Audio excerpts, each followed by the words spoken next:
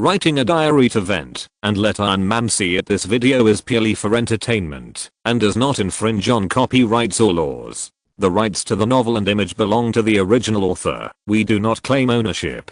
Don't like waiting and want to listen to this fanfic in full now? Subscribe to our Patreon, where you'll find the best fanfics. Chapter 376, Traveling Through Time and Space. No, I don't expect it at all. After all, if these Kangs really return to the final unification, then we will be the ones to die, unless the Kang in our timeline wins the final victory, and the Time Mutation Administration is established in our timeline, with us as the sacred timeline.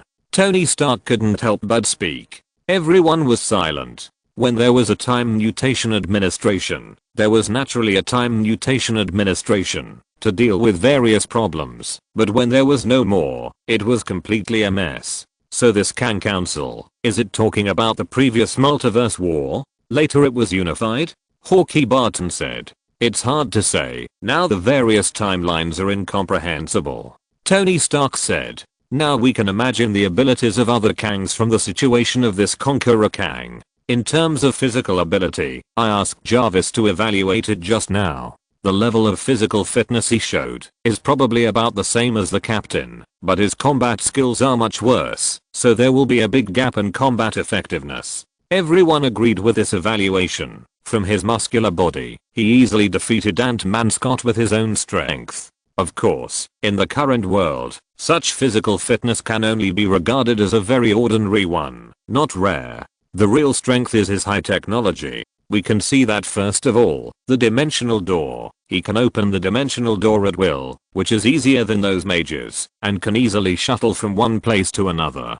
Thanos has to rely on the space gem to do this, but he can do it easily. Tony Stark said. Everyone nodded. Among the abilities shown by Conqueror Kang in this video, the most shocking one is his space shuttle ability. This kind of ability has only been seen in those mystic mages in Kamar-Taj, and the other is Thanos, who holds the space gem. Even so, he still can't leave the quantum realm, which means that the physical laws in the quantum realm are not the same as those in the outside world. If you want to achieve the leap from the quantum realm to the macrocosm, you can't just use space teleportation. This is also the same as those mystic mages can't suddenly enter the quantum realm, no matter how they use the dimensional portal. Tony Stark said.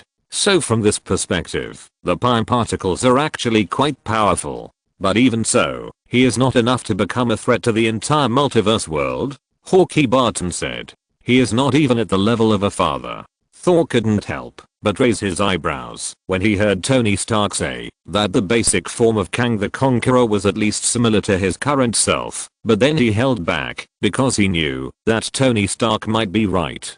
Don't forget that, although he was a loser, he only lost 2 other Kangs and was exiled by the Kang Council. It was the result of multiple Kangs joining forces to deal with him. Tony Stark knows it best because he is also a big boss on the technology side, and he is also very clear about the amplification effect of technological equipment on people like them. Second, it is his battlesuit. It has very strong defense and very strong attack power. It even has extremely powerful radar, or there will be other new technologies in the future, but it should be about the same. It can easily see Scott Lang and his wife, who have become the size of ants. Tony Stark said. Even if we don't count his empire and his soldiers, his own combat power is also very strong, at least equivalent to Thor's level.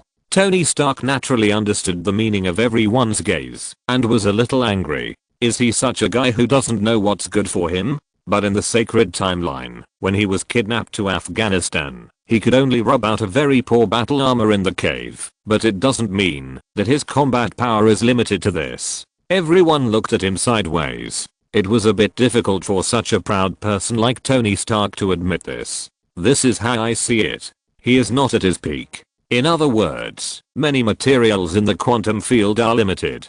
A good cook cannot make a meal without rice. The most typical example is the power core of his spacecraft. He has been trapped in the quantum field for so many years. Hasn't he ever thought about rebuilding one? I think he must have thought about it, but he must not be able to find the materials he needs in the quantum field. Tony Stark shrugged and said. So my personal inclination is that he is far from his peak moment. He has only slightly recovered his basic combat power. He must have other peripheral equipment and a more powerful army. He can even jump to the end of the timeline. There is no doubt that such a person can never be just this level. For example, he is just an ordinary middle-aged human with his bare hands, but he has one combat power when wearing Mark Armor number 1, another combat power when wearing Mark Armor number 42, and another combat power when wearing the anti-Hulk armor. The so-called strength is just a battle between Kang and has nothing to do with ordinary people. If the full strength of Kang the Conqueror is limited to this, how can he slaughter countless members of the Avengers and ascend to the position of the final ruler? No matter how weak Kang the Conqueror is, he is not something that ordinary people can touch. Obviously not. Hank Pym invented the Pym particles by some unknown means, which are indeed good things. That is the limit of that damn place in Afghanistan, not his limit. Lin Feng could laugh at Conqueror Kang's weakness, because his own combat power is already the best in the universe. Even if Conqueror Kang is fully armed, Lin Feng is not afraid, unless he uses some means to directly blow up a timeline. If it were them, they would still be afraid of Conqueror Kang's own combat power. Whether he is weak or not, Lin Feng made a judgment, based on what he saw and heard and his own strength. We can't judge so simply, Tony Stark said. Everyone nodded. This time Conqueror Kang finally showed up, giving everyone a huge shock. Lin Feng didn't know that the Conqueror Kang in his diary gave everyone a huge shock, because to him, it didn't matter. At his level, the threat of Conqueror Kang's existence has been greatly reduced. If it really fights a conventional war, Lin Feng is not afraid. Superman plus the blood of the Homelander plus the magic training of Kamar-Taj make his combat power even in the father level. Father level is an absolute strongman in any universe and any timeline. At least that's the case in the movie universe, and he's not a character in the original book, so it's unlikely that there's any destined nemesis that would make him inexplicably overturn. Of course, his fear of the Conqueror Kangs mainly comes from the fact that they have the ability to directly blow up and erase the timeline, and each Kang is a master at erasing the timeline. It seems that there are already countless Kangs in the Kang Council, which is already spectacular. In fact, this is after countless Kangs have been erased, and the staff has been streamlined. Not all Kangs can live to the establishment of the Kang Council. Just like Kang, the oldest immortal in the Kang Council, he doesn't know how many timelines that are unfavorable to him have been erased. If judged by traditional moral values and values, they are all executioners with blood on their hands. But for people who are so powerful, the so-called traditional moral values and values have no binding force on him, especially for those tyrants and villains. As long as they can achieve their goals, they really will do whatever it takes to achieve their goals. So it was strange that Kang, the cold-blooded conqueror, would show mercy to Janet Van Dyne. Perhaps in such a dangerous environment, the two lonely souls comforted each other and really developed some feelings. As for whether something happened after they developed some feelings, it was not something that Lin Feng could know. However, according to Lin Feng's guess, it was very likely that Hank Pym had a green head, and it seemed that there was more than one. It must be said that Janet Van Dyne was really an orthodox white socialite. Whether it was Kang the Conqueror or the Resistance, she had an old lover. He was now looking forward to fighting Thanos. At the same time, he also planned to get this technology of traveling through time and space, which might be useful at that time. With a sharp weapon in hand, the desire to kill arises. Since breaking through to the father level, Lin Feng has been more frivolous than before. Although he kept reminding himself that he must not be arrogant, he still acted a little arrogantly. Of course, he would only act when he thought he was absolutely sure. He would not rashly think that he was invincible. After all, compared with others, he knew that the Marvel Universe was really a small temple with many demons and shallow ponds with many turtles. In this way, he waited for a few more days. Ant-Man Scott not only made him a set of quantum battle clothes, but also made a quantum channel device to lead to the future. Lin Feng quietly asked Ivan Vanko to record the technology. There are too many things involved. First of all, the quantum battle clothes can pass through the quantum channel, and secondly, there is the technology of quantum channel, which is the key to the quantum field. Of course, the most important thing is the nanotechnology on the quantum battle clothes. In the future, the Avengers basically mastered this nanotechnology, including Tony Stark and Ant-Man Scott. The battle clothes can be worn in an instant, which is an extremely rare technology now. And Lin Feng finally waited for the news of Ant-Man Scott, and was about to set off. Chapter 377, Future Battlefield, Avengers, Assemble. Ant-Man Scott's movements were very fast, and his ability to rub high-tech equipment with his hands was not much worse than Tony Stark and his friends.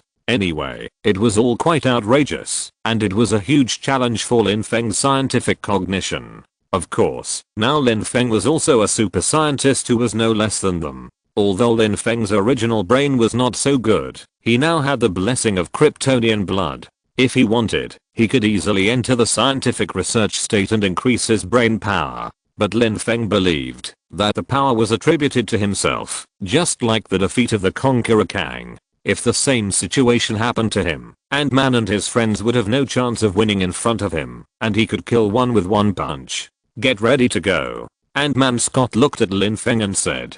And next to them, it was Red Queen who was controlling the quantum tunnel device. At this time, Lin Feng could only trust Red Queen, not even Ivan Vanko and his friends. After all, they were all supervillains with a dark history. Let's go, Lin Feng said, and then controlled his own quantum battle suit to cover his whole body. This was the first time that Lin Feng wore a battle suit made of nanotechnology, and he was still a little curious in his heart, but the next second, he entered the quantum channel directly. At this time, Hawkeye Barton had time to notice Lin Feng, an Asian man who was wearing casual clothes, but leisurely turned the monsters he could not defeat into ice and smash them. Lin Feng looked around and saw Hawkeye Barton running towards him at a high speed not far away. Behind him was a group of alien monsters. The next moment, he had appeared on the future battlefield, which was full of rubble, as if it had just been blown up by Thanos' spaceship.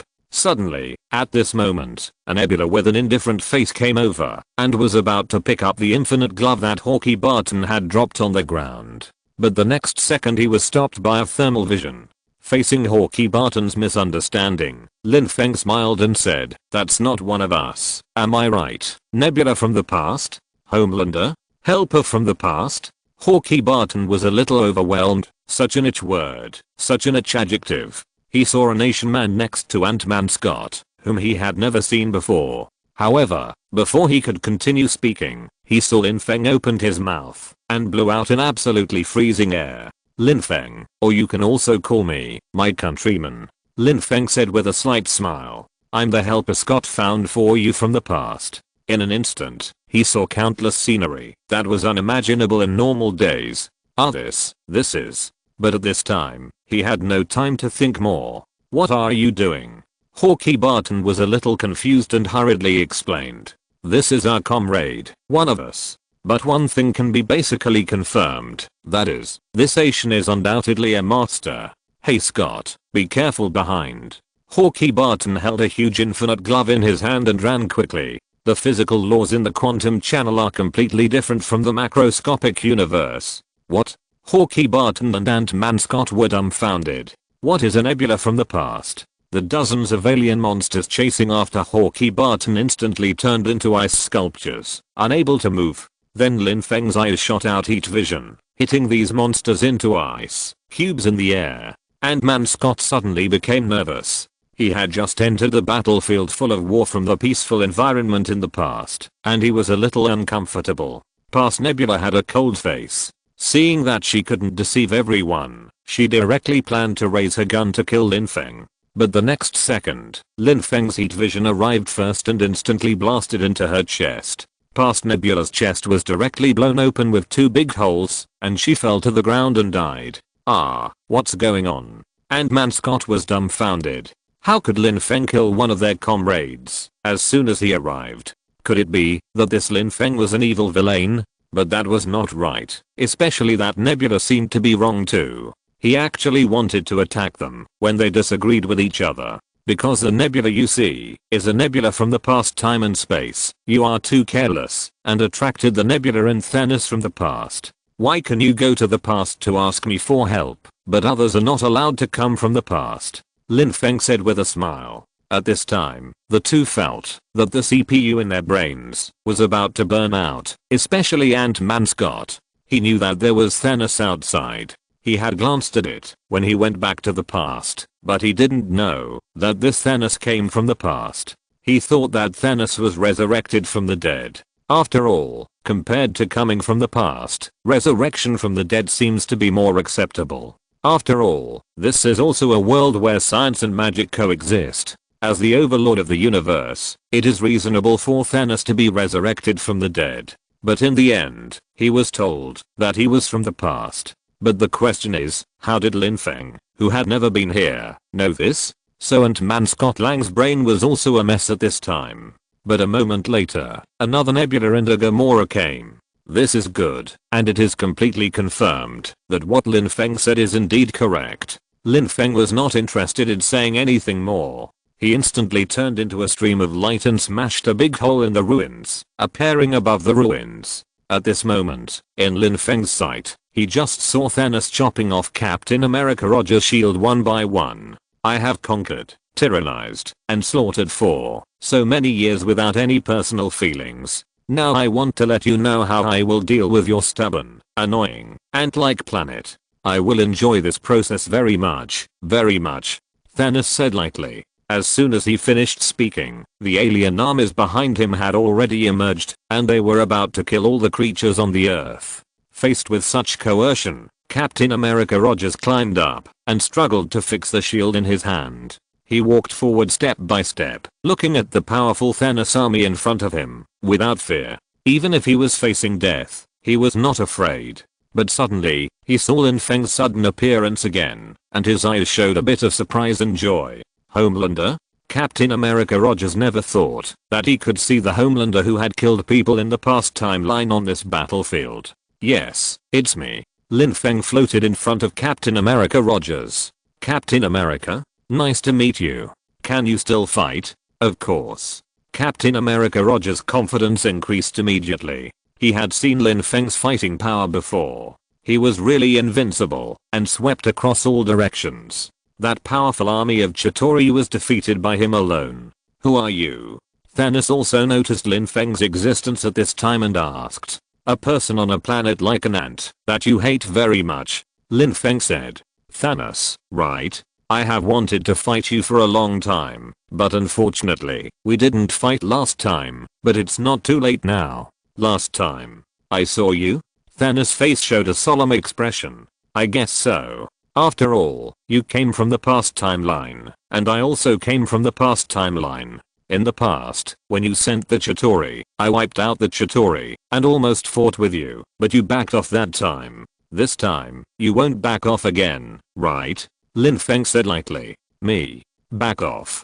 Thanos sneered. He didn't believe that he would back off, but it didn't matter. Kill him.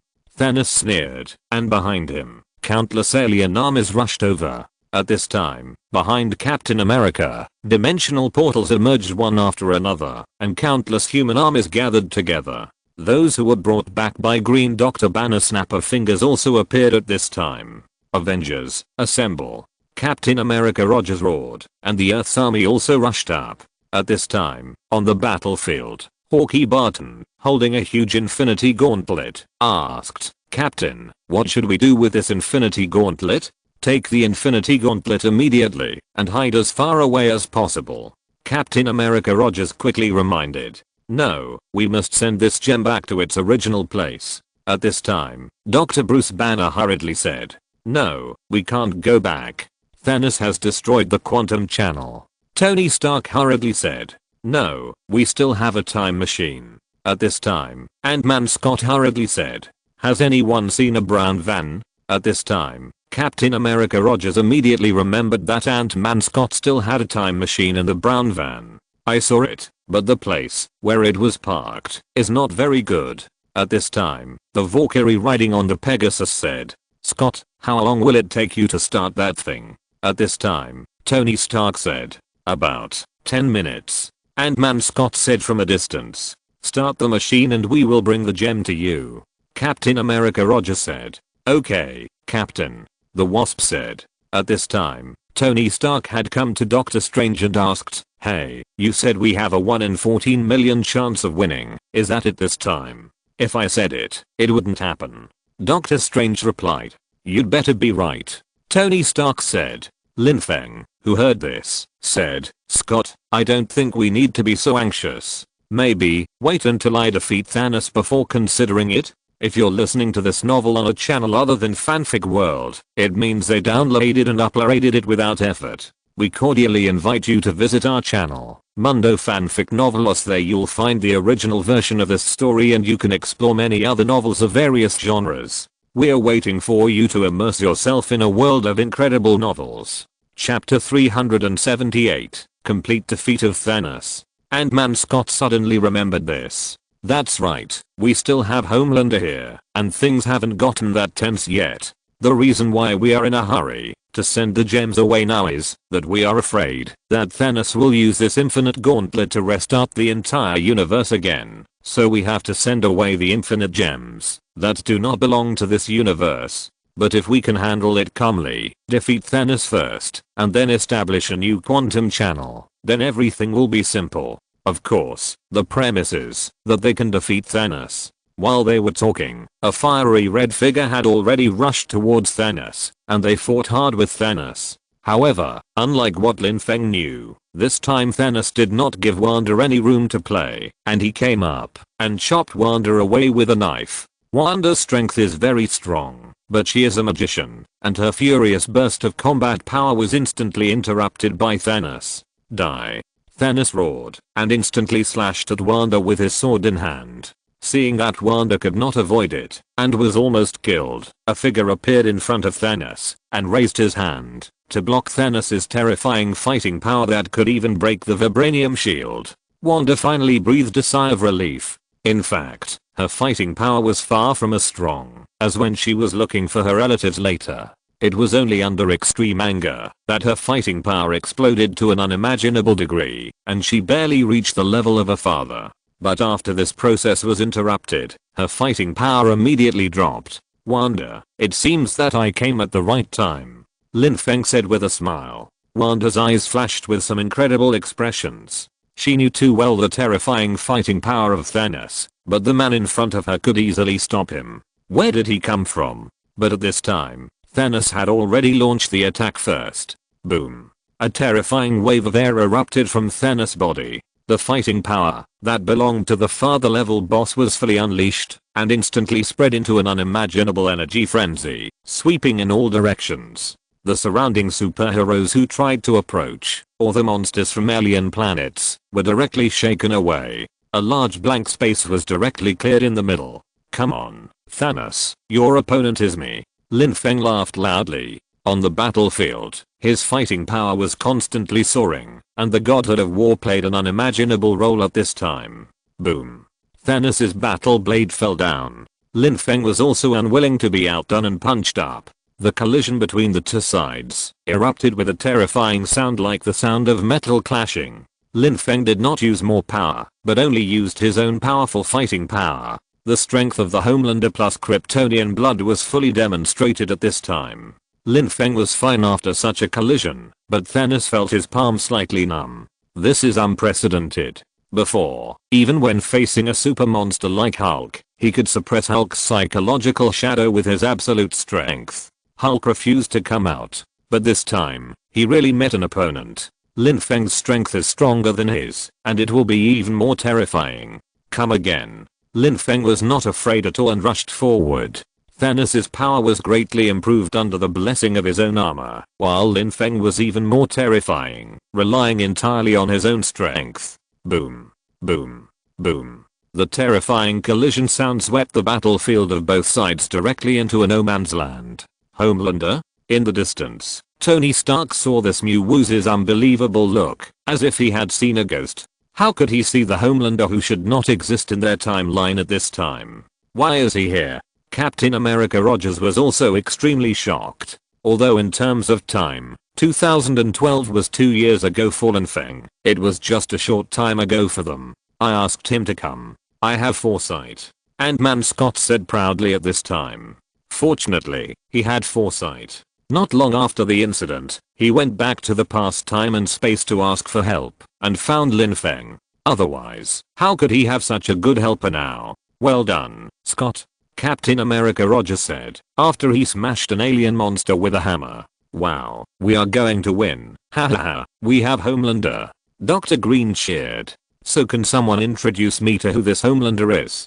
At this time, Hawkeye Barton couldn't help but say, why does it seem like all of you know, only I don't know? You just need to know that this is our strong support. Tony Stark said. He looked at Lin Feng in the distance, who was completely suppressing Thanos and almost traumatized Thanos. He was completely stunned. You know, they have experienced the horror of Thanos. He alone has fought with Thanos at his peak twice, and he was taught a lesson both times. The first time he was stabbed by Thanos, he almost died. The second time, the three giants of the Avengers joined forces and almost blew him up. Thanos was so powerful that he had never seen such a terrifying existence. However, now he was suppressed by Lin Feng. Lin Feng, who was fully fired, was simply terrifying. Whether it was speed, strength, or physical fitness, he crushed Thanos, not to mention that he also mastered magic energy. Every blow made Thanos very uncomfortable. If he didn't have the armor on his body, he would have been knocked down by Lin Feng long ago. Even if he had armor to protect him, the armor couldn't withstand Lin Feng's crazy attack, and directly cracked his armor. You can't be a human. Thanos roared. He was not unfamiliar with humans. After all, there was a terrifying existence like the Supreme Sorcerer Ancient One among humans. But the problem was that humans could indeed gain powerful strength by learning magic, but apart from that, humans' physical fitness was very weak. Even the so-called Captain America who had shined in the New York War before was nothing to him. As for the scientific weapons used by humans, they were even less than what he could see. It was impossible for such a being to exist among humans. Human? I guess so. I think I am, so I must be. Lin Feng looked like he didn't care what you thought, but what I thought. This time, Lin Feng attacked again. He began to use magic, and he casually created terrifying magic energy to directly trap Thanos. Thanos howled in pain. The armor on his body was not only able to defend against physical attacks, but also immune to magic attacks to a considerable extent. So although he didn't know magic, he was not afraid of magicians. At most, he was a little apprehensive. However, facing a magic master of Lin Feng's level, his armor was not completely useful. In his mind, the surging magic power of Lin Feng even surpassed that of the Ancient One. In addition to magic power, the magic performed by Lin Feng also included divine power. This combination of terrifying power almost made him feel desperate. Fire at full power. At this time, Thanos didn't care about so much. But our troops are also on the battlefield.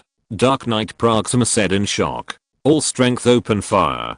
Thanos roared. At this time, he was completely unable to beat Lin Feng, and was even suppressed by Lin Feng. He was just an ordinary father level, but Lin Feng was different. In terms of strength, his many abilities combined made him the best among the father level. Suddenly, Thanos' spaceship above opened fire crazily, and the whole map was at full fire. In an instant, on the battlefield, both the human side and Thanos side suffered heavy losses, and they were all miserable under the attack of the ship's cannon. They can't save you. Lin Feng directly created a magic circle, and all the ship's cannons attacking him were blocked in an instant. At the same time, in front of him, a dimensional portal emerged, and on the other side of the dimensional portal was Thanos' spaceship, and Lin Feng lifted Thanos with super magic power, and rushed towards Thanos' spaceship. Accompanied by a terrifying explosion, the huge spaceship began to break apart inch by inch. Lin Feng used Thanos as a weapon, and blew up the huge spaceship. The spaceship did not stop Lin Feng, and he rushed out with Thanos. At this time, Thanos' armor had completely collapsed, and was beaten to pieces by Lin Feng. This was also the first time that Lin Feng really fought with a master of the father level. He rushed directly into the deep space of the universe with Thanos.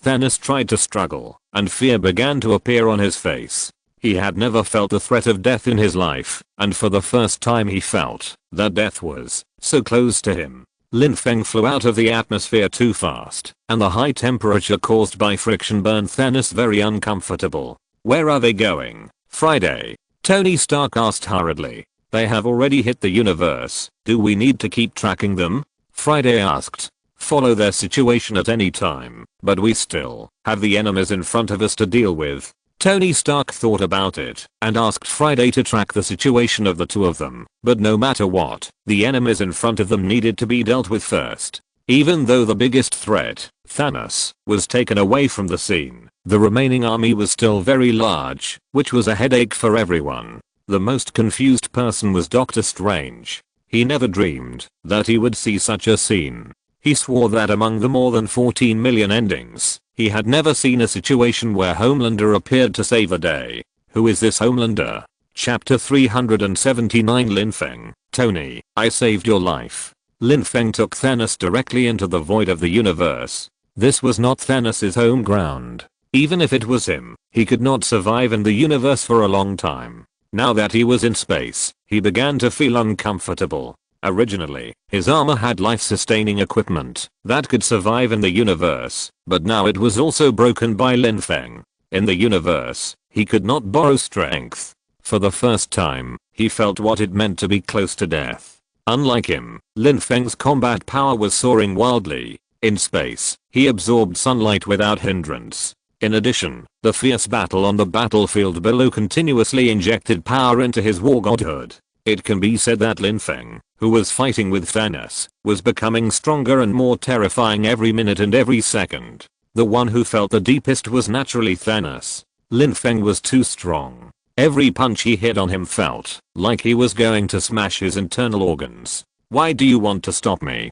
Thanos roared. Even without me, you won't succeed, Lin Feng said. In a flash, he punched Thanos' entire head into his chest. This method was extremely brutal. It was not easy for Thanos to hold on until now. In the main arena of space, he didn't even have a place to borrow strength. Then Lin Feng threw Thanos' body directly into his own mirror space. In his hand, it almost became a kind of space ring. He won. Tony Stark was stunned when he saw the message from Friday. Of course, he knew that Lin Feng was very strong. After all, he was able to defeat the terrifying existence of the Chitauri by himself, but no one thought that he could be so strong. Even the universe overlord Thanos was so powerless when facing him, or in other words, he was not vulnerable at all. Suddenly, I felt my scalp tingling. But then I was extremely excited. Finally, it was done. As long as they eliminated the next aliens, their action this time would be a great victory. Thinking of this, he finally got excited. After Lin Feng dealt with Thanos, he soon joined the battlefield and began to clean up these alien monsters. His speed was so fast that wherever he passed, the alien monsters were either frozen or directly shot by the thermal vision. Lin Feng even used magic to create countless clones to clean up these alien monsters. Is this the magic of Kamar-Taj? Doctor Strange was stunned. He never expected to see the magic of Kamar-Taj, which meant that this native was the secret magician of Kamar-Taj. But why had he never seen it before? The strength of this level of secret magician is simply extraordinary. He should have heard of it a long time ago. But he had never heard of it. Lin Feng took action and cleaned them up in a short time. It can be said that many people were relieved, but there is no doubt that this is just the beginning. Because half of the world's population was suddenly brought back by Hulk and others, and Thanos' invasion also needed to be explained to the governments of various countries, and so on and so forth. A lot of problems. Lin Feng thought that it would take at least 10 days and a month to deal with these things, or even the next 6 months to deal with the aftermath. Unexpectedly, Tony Stark and his team could not wait to find Lin Feng that night and invited him to a dinner party. It just so happened that Lin Feng was not so anxious to go back.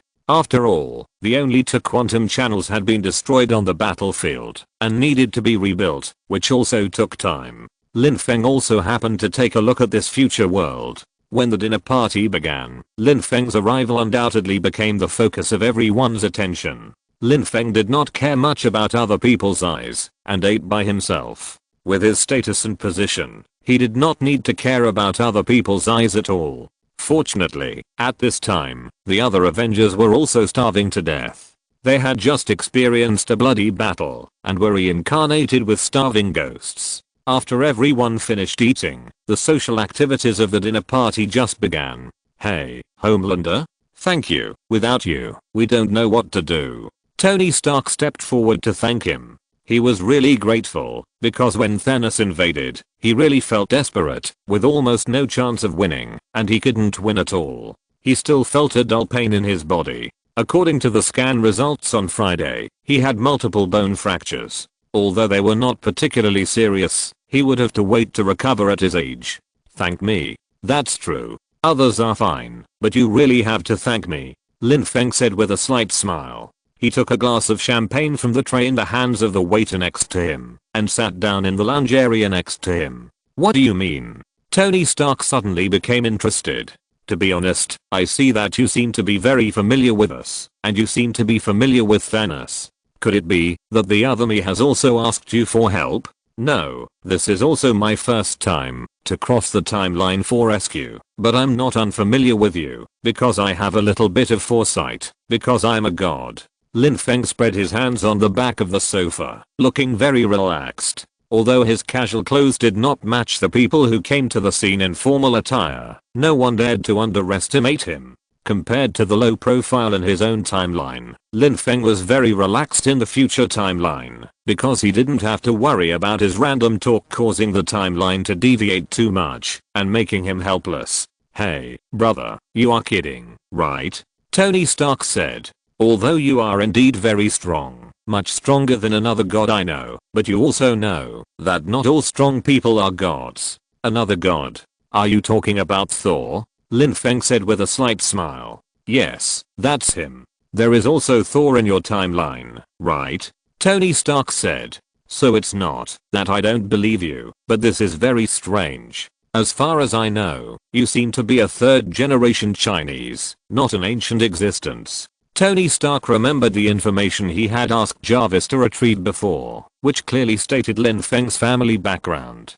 "You are quite efficient in gathering intelligence. You were able to find out so many things just by going to our timeline." Lin Feng was a little surprised, but not too surprised, and said, "But who told you that gods must be very ancient beings? Modern society also has the opportunity to become gods, but most people don't know it." "Then may I ask, what kind of god are you?" Tony Stark asked. "I'm the god of war, the god of war of the Olympian pantheon," Lin Feng said with a bit of mischief, looking at Tony Stark, whose expression was completely out of control. "What? The god of war of Olympus? Are you Ares?" Tony Stark looked at Lin Feng in shock, and then said, "Or are you the reincarnation of Ares?" "Neither. I killed Ares, so I'm the new god of war," Lin Feng said easily. "Ah, this."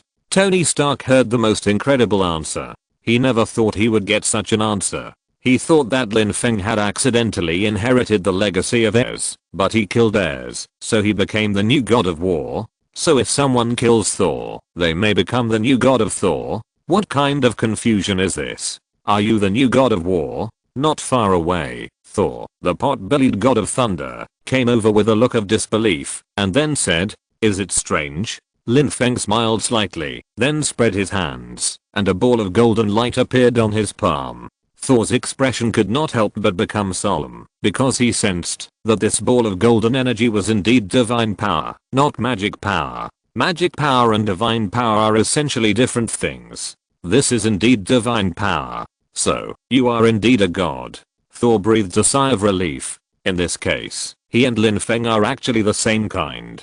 Among so many people in this scene, the two of them are the real kind.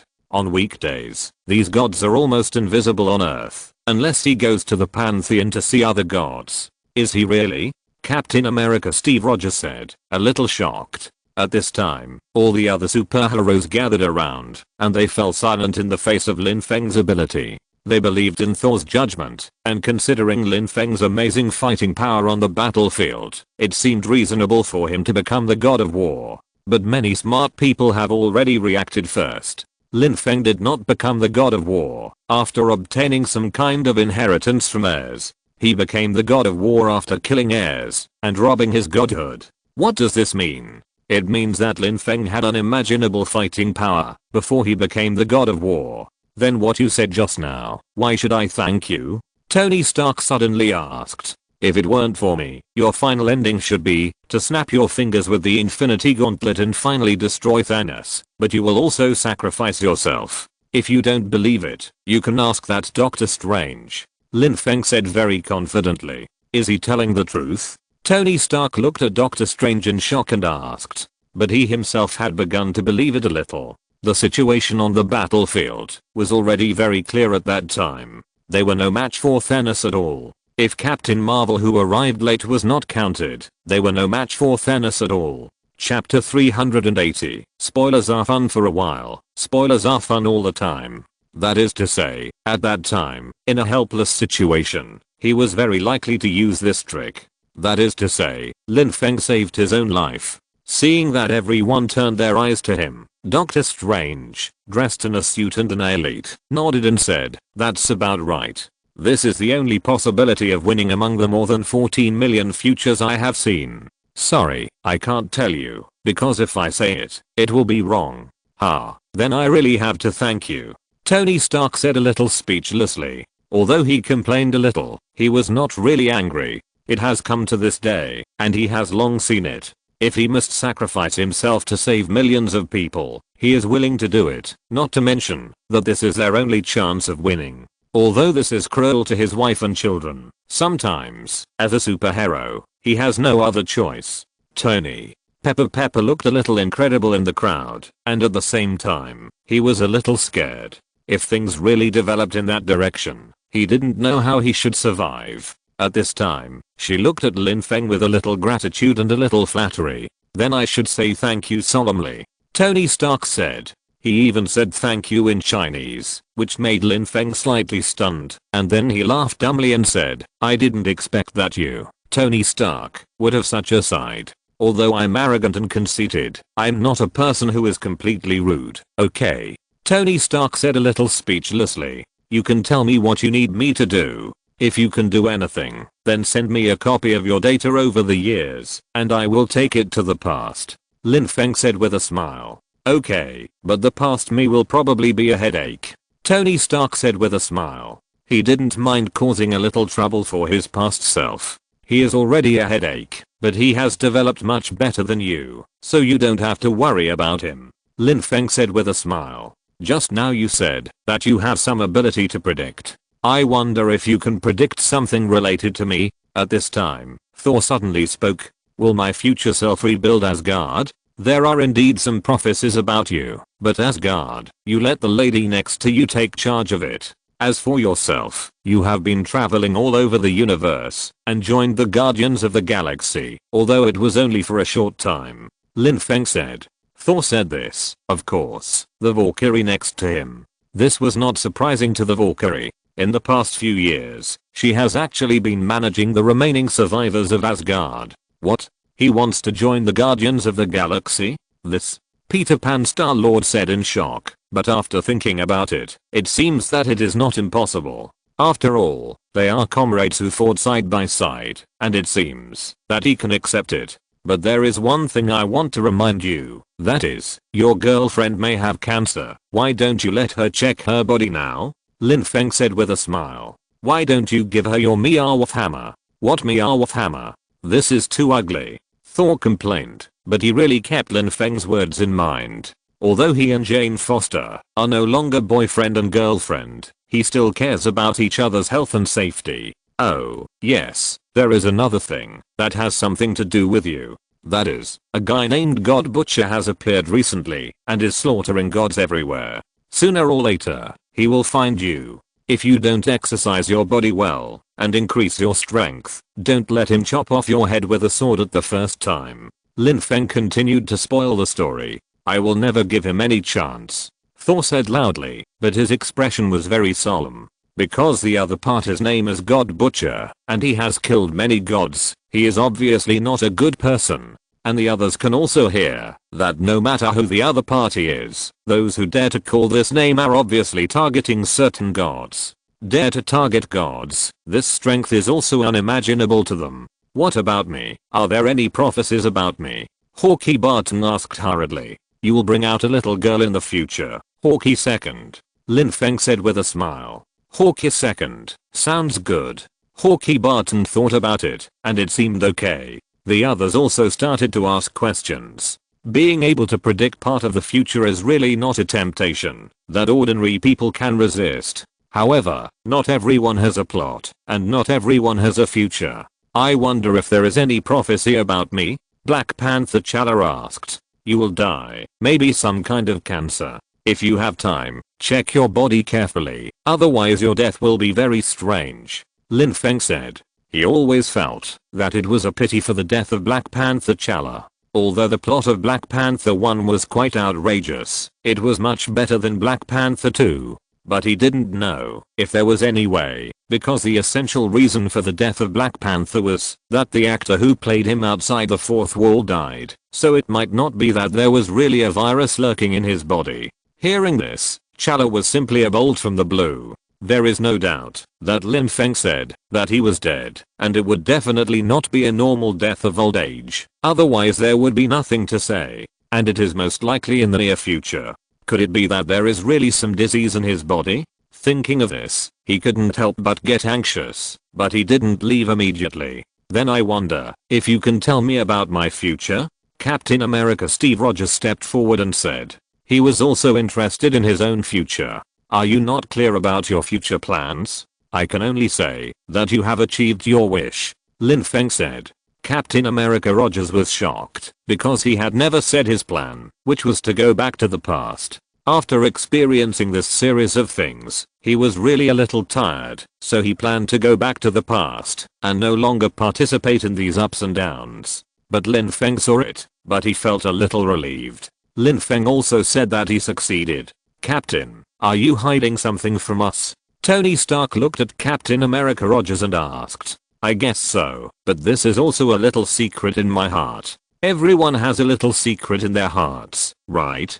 Captain America Rogers smiled and said. What about me? What about my future? Bruce Banner also asked with some curiosity and expectation. You have a son and a cousin, both of whom have become the Hulk. You can form a Hulk family. There may be a Hulk World War in the future. Lin Feng said. Ah. Bruce Banner was shocked. How could this happen? Everyone else was shocked. Bruce Banner actually had a son who could be his wife in this state. He would burst. And his son was fine. But how come even his cousin became the Hulk? Could it be that it was not the gamma rays that really caused your mutation, but some kind of genetic mutation in your family? Tony Stark touched his chin and said. Ah, this. Bruce Banner was also a little confused. He didn't know whether it was true or false. Then can I know my future? At this time, Doctor Strange said.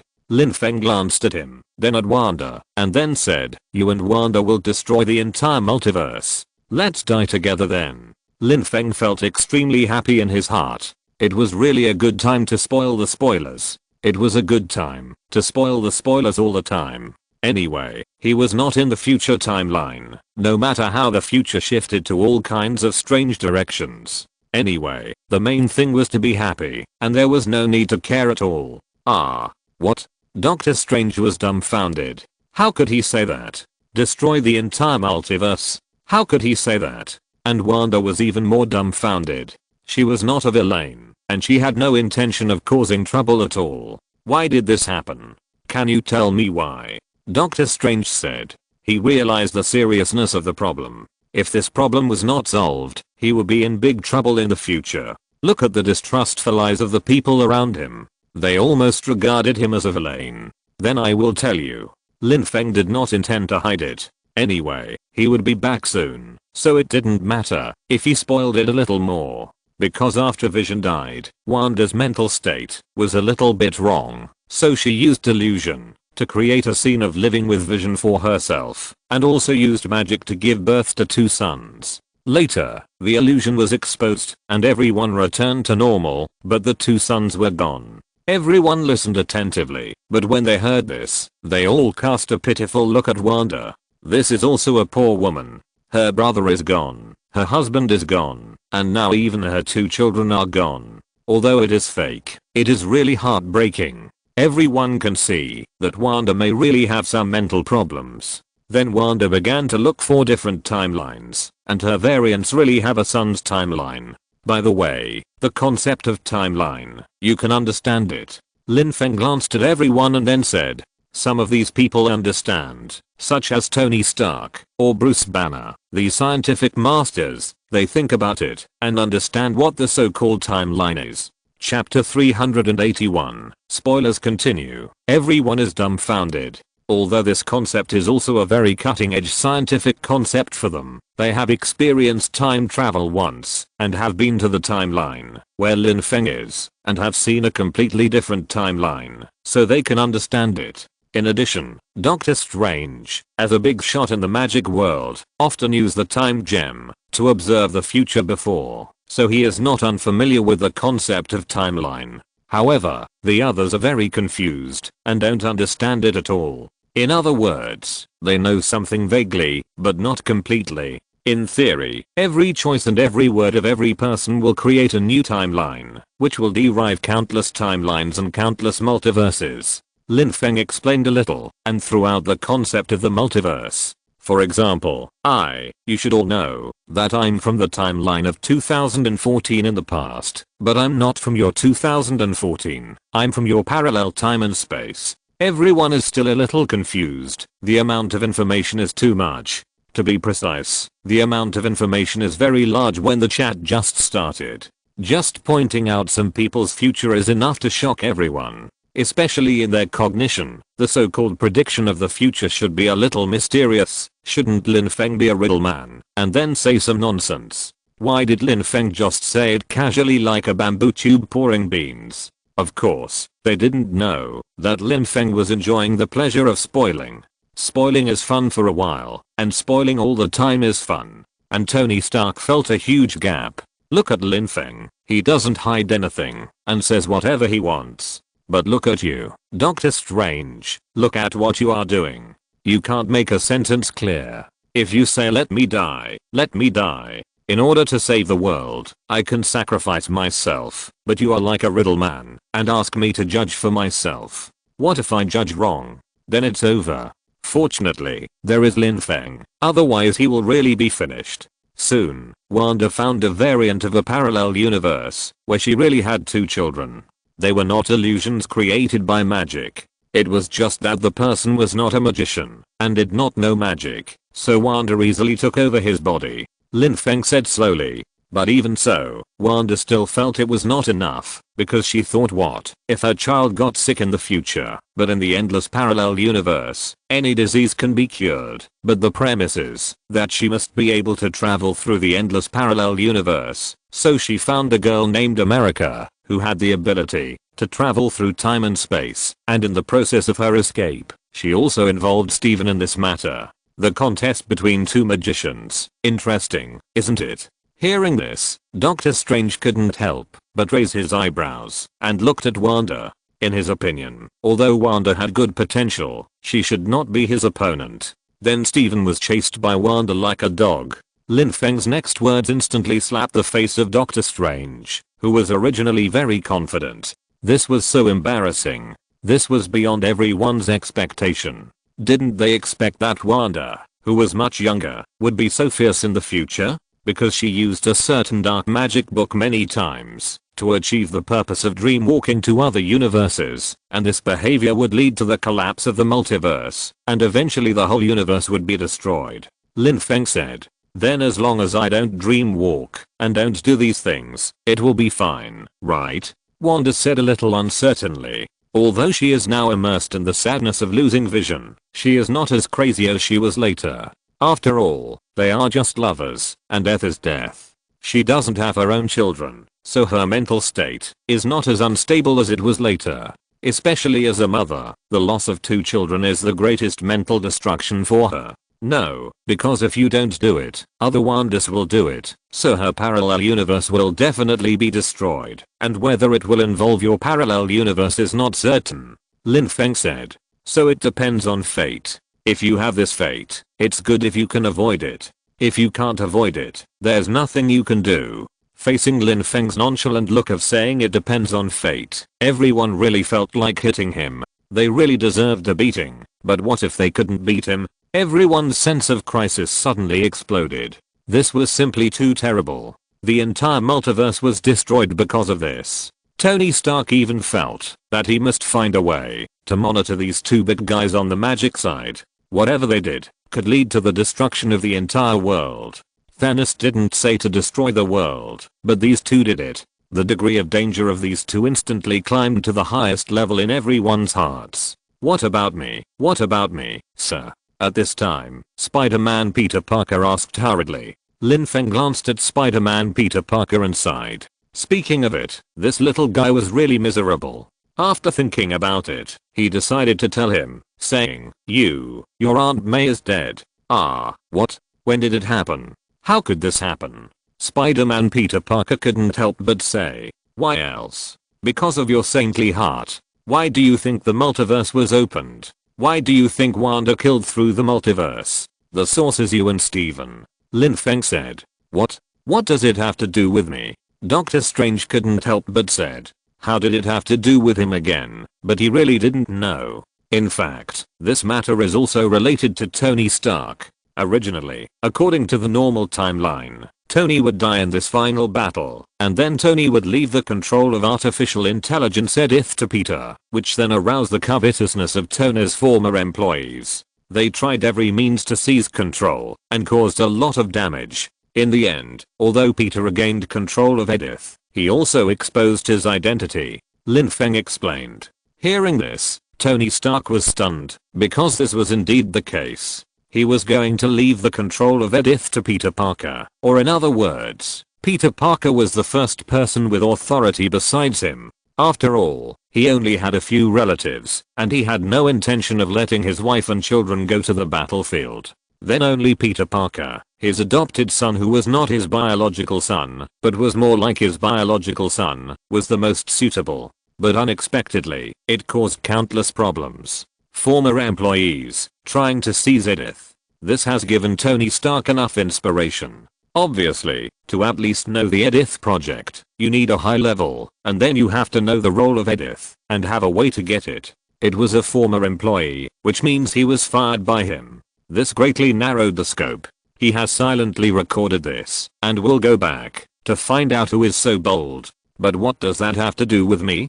Doctor Strange didn't find anything to do with him when he heard this. Isn't that the business of Iron Man and Spider-Man? Then he went to you for help, wanting you to cast a magic to make everyone in the world forget that he is Spider-Man, and then in the process, he kept chattering, which caused you to make mistakes in casting the spell, and eventually the door to the multiverse was opened, so many other Spider-Man opponents came. Lin Feng didn't hide it, and said it directly. Doctor Strange heard this, and finally understood why it was related to him. He immediately thought of magic in his mind. If that magic went wrong, the consequences would be disastrous. He had completely figured out what went wrong. Other Spider-Men. Sir, do you mean other Spider-Men? Other Spider-Men? Peter Parker asked hurriedly. Of course, you don't think you are the most special one. Even among Peter Parker, you are not the most special one. Lin Feng nodded and said.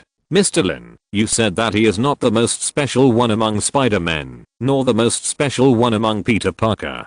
Can I understand that some Spider-Men are Peter Parker, but some are not? Tony Stark keenly realized the meaning of Lin Feng's words. Yes, you can understand it this way. Everyone who can become Spider-Man is not lucky. In fact, they are all chosen by the spider totem behind them. Although most of the spider totems choose Peter Parker in various multiverses, not all spider totems will be Peter Parker, so there are always some Spider-Men who are not Peter Parker, such as Spider-Woman Gwen, the second generation Black Spider Miles, and many black and white Spider-Men, pigs, refrigerators, dinosaurs, and many more. Lin Feng answered questions and explained. Wait a minute, I can understand the previous ones, but what are these pigs, refrigerators, and dinosaurs? Peter Parker was dumbfounded. Although he knew the theory of Spider Totem for the first time, it was also the first time he understood that he did not become the so-called Spider-Man because he was accidentally bitten by a spider, but there was actually a group of so-called Spider Totems behind him.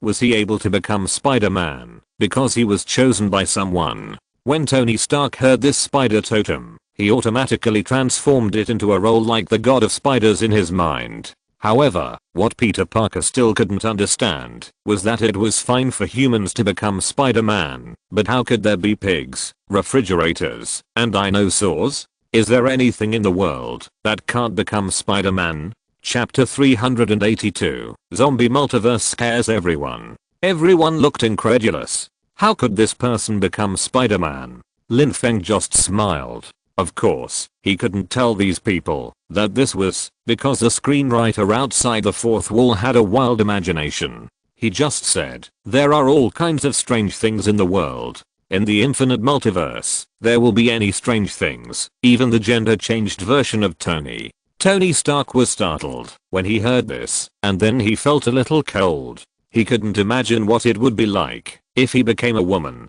Then what, sir? How did Aunt May die? Spider-Man was in a bad mood and said. Lin Feng said, because you want to save those supervillains who were supposed to die at the hands of other Peter Parkers. You think they can still be saved. Then one of them has a second personality, an evil personality. He is controlled by the evil personality. You want to eliminate his evil personality, but he almost killed you. Your Aunt May saved you, but she died. Hearing this, do you still insist on your principle of not killing? When Peter Parker heard this, tears could not help but flow out. He was just a teenager. He could not imagine what terrible consequences would happen if he lost Aunt May. And this was only due to his own saintliness and kindness. This was undoubtedly a huge impact on his principles of life. Sometimes, you don't need to show your kindness so much. Tony Stark said. Peter Parker felt a little uncomfortable, and even the others fell into deep thought. There is such a multiverse, and many superheroes in it adhere to the principle of not killing. Guess what happened later? Lin Feng suddenly said. Everyone looked at Lin Feng, expecting him to continue.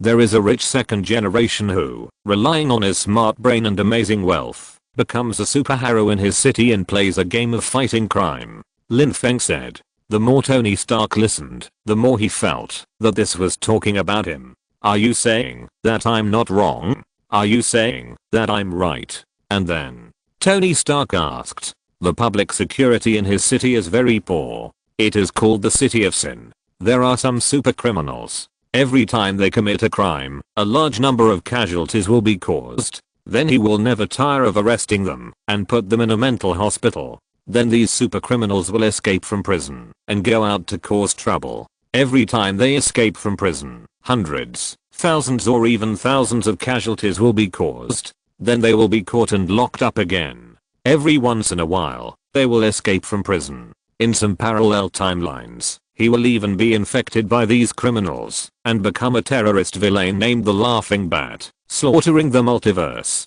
So if it were you, do you think the principle of not killing is more important, or the safety of people's lives is more important? When a person continuously kills hundreds, thousands, or even tens of thousands or hundreds of thousands of people, how would you deal with it? Needless to say, killing such a person is saving lives. At this time, Hawkeye Barton was the first to speak.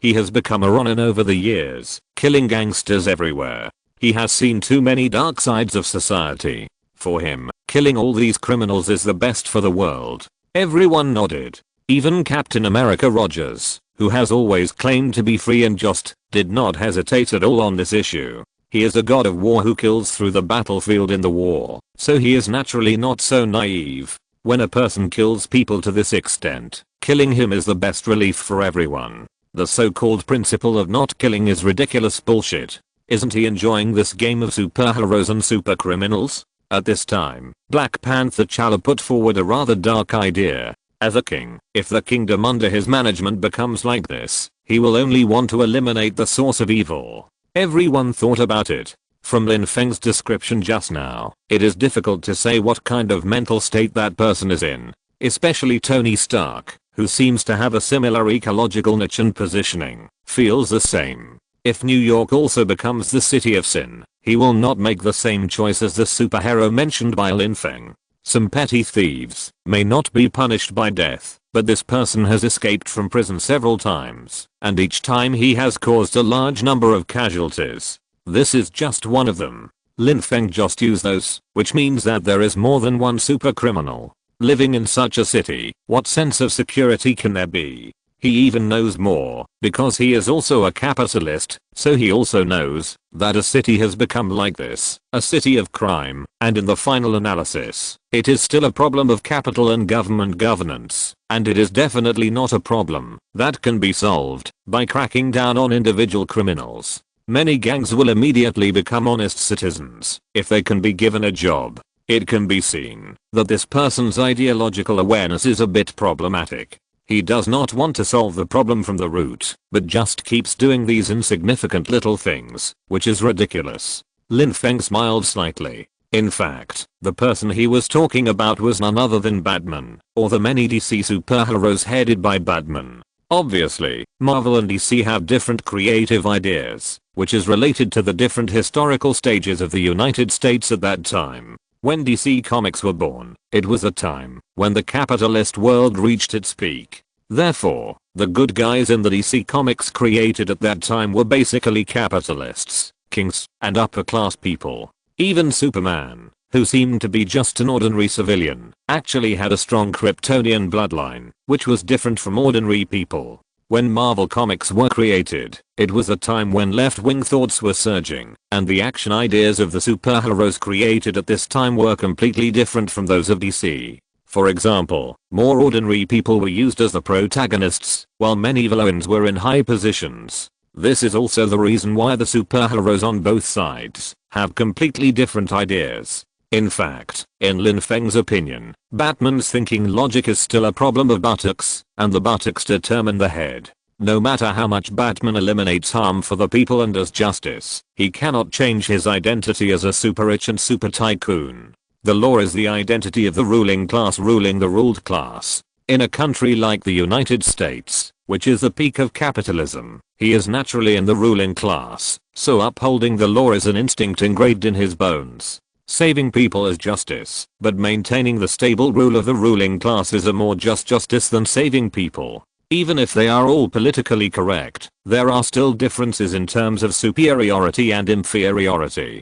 So he can ignore the massive casualties caused by the Joker and others to ordinary civilians, and he must judge them according to the law, even if he clearly knows that the law cannot judge these people. So sometimes the result is important, and not important.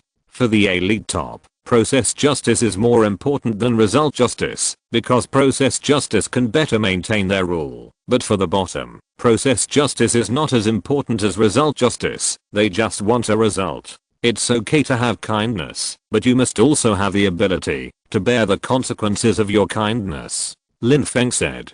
The consequences you can't bear are borne by your Aunt May, so use your brain more in the future. Now it's your Aunt May, and in the future it will be your MJ, and even others, and even your daughter may become your price. Hearing Lin Feng's words, that were obviously prophetic and admonishing, Spider-Man suddenly felt his scalp tingling, especially when he thought of his own MJ and even his own daughter in the future. How could he bear it? He is just a child. Tony Stark didn't know how to comfort him for a while, because he himself had a lot of problems. The questions raised by Lin Feng are all good questions for the superheroes of the Avengers, especially since many things need to be done within one's ability. If they can't do something, they may not be in trouble, but it is hard to say for others. What about me, Mr. Lin? Can I ask about my future? Ant-Man Scott suddenly asked. Next to him was his wife Hope Van Dyne. How should I put it? Your future is neither good nor bad, but you need to take care of your daughter.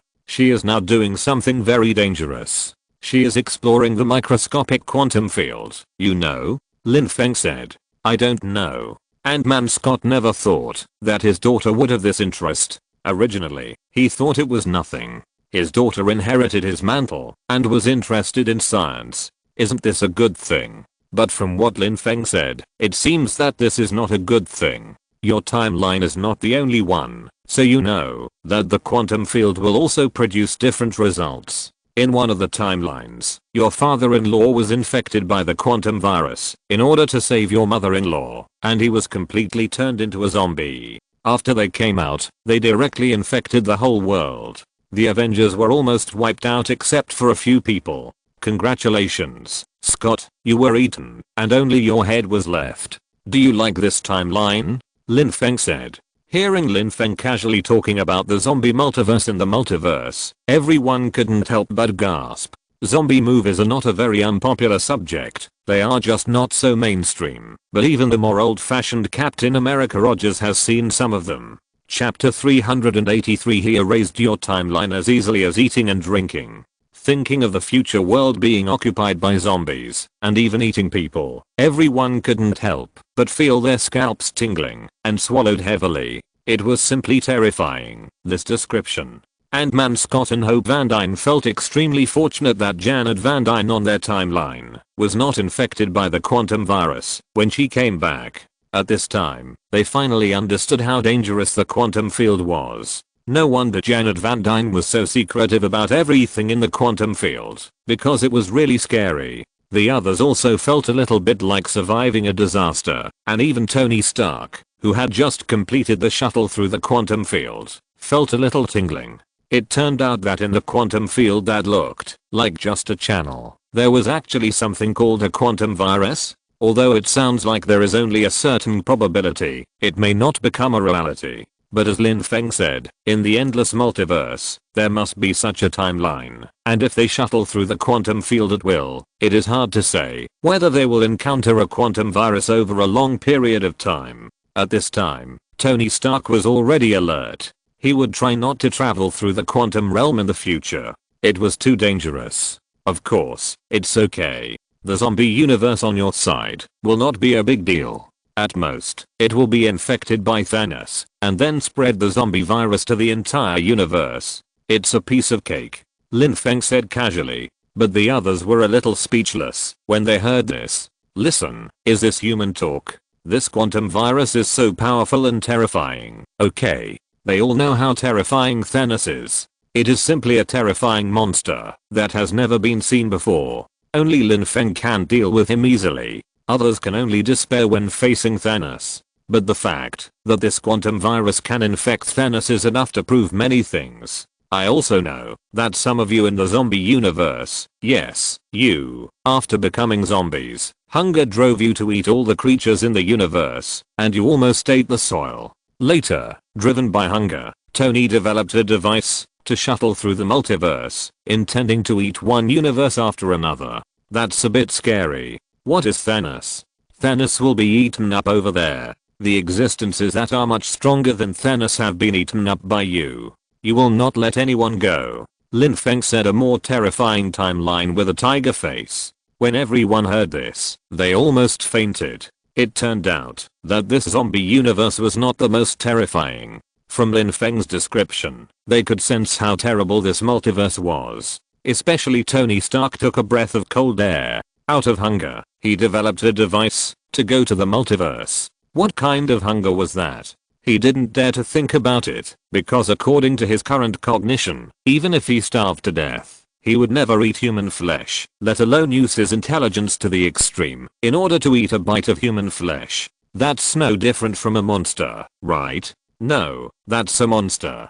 He would never accept those man-eating monsters, even if they were variants from the so-called parallel universe. Others felt similarly. They weren't that crazy yet, so it was hard for them to imagine how hungry they would be when driven by hunger. When Lin Feng said this, he saw the frightened and disgusting expressions on everyone's faces, and then he said, Wanda, if Vision kept a group of humans for you to eat, what would you think? When Wanda heard this, her scalp went numb. She felt sick and a little nauseous. Let her eat people. Even if it was so called for her, but at that time, she would become a zombie. Would she still be considered her? That kind of action driven by monster instinct, could it be considered her original will? She would never admit it. At this time, she finally reacted. No matter how much Vision looked like a human, or how smart he was on the surface, he was not a human after all, so he couldn't understand some human emotions. He was just a robot, so for him, keeping humans in captivity was a feasible behavior. Humans and he are not the same kind after all. For Wanda, even if Wanda becomes a zombie, he can do such a thing. Not to mention Wanda, it is also uncomfortable for others. Anyway, according to their current will, if one day it really becomes like this, it is better to shoot them. Death is better than becoming a monster that only exists instinctively. Lin Feng saw that Wanda didn't answer, but the nausea on her face was enough to give him the answer. He grinned and said, the danger of the quantum realm is not just this. There is also a terrible time and space felon imprisoned in it. He was designed by the first generation WASP Janet Van Dyne to be imprisoned in it. If your daughter's research accidentally opens this channel and accidentally releases him, I can say that you are all dead. He is not Thanos. Thanos will at most destroy half of the life in the universe, and he will erase you from the source of the timeline. The members of the Avengers Alliance in different parallel time and space that he killed can circle the Earth. Lin Feng was joking when he said that the number of Avengers killed could circle the Earth, but everyone could still hear the powerful Conqueror Kang he described. It's just a terrible monster. A monster that is much more terrible than Thanos. At this time, Ant-Man Scott and his wife Hope Van Dyne looked at each other, feeling a little scared. They didn't know that the secret that their old mother refused to tell was actually the truth of such an outrageous thing.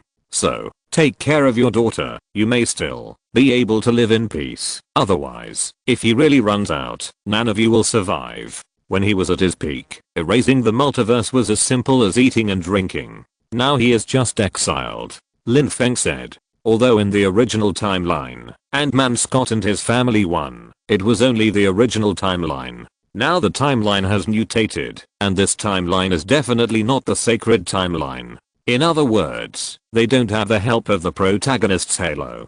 Without the protagonist's halo, they are really dead. There are countless possibilities for their fight with Conqueror Kang. I'm afraid that their success is only a small part of the future.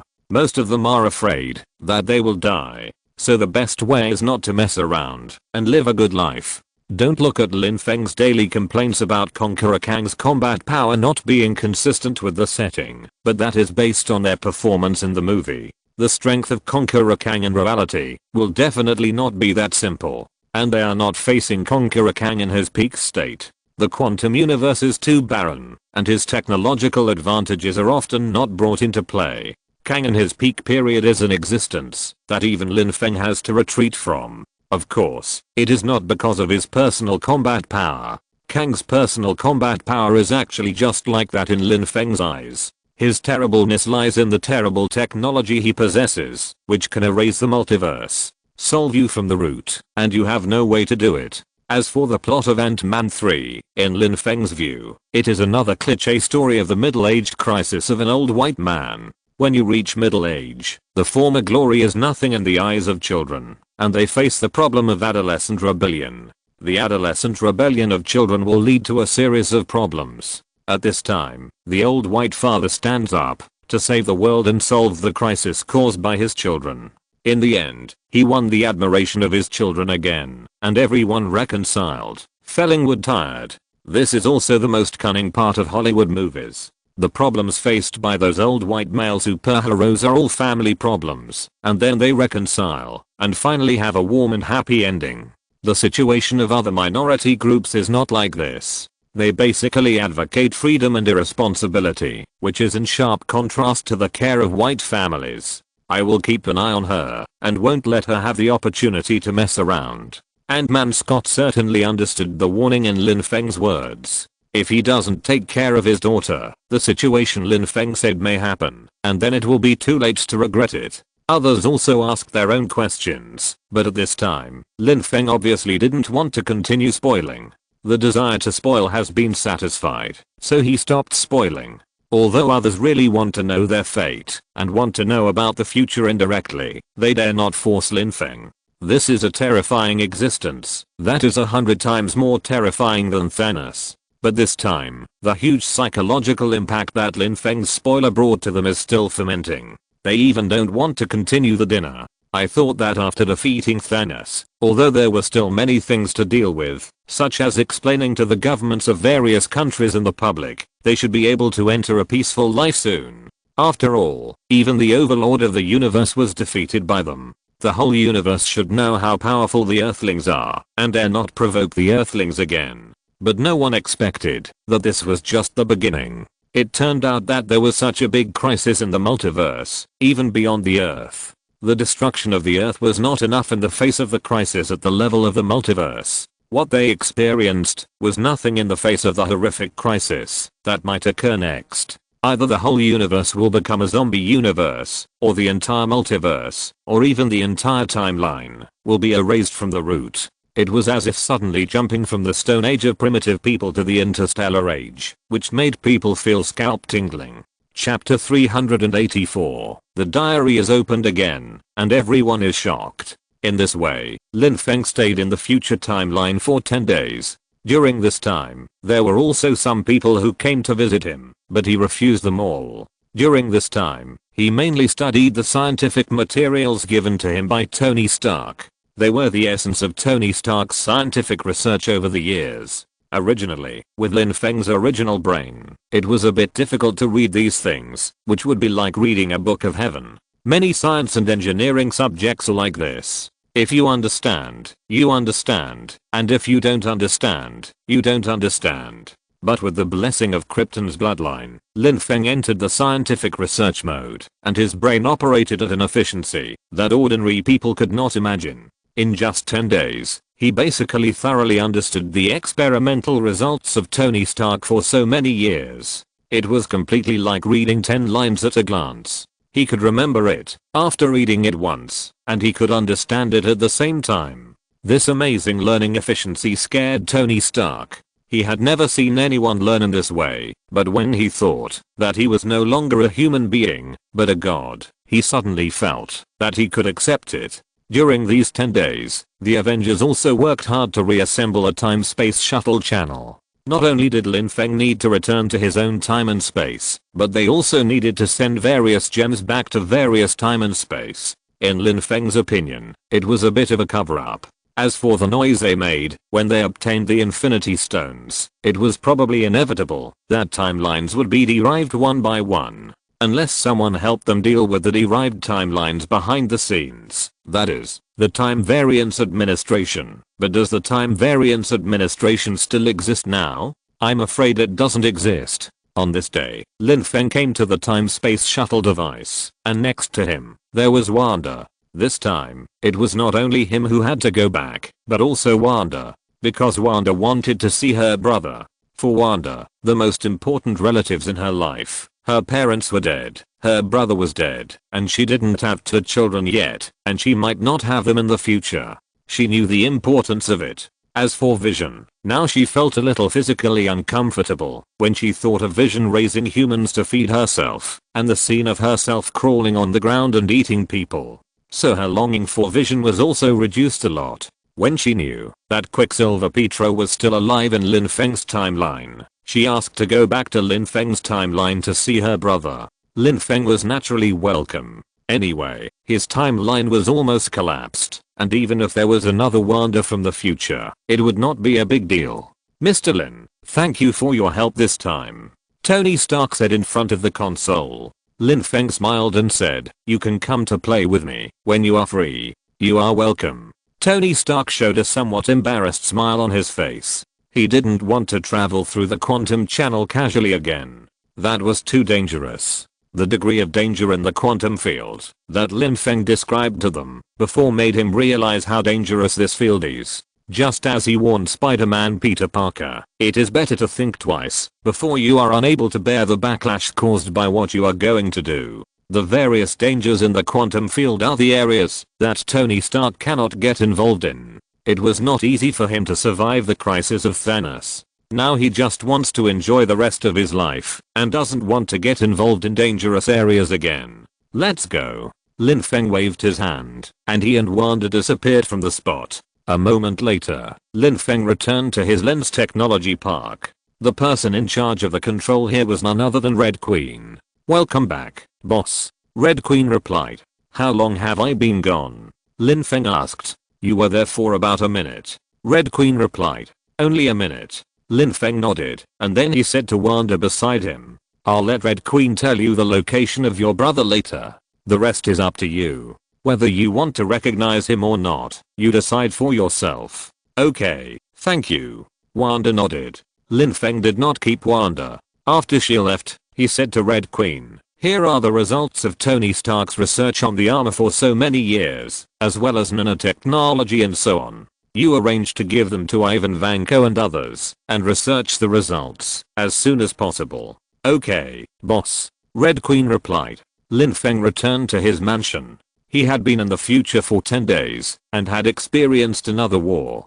Although he had only been away for 1 minute in this world, he had been away for a long time in his life. It was like a long business trip. He took a break, took out his diary, and began to record. I'm back. This time I went to the future timeline. It was like a long business trip. I solved the problem of Thanos, and measured my own strength. Now the crisis of Thanos is no longer the biggest threat to me. However, Marvel's multiverse is really a small temple with many demons and many turtles. Who knows how many crises there are. I can't relax, yet and must work hard to practice. The father level is still not enough. At least I have to reach the level of a single universe to have some sense of security. Lin Feng began to write his diary again. Everyone who had the diary in their hands was sensed, and the Avengers came online one after another. When they saw the contents recorded in Lin Feng's diary, they were stunned. In their perception, Lin Feng had never left. But they didn't expect that Lin Feng had gone to the future and returned in such a short time. So he went to the future to deal with Thanos. Hawkeye Barton said in shock, but then he reacted and said, does that mean that he is confident in dealing with Thanos, and we don't have to worry about Thanos anymore? It seems that this can be understood, but we don't know which Thanos he went to fight in the future timeline. At this time, Nick Fury said. But no matter what, Lin Feng's strength is above Thanos, which is a good thing for us, at least for us now. Captain America Roger said. Single universe level, what level is it? Now there is another level that we don't know about. Black Widow Natasha said. If the father level is not enough to make him feel safe, then what about this single universe level? Does this universe level mean that it is already the top level in this single universe, and then it is the multiverse? When everyone heard this, they nodded one after another. From this information, it seems to be true. But they don't really care about this, because they are still far from the father level, so they are not qualified to worry about what Lin Feng is worried about. This feeling even makes them feel a little ridiculous. They are not qualified to worry about what Lin Feng is worried about. Is there anything more ridiculous than this? Lin Feng has only been in their universe for a few years, but he has already climbed to a level that they cannot understand at all. Even Lin Feng's field of activities has expanded to other multiverses and other timelines. And they don't even know it. Spoilers are fun for a while, and spoilers are fun all the time. Although they are talking about the original future, it still feels quite interesting. However, these futures may not count. After all, I have saved Tony Stark, and the timeline over there may be violent shocks. But without me, they might be defeated by Thanos this time, so it doesn't matter whether the timeline is oscillating or not. Now they may still be returning the Infinity Stones from various time points. Although logically speaking, as long as they return the Infinity Stones in time, there should be no new timeline. But which of the things they do does not affect the timeline? The so-called timely return does not affect time, but it is just self-consolation. For example, why is the relationship between Howard Stark and Tony Stark so bad? Could it be because Howard Stark found that his son looked more and more like someone he knew? Doghead, look at what they did. How could it be possible that a new timeline would not be born? Did you save me in the future timeline? Tony Stark muttered to himself, feeling very complicated. He had long known that his future self, at least the self on the sacred timeline, would die in the future, and he would die to save the world. But he didn't expect that Lin Feng would save himself in a timeline in the future. He was grateful in his heart, even if it was a variant of the parallel time and space, not himself. But this did not prevent him from being grateful to Lin Feng. But what does it mean that he looks more and more like someone his father knows? Leo Wang next door. He didn't understand what Lin Feng meant by this. Although I don't know how we did it on the sacred timeline, how is it possible not to produce a new timeline? Bruce Banner said. Because unless there is no one in the Infinity Stones in that place, as long as they interact with people, the impact will probably give birth to a brand new timeline. Old Loki hid on the fringe planet for so many years, living alone, but as soon as he left that planet, he was immediately discovered by the Time Variance Administration. This is proof the extra timelines will be cut off, and the time will be reset, so the casualties will be countless lives on the entire timeline, right? Quicksilver Petro said. So, in order to save their own world and their own timeline, they killed 100 times more lives, right? Everyone was silent when they heard this, because this was reality. A timeline was born and then cut off, and countless billions of lives on this timeline disappeared silently in an instant. If you're listening to this novel on a channel other than Fanfic World, it means they downloaded and uploaded it without effort. We cordially invite you to visit our channel, Mundo Fanfic Novelos. There you'll find the original version of this story and you can explore many other novels of various genres. We're waiting for you to immerse yourself in a world of incredible novels. Chapter 385, Self-Redemption of the Three Giants of the Avengers. After traveling through time and space, however, they asked themselves, if they were in their place, would they do the same? Most likely they would. A friend dies, rather than a poor person. Although this is cruel, it is the truth of human nature. Moreover, they in the future sacred timeline may not know the existence of the Time Variance Administration. That is, they may not know how serious the consequences of creating another timeline are. So there is nothing to blame for their choice. If they were in their place, they would probably make the same choice. Or in other words, there was nothing to choose. Perhaps the real meaning of traveling through time and space is not to save half of the lives in the multiverse, but to complete self-salvation. Whether it is Tony Stark, Thor, or Steve Rogers, sometimes they really shed tears.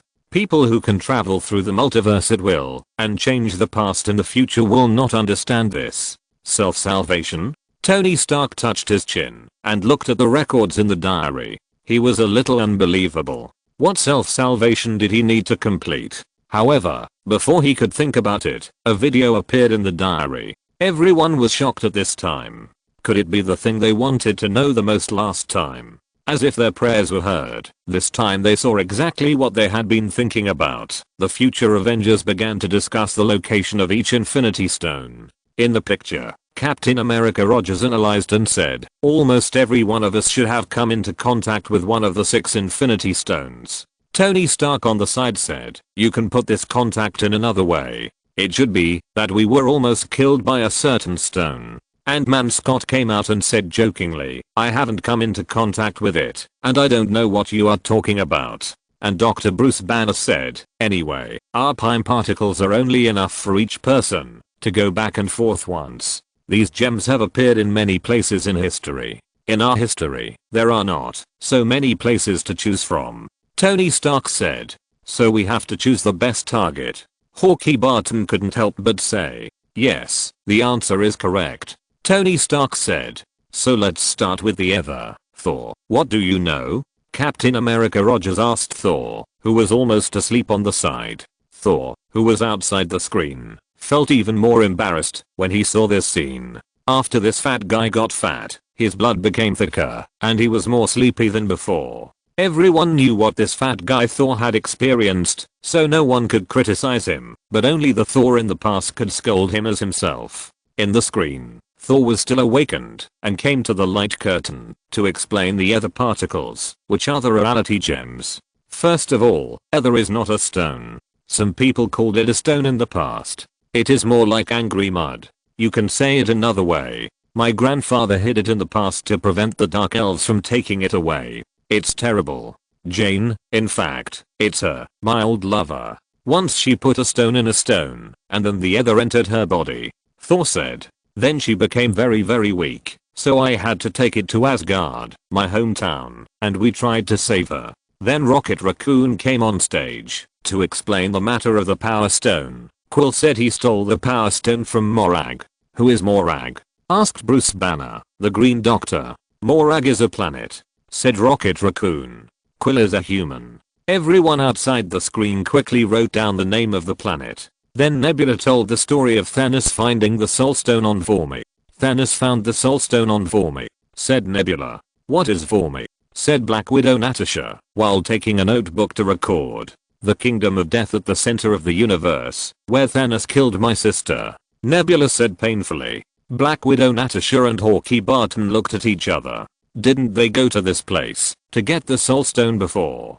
Now everything is clear. The future Black Widow will sacrifice herself to get the Infinity Stone. Then there is the whereabouts of the Time Stone. The one who took the Time Stone, Doctor Strange. Everyone lay exhausted on the table while recalling the information about Doctor Strange. Stephen Strange outside the screen saw this scene and heard Tony Stark's evaluation of him. What kind of magic doctor? His horse face fell, as expected. He still didn't like Tony Stark.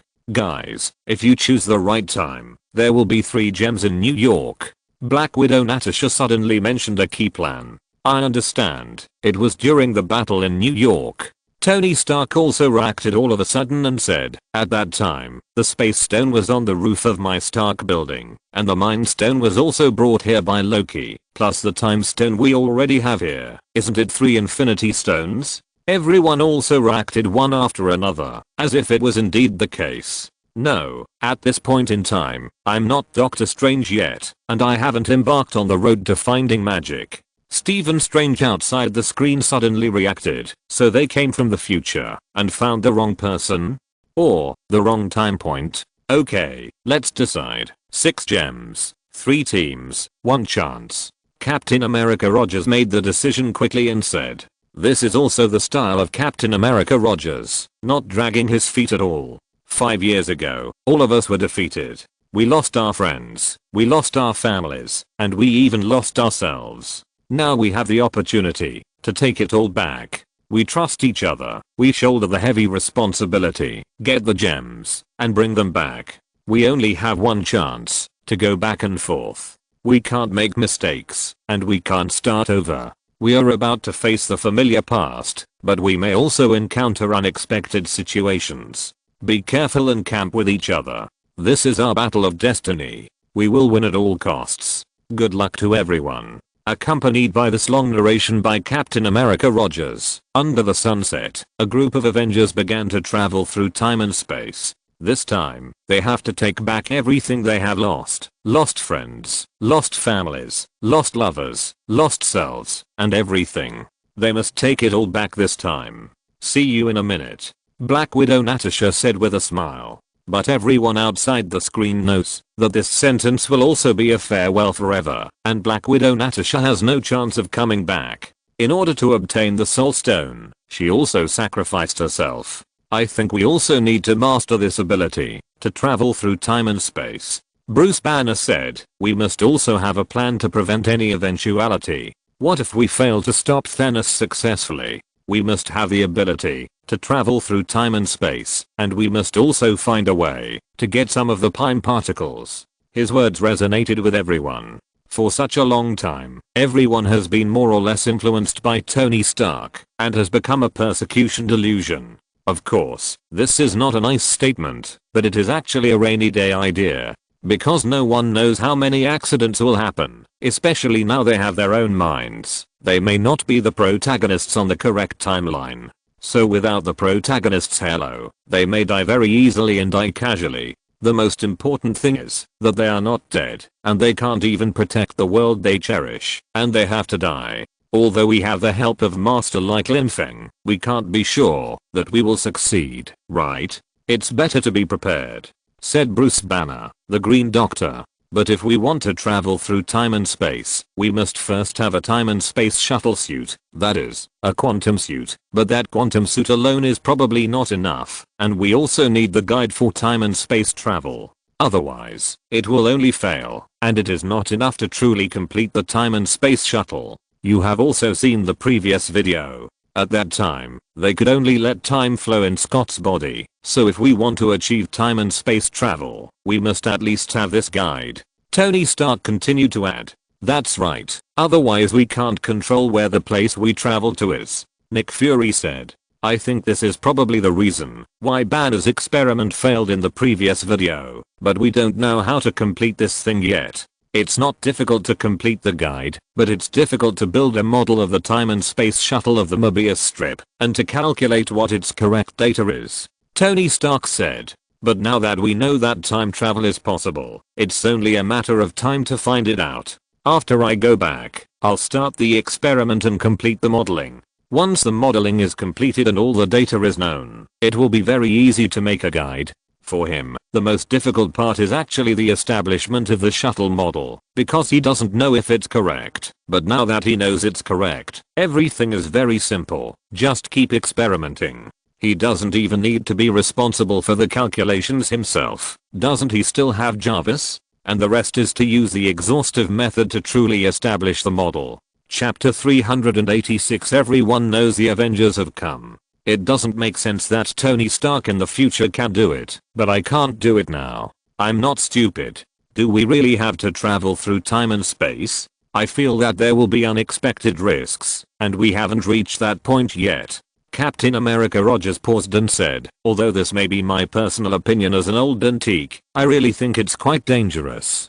Didn't Lin Feng reveal before that there may be some quantum virus in the quantum field, and there is also a super demon trapped in the quantum field by Janet Van Dyne? But there is no other way, and we don't have to do this. We haven't reached the point where we have to travel through time and space, but we have to prepare in advance, right? If we really encounter something at that time, do we have to wait until 5 years after the extinction? Tony Stark explained.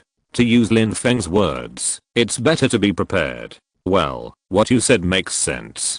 Captain America Rogers explained. But if we really want to travel through time and space, can we not say things like I will definitely come back, I will retire, when I come back, I will get married, when I come back, etc. I think it's a bit unlucky. At this time, Black Widow Natasha spoke up. I think my death, it seems to have a lot to do with what I said before I set off. Everyone couldn't help laughing when they heard Black Widow Natasha's complaints. Although they knew it was nonsense, it didn't seem to be unreasonable when they thought about it. At least in so many Hollywood movies and TV series, the characters who said such lines usually didn't end up in a good situation. But if we use what Lin Feng said in his diary before, doesn't it mean that when we were fighting the Chitauri before, there were actually future us who came to our time point? Although Lin Feng said they went to the wrong timeline, Hill said, everyone thought about it, it seemed to be true. According to the meaning behind Lin Feng's words, it was really the case. When they were fighting, a group of Avengers from the final battle came to their time point and wanted to get the gems. If that's the case, it seems a bit strange. Hawkeye Barton said, I can't tell, but it feels a bit strange. Tony Stark frowned, because this is very possible. After all, it only said to go back to 2012, but it didn't say which timeline to go to. This shows that there may be some kind of accident. But before they can think about it, a video appeared in the diary. Everyone quickly clicked it to see that after a wave of time and space shuttle, New York turned into a battlefield scene. From a distance, the sky was torn in half by the power of the space gem, and countless Chitauri soldiers invaded the sky above New York City. Sure enough, this is the same as I guessed before. Tony Stark said. This situation is indeed the same as he guessed before. There is only one time point in New York that can obtain 3 gems at the same time. That is, during the New York War, when the Chitauri invaded. Without Lin Feng, it is the New York War on the sacred timeline. Bruce Banner keenly discovered the key to the problem. In the picture, the first generation of Avengers who knew nothing were constantly fighting against the invading alien forces. But not far from the first generation of Avengers, the Avengers from the future final battle arrived. This shows that the time point they came to on the sacred timeline may be correct, but as we know, the future person that Lin Feng went to the future to help may have gone wrong and deviated, thus creating a new timeline. Tony Stark said. Everyone nodded. The people on the sacred timeline would not be wrong, so the people who made all kinds of mistakes were people on other timelines. According to the theory of timelines popularized by the Time Mutation Administration, any mistakes in the operation of the timeline will produce a new timeline. So the Avengers of the future final battle who accidentally deviated to their timeline should be the new wrong timeline. I suddenly remembered, at this time point, is the time stone in Doctor Strange's hands? He shouldn't be, at least it's after the Civil War, if the information given in Lin Feng's diary is correct. Tony Stark said. Everyone's face was condensed. They were afraid that these people would have a hard time. They missed the most important key information at the beginning. How could this be? They immediately watched attentively, wanting to know how it was finally solved. We act separately. Two of the raw stones are in the upper city, and one is in the lower city. Captain America said. Keep a low profile, and pay attention to the time. Captain America told the 3 Avengers around him. In this era, they can't alarm anyone, or change any future. At least that's what they planned before coming here, otherwise it will easily lead to some changes in the future timeline. But before he finished speaking, Hulk flew over from a distance, grabbed a car and smashed it on a Chitauri soldier on the spot, and then roared away, after making a fuss. The Avengers stared at this scene in amazement. Bruce Banner, the Green Doctor in the crowd, also saw this scene and immediately covered his face with his hands, looking very embarrassed. Captain America Roger said, "Why don't you smash things, to get a feel for it? I don't think it's necessary, but it doesn't matter." Immediately, Dr. Bruce Banner tore his clothes apart as easily as tearing paper, but he didn't have the momentum of Hulk tearing his clothes. Then he began to roar feebly, smashing cars and throwing motorcycles. For a while, the scene was very embarrassing. Even Bruce Banner, who was outside the screen, felt very embarrassed when he saw this scene. He just thought that these two were quite stupid and looked not very smart. But the problem is that these two are inseparable from him. One is the Hulk in his body, and the other is himself. Now looking at this scene again, isn't it embarrassing? But before he could complain, the scene turned. Outside the Stark building, the final Iron Man was watching the birth of the classic scene outside. A group of the first generation of Avengers surrounded Loki. "Captain, hurry up, they are finishing now." Iron Man Tony Stark said from a distance. "Got it, I'll go to the elevator now." Captain America Roger said. It was obvious that the New York War had already been fought, and it was time to wrap it up. But if they really exist, then when they see us mutated into this state, will they think that the way this world is opened is wrong? Black Widow Natasha said with a grin. "I guess the most stunned people are probably seeing Lin Feng single-handedly challenge the entire Chitauri army. I guess they will be scared to death by his fighting power." Ha ha ha, absolutely. Hawkeye Barton thought of this and couldn't help laughing. Everyone also laughed. I think it probably left a deep impression on them. Otherwise, why would that Ant-Man come all the way to our time to ask Lin Feng to go to the future to help them defeat Thanos? Nick Fury smiled and said. Thinking of this, everyone was very happy, and the scene was filled with a happy atmosphere. If there really was an Avengers Endgame at that time, we would probably see the Avengers with greatly increased strength, and the god of war Lin Feng, who was so powerful that he could fight against the army alone. It would probably make people doubt their lives. After all, their timeline had already mutated to the point where no one could recognize it because of the intrusion of Lin Feng, Spider-Woman, and Wonder Woman. At this time, in the video, Tony Stark, the Iron Man of Endgame, flew directly into the Stark building and then quietly observed the Avengers who had gathered for the first time. His feelings were very complicated, and he saw his past self. Although he also knew that this was not his real past self, but himself at another point in time. This feeling was very strange. Probably no one expected that this first combination, the Avengers who gathered together in a hurry, would have a name that would shock the world in the future. He watched the scenes in his memory happen, then looked at Captain America's hips and said, "Captain, I have to remind you that the hip lifting effect of your clothes is really unbearable to look at. No one is begging you to look at it, Tony." Captain America's very dissatisfied voice came from the headset. Ha ha ha ha, it really is America's hips, Captain. Black Widow Natasha said jokingly outside the screen. The Avengers who were reading the diary had already laughed to the point of falling down. Obviously, facing these jokes, Captain America Rogers himself was very depressed. He had decided to change the strange tights. He didn't think there was anything wrong with it, but now he thinks it's really ugly. Otherwise, refer to the suit in the future battle against Thanos. It seems to look better, but if it's not dressed like this, the meaning of the title of Captain America will be lost. In the scene, Ant-Man Scott also added, "I think it's good. This is the classic American butt." After hearing this, everyone laughed even harder, but they soon saw the Hydra people walking in and starting to pack up the Mind Scepter in front of the Avengers. Chapter 387 The Causes and Consequences of Captain America vs.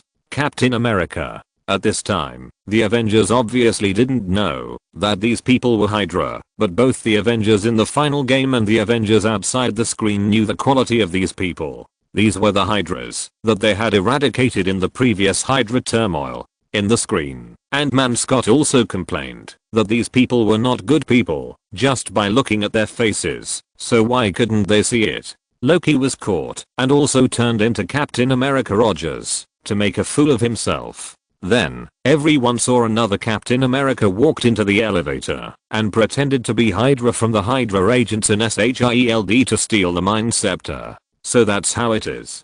Captain America Rogers outside the screen said with emotion, the cause and effect of the scene where he pretended to be Hydra before was actually like this. Originally, everyone still suspected that this Captain America came from other timelines where Hydra won, such as the evil Captain America. This is not impossible. After all, Lin Feng had said before that the evil Hydra captain even made the front page of their universe's news. So it is reasonable to have a Hydra captain. And now, we finally understand the cause and effect. It turns out that this is not the evil Hydra captain from the multiverse where other Hydras win, but the Avengers from the future Endgame. But if he does this, it will create a new timeline. Agent Hill said. From the theoretical point of view of the timeline, any difference may cause a new timeline. He blew himself up as Hydra. I'm afraid the captain of this timeline will be in big trouble. He may not be able to explain what happened here. Agent Hill said the biggest problem that Captain America's behavior in the Endgame may cause. Everyone thought of this immediately, but obviously, they were silent at this time, because compared with the troubles of Captain America on this timeline, the troubles of the Earth in the future Endgame are more terrible. But at this time, everyone also thought of the Sokovia Accords. Perhaps, when these superheroes are performing their missions, a casual word or an action may really cause huge damage and impact. But before everyone had time to think about it, they saw Captain America Rogers walking out with a briefcase containing the Psychic Scepter and bumped into another Captain America Rogers. Isn't this embarrassing? Here comes the problem. If Captain America Rogers' self-exposure as Hydra was just a pit for Captain America Rogers in this timeline, then now it's just right that Lee Kui met Lee Gui. They have all seen this part before, and they also know how much impact it will have later. Tony, what's going on? Did you get the Rubik's Cube? Captain America Rogers asked. But he soon noticed the existence of another Captain America Rogers. Obviously, this is Captain America Rogers in the Battle of New York. He could only say helplessly, this is too much. And Captain America in the Battle of New York said to the headset, I found Loki on the 14th floor. Everyone immediately understood where the problem was, that is, Loki had just changed into the appearance of Captain America Rogers, and this matter had been remembered. So Captain America Rogers in the Battle of New York obviously thought of Loki at the first time. Otherwise, how could there be two of him in this world? It's impossible. He never thought that it was possible that this was himself from the future time and space. I'm not Loki, and I don't want to hurt you. Captain America in the final battle could only put down the suitcase containing the Psychic Scepter, but obviously, he was also very clear about his character. It can be said that the fight was inevitable from the moment he was discovered. Boom. The two sides fought directly, without any reservations at all. Captain America in the final battle suffered a big loss from the beginning. I can spend a whole day with you, Captain America said in the Battle of New York. Okay, I know. Captain America in the final battle showed a painful mask on his face, and he barely climbed up and said, I know. These are all his own lines. With such tenacity, he didn't know how many people he had killed, but he never thought that one day, he would be able to grind himself. It really hurts his head. Then the two sides started a one-on-one fight. Both sides were the same person, and their abilities were similar. So the two sides were almost evenly matched, and the two fell from midair while fighting. Then Captain America in the Battle of New York saw the pocket watch with Peggy's photo that fell from Captain America in the Endgame. He picked it up, took a look, and then said, how did you get this? Just when Captain America in the Endgame wanted to take the opportunity to snatch the Mind Scepter, he was stopped by Captain America in the Battle of New York, and even choked him. At the critical moment, Captain America in the Endgame came up with an ultimate trick, which was equivalent to a nuclear weapon for Captain America, that is, Bucky. He's still alive. Sure enough, after hearing this, Captain America in the Battle of New York immediately let go and asked quickly, "What?" Then he was punched by Captain America in the Endgame, and hypnotized by the Mind Scepter he snatched. After doing all this, Captain America picked up his pocket watch, held the Mind Scepter, looked at his own body lying on the ground, and then said with emotion, "What a beautiful American butt."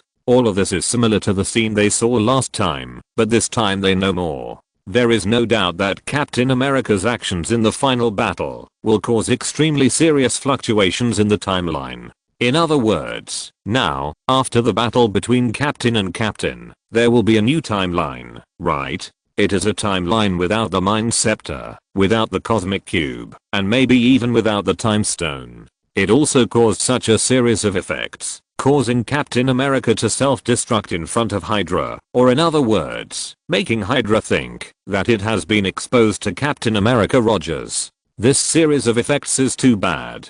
Coulson said. What can they do to remedy it? It should be planned to send it back immediately after it is used up. Bruce Banner thought for a while and said, in the macrocosm, there is no concept of time travel. Time has passed, and it cannot be restored, because time is the trajectory of particle movement. If you want to restore to the past, you must know the trajectory of each particle in each time period, and play it back. This is not only to play back the time of the Earth, but also to play back the time of the entire universe. How much energy is needed, it is impossible to achieve. But in the quantum field, the rules of time are different.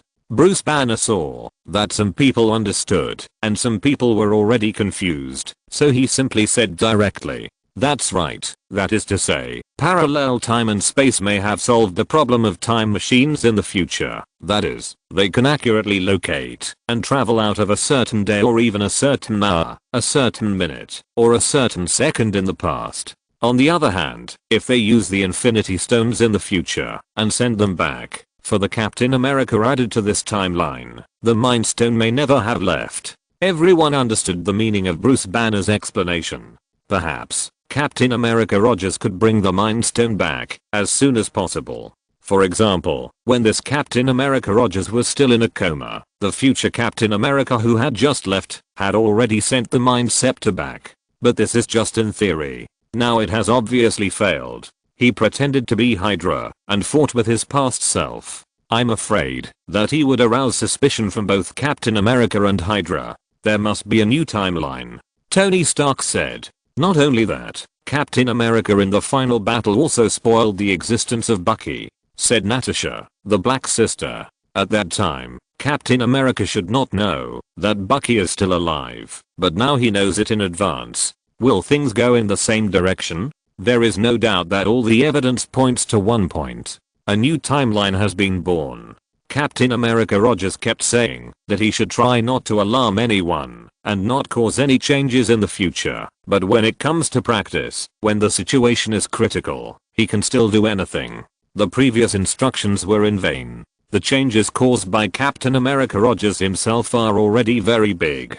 The birth of a new timeline is inevitable. In other words, even if the Mind Scepter is returned, the huge impact it has caused has already occurred, and a new timeline has been created. But it is also possible that it was cut out as a whole. At this time, Black Widow Natasha said a more terrifying fact, that is, this newly born timeline will actually be eradicated as a whole by the Time Variance Administration. This is also consistent with the situation they saw in the video of Loki going to the Time Variance Administration. The action of the Avengers in the Endgame is illegal time travel. Since it is illegal time travel, there will naturally be someone to deal with the aftermath, to avoid causing more unpredictable timelines. And these are the biggest shocks to Stephen Strange, who is still in his office in the hospital outside the screen. He now finally fully understands the thoughts of his future teacher Ancient One. Why did she die so casually and indifferently? It was definitely not the problem of the expensive special effects fee that Lin Feng had ridiculed before. Chapter 388 The truth behind the sudden change in the timeline comes to light. They fought Thanos against more than 14 million futures, and won at least once.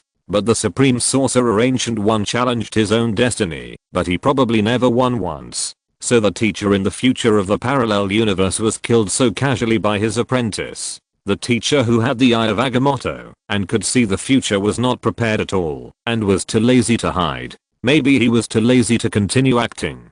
After all, it may have been played billions and hundreds of billions of times, and this scene has become very familiar. No matter how hard you struggle, you will die in the end. What a terrible thing that is. And that mysterious force can directly converge the billions and hundreds of billions of future endings emitted by his teacher into a timeline, strangling countless possible futures to death. It is no longer a question of whether it is powerful or not. It is simply an incredible existence. And what his teacher said about being tired of living, or being afraid of being eroded by dark energy, is even more nonsense. She has absorbed this dark energy for hundreds of years. What happened to her? At this time, he began to understand a little bit. So this is what the timeline is like, and so is the operation of time. So for us who came from the final battle, there are people who help solve the disasters caused by their time travel, and there are people who clean up the mess. But if we travel through time and space without permission and trigger a new timeline, or many other problems caused by it, what should we do if we are cut out at that time? Captain America Rogers was silent for a moment, and then said, "Don't forget, we are not the protagonists, and we don't have the protagonist's halo." Everyone thought about it, and it seemed to be true. People without the protagonist's halo are so humble. Then they saw the future endgame Tony Stark disguised as a special forces and mixed in. Then they saw a very familiar scene. Alexander Pierce heard the news and came in person to intercept the Mind Scepter. Of course, everyone would not agree. The only difference is that there is no scene where Nick Fury comes in person, which is probably also the difference in the timeline. At this time, Tony Stark in the finale asked Ant-Man Scott to tear off the wires of the arc reactor on Tony Stark's chest, causing him to faint directly. Then they saw that Tony Stark in the finale successfully took away the briefcase containing the space gem and the chaos. Damn, it was because of this. At this time, Iron Man Tony Stark reacted all of a sudden. There was a problem when he confronted Alexander Pierce, and there was also confusion. Although he was different from the variants in other timelines, he was not kidnapped in Afghanistan, which led to the installation of an arc reactor in his chest, but he was still electrocuted when the wires of the arc reactor were cut. At that time, he still couldn't figure out what happened, but now he understands where the problem is. Obviously, it was all done by those Avengers from the future. Everyone also reacted. They were just speculating whether the Avengers of the finale would appear in this timeline when they were fighting in New York. Now there is no need to look at it. The Avengers of the finale must have existed at the time, and they also took some actions behind the scenes. However, they did not know whether those people in the future succeeded or not, because from the perspective of the laws of physics in the quantum field, when the other party came to New York for the battle, it would only take a moment to return the gem. The reason why I in the final battle was able to get so close, but was not discovered by me is probably not because of the good stealth technology, but because he hacked into Jarvis. Tony Stark said. In just a flash, he suddenly thought of where the problem might be. There is no doubt that according to his understanding of Jarvis, this is absolutely possible, because this is not a hacker intrusion, or something like the invasion of Ultron. Because the other party also has the same authority. For Jarvis' authority, he is of course the first authority, and Pepper is only the second authority. So if it is the future self in the final battle, he will automatically obtain the authority of the first authority. If under this authority, he ordered Jarvis not to disclose the news, unless he asked, Jarvis would definitely not say it, because they both have the same authority. For Jarvis, they are the same person at all, and they don't even feel that they are different people. It was equivalent to him ordering Jarvis not to reveal some information about the Avengers in the final game to him, so Jarvis would naturally not take the initiative to mention it, because there was no order. So this is why Jarvis seems to be a strong artificial intelligence on the surface, but in fact it is still a weak artificial intelligence in essence, without independent judgment, based on his own will. Of course, if there is really a judgment, based on his own will, Tony Stark will find it terrible, and Jarvis is really not allowed to stay. Even if he has feelings for Jarvis, it is just an artificial intelligence, not a real person, and it should be eradicated. So although such a mistake occurred, he was not surprised. After all, it is just a weak artificial intelligence. And he never thought before that he would encounter two of himself, and he would encounter the situation where his future self would return to the present and snatch control of Jarvis from himself. These are all situations he could never dream of, and only with the help of Lin Feng's diary can he see a different multiverse level scenery. So he asked directly, Jarvis, is there really such a future me? And he asked you not to mention it to me? Tony Stark knew his own thinking logic very well, so he pointed out the most critical point at once. Yes, sir. Jarvis did not hide it. His basic setting was that he could not hide it from Tony Stark. Although he concealed Tony Stark about the future Avengers, it was not considered concealment from the logic of artificial intelligence. After all, Tony Stark himself did not ask, so he would tell him if he asked. Jarvis, starting from today, change the rules of authority. The first person with authority can only be me. Even at other time points, other parallel time and space, I cannot have the same authority as me. The first person with authority can only be me at this moment, in the current timeline. You must tell me what other people with authority ask you to do. Tony Stark said to make up for it. Since he knew where the loophole was, he naturally had to fix it. At this time, everyone in the picture thought that Tony Stark from the future was about to succeed and leave, but he saw the door next to him opened instantly, and he was blown away instantly, and the briefcase in his hand flew out directly. The cosmic cube in it also flew out, and then fell at Loki's feet, and Loki was also straightforward, and did not hesitate to directly activate the cosmic cube to escape. At this time, the Avengers in the Battle of New York had not figured out what happened. They thought that Loki had just escaped to this building, and immediately started searching in the building.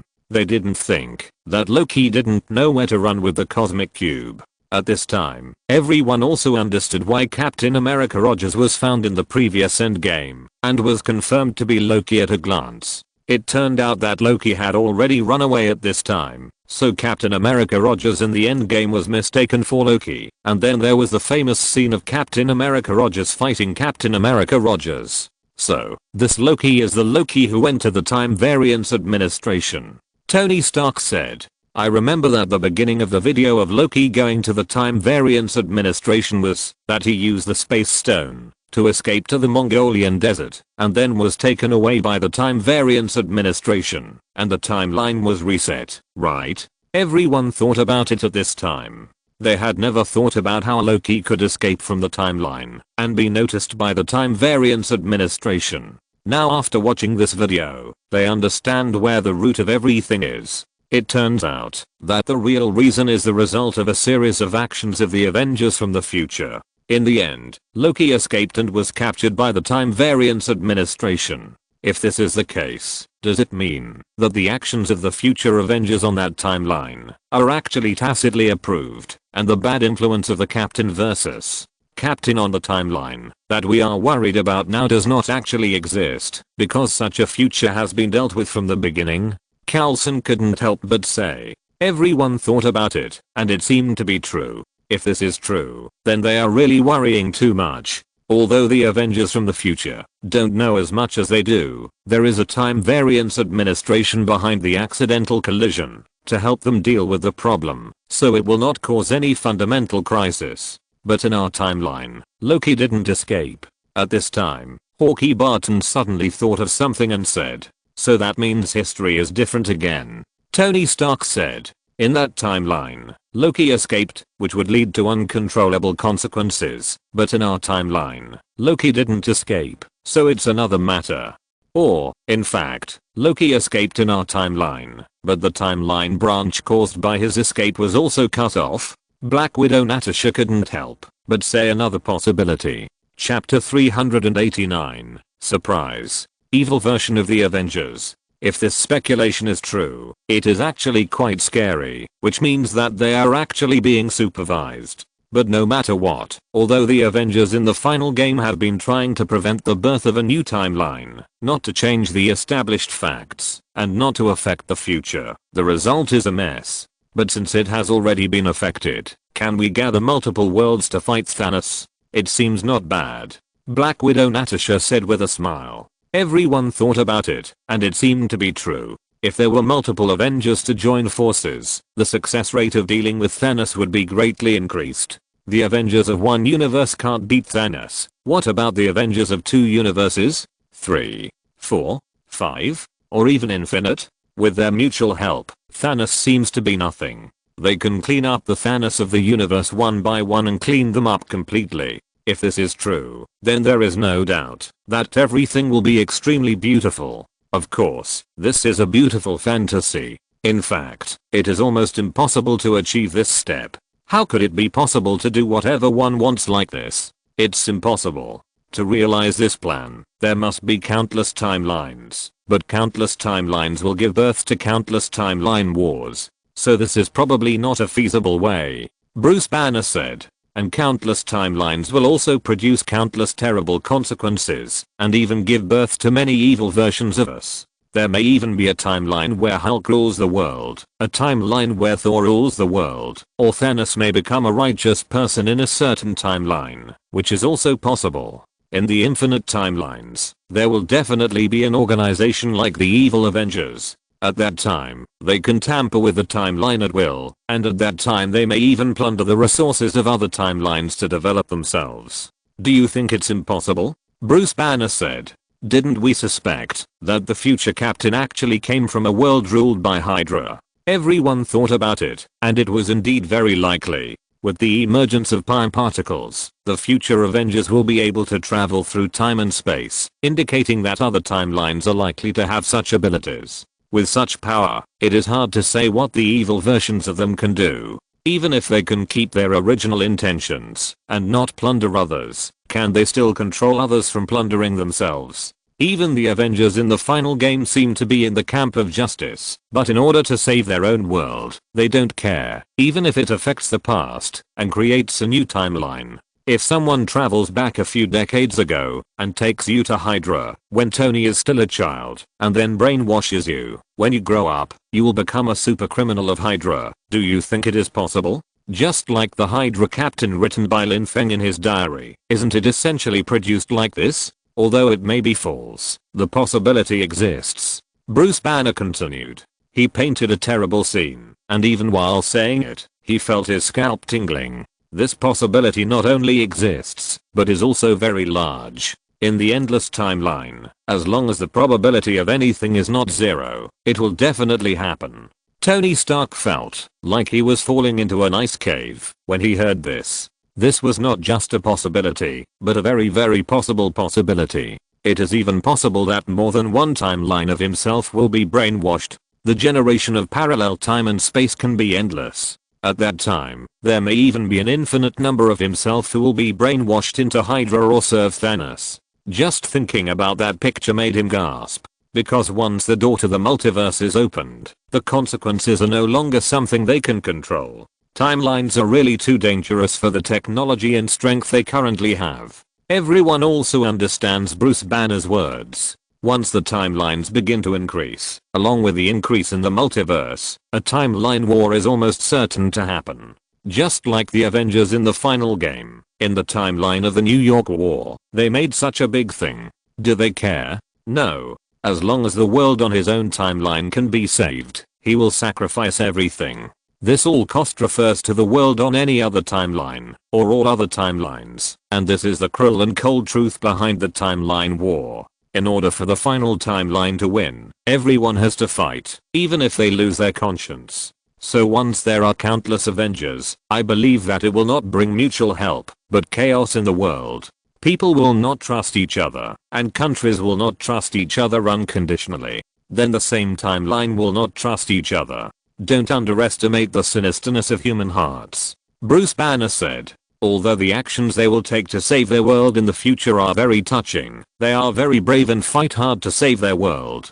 But the world they changed, and the timeline they changed, I think there will be huge problems. I think everyone should understand why the people in the 838 universe treated superheroes like Doctor Strange so much. He saved his own world, but he also caused the destruction of a multiverse. So it is great to save your own world, but what about other worlds? In order to save my world, I don't care about your world. This is the truth of the world. But our timeline has been different since the day Lin Feng arrived, Diana arrived, and Gwen appeared.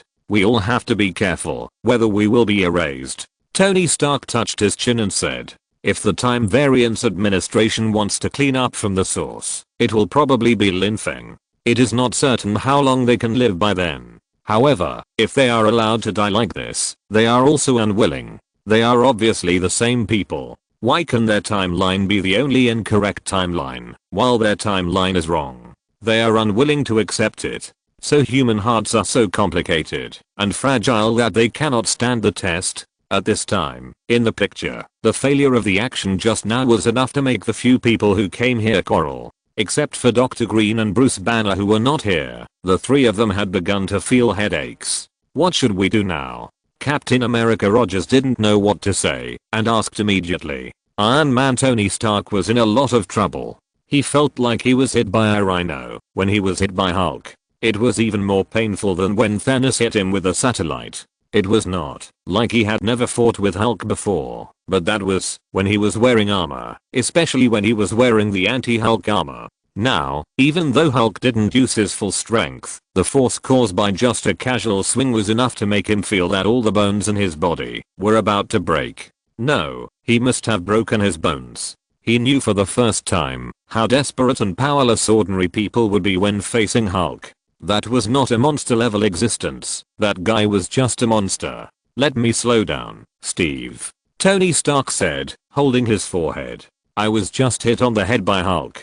I said, we only have one chance. This is our only chance. Ant-Man Scott said excitedly. If we use it, it's gone. If we can't get it together, it's a waste. He almost quarreled with Tony Stark. Compared with others, he is the most annoyed, and it can be seen even through the screen.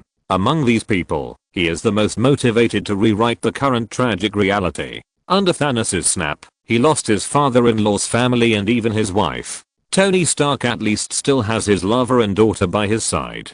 At most, he lost Spider-Man Peter Parker, while Captain America Rogers has always been a lonely man. Well, in fact, he also lost a good friend Winter Soldier. But no matter what, no one's loss will be greater than Ant-Man Scott. They only have one chance, so Ant-Man Scott is the most unacceptable at this time. For them, there is no tolerance for error, only success. Once they fail, they are really finished. And everyone outside the screen also raised their spirits and wanted to see how they did it. After all, since they can collect all 5 infinite gems in the future, they also want to know how they did it. Especially when they failed completely at the beginning. Because the Pym particles are only enough to go back and forth once. Obviously, if you miss this time point and this opportunity, there is no way. Loki has already run away with the Cosmic Cube. Even if they are willing to mess up the entire timeline, it is useless. If they can't find it, they can't find it. What should they do next? The argument between Ant-Man Scott and Tony Stark is still going on. Ant-Man Scott is anxious to say that Tony Stark doesn't want to save the world at all, or he doesn't want to save the world at all. After all, he has a happy life and doesn't need to save the world at all. But he doesn't know that in the end, the only one who really risked his life for this is Tony Stark.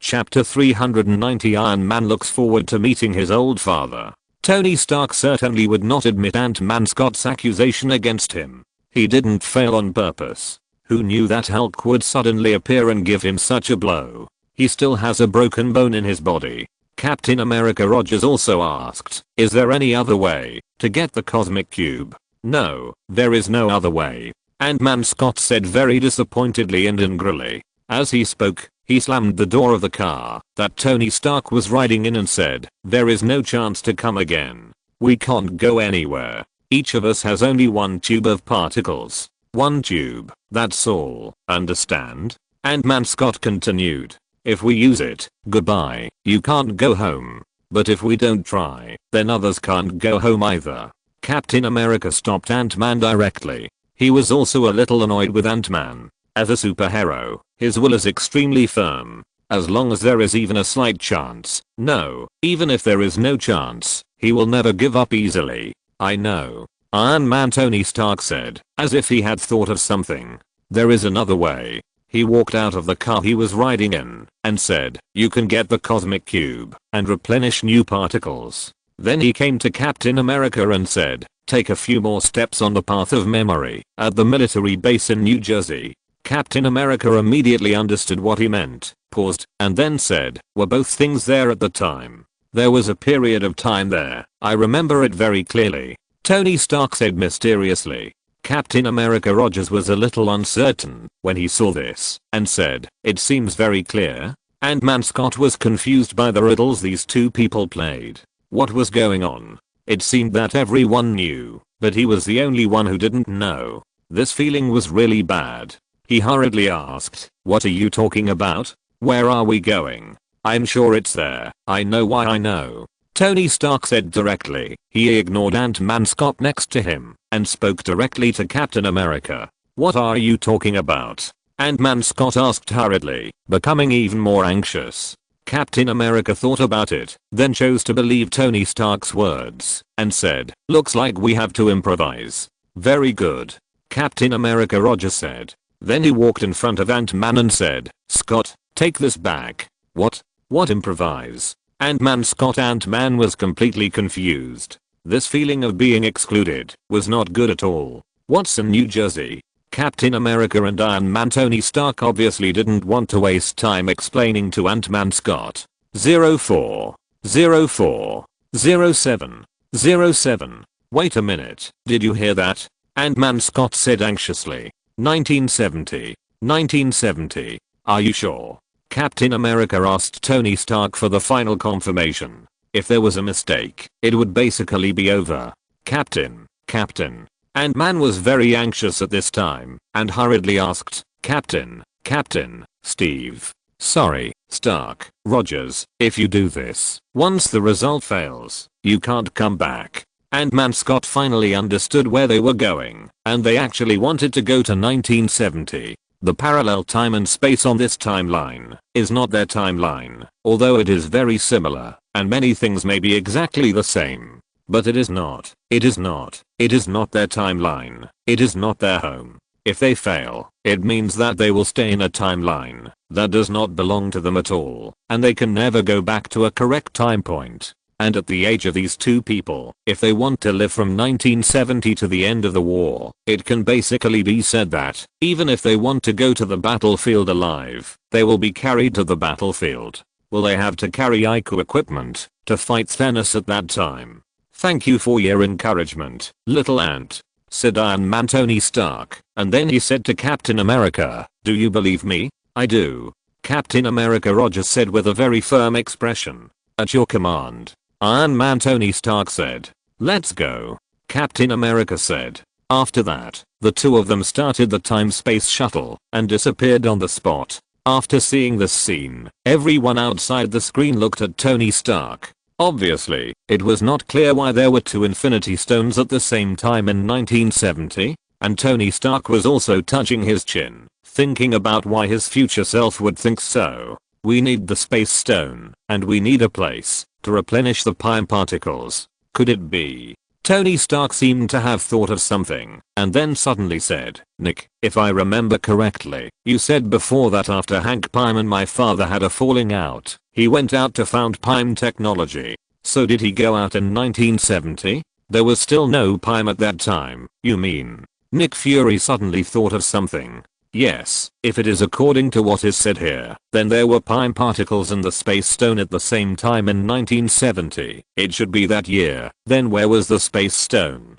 Tony Stark said. The Space Stone has always been in the hands of S.H.I.E.L.D. There is no doubt about it. Not long after Captain America Rogers crashed, S.H.I.E.L.D. found the wreckage and found the cosmic cube from it. But the two protagonists, Captain America and Red Skull, are nowhere to be found. I think I understand why we have to go to 1970. When the Space Stone is there, we have to make sure that the Pym particles have been invented. If I remember correctly, the Pym particles should have been invented in that era. Nick Fury said. That should be right. Tony Stark clapped his hands. Things were exactly as he thought. It turned out that this method was used to solve the problem. And he suddenly thought of something. If it was in that era, maybe he could see his father there. Because he vaguely remembered that he was not born in that era, but his father had been serving SHIELD for many years. Thinking of this, Tony Stark was a little excited.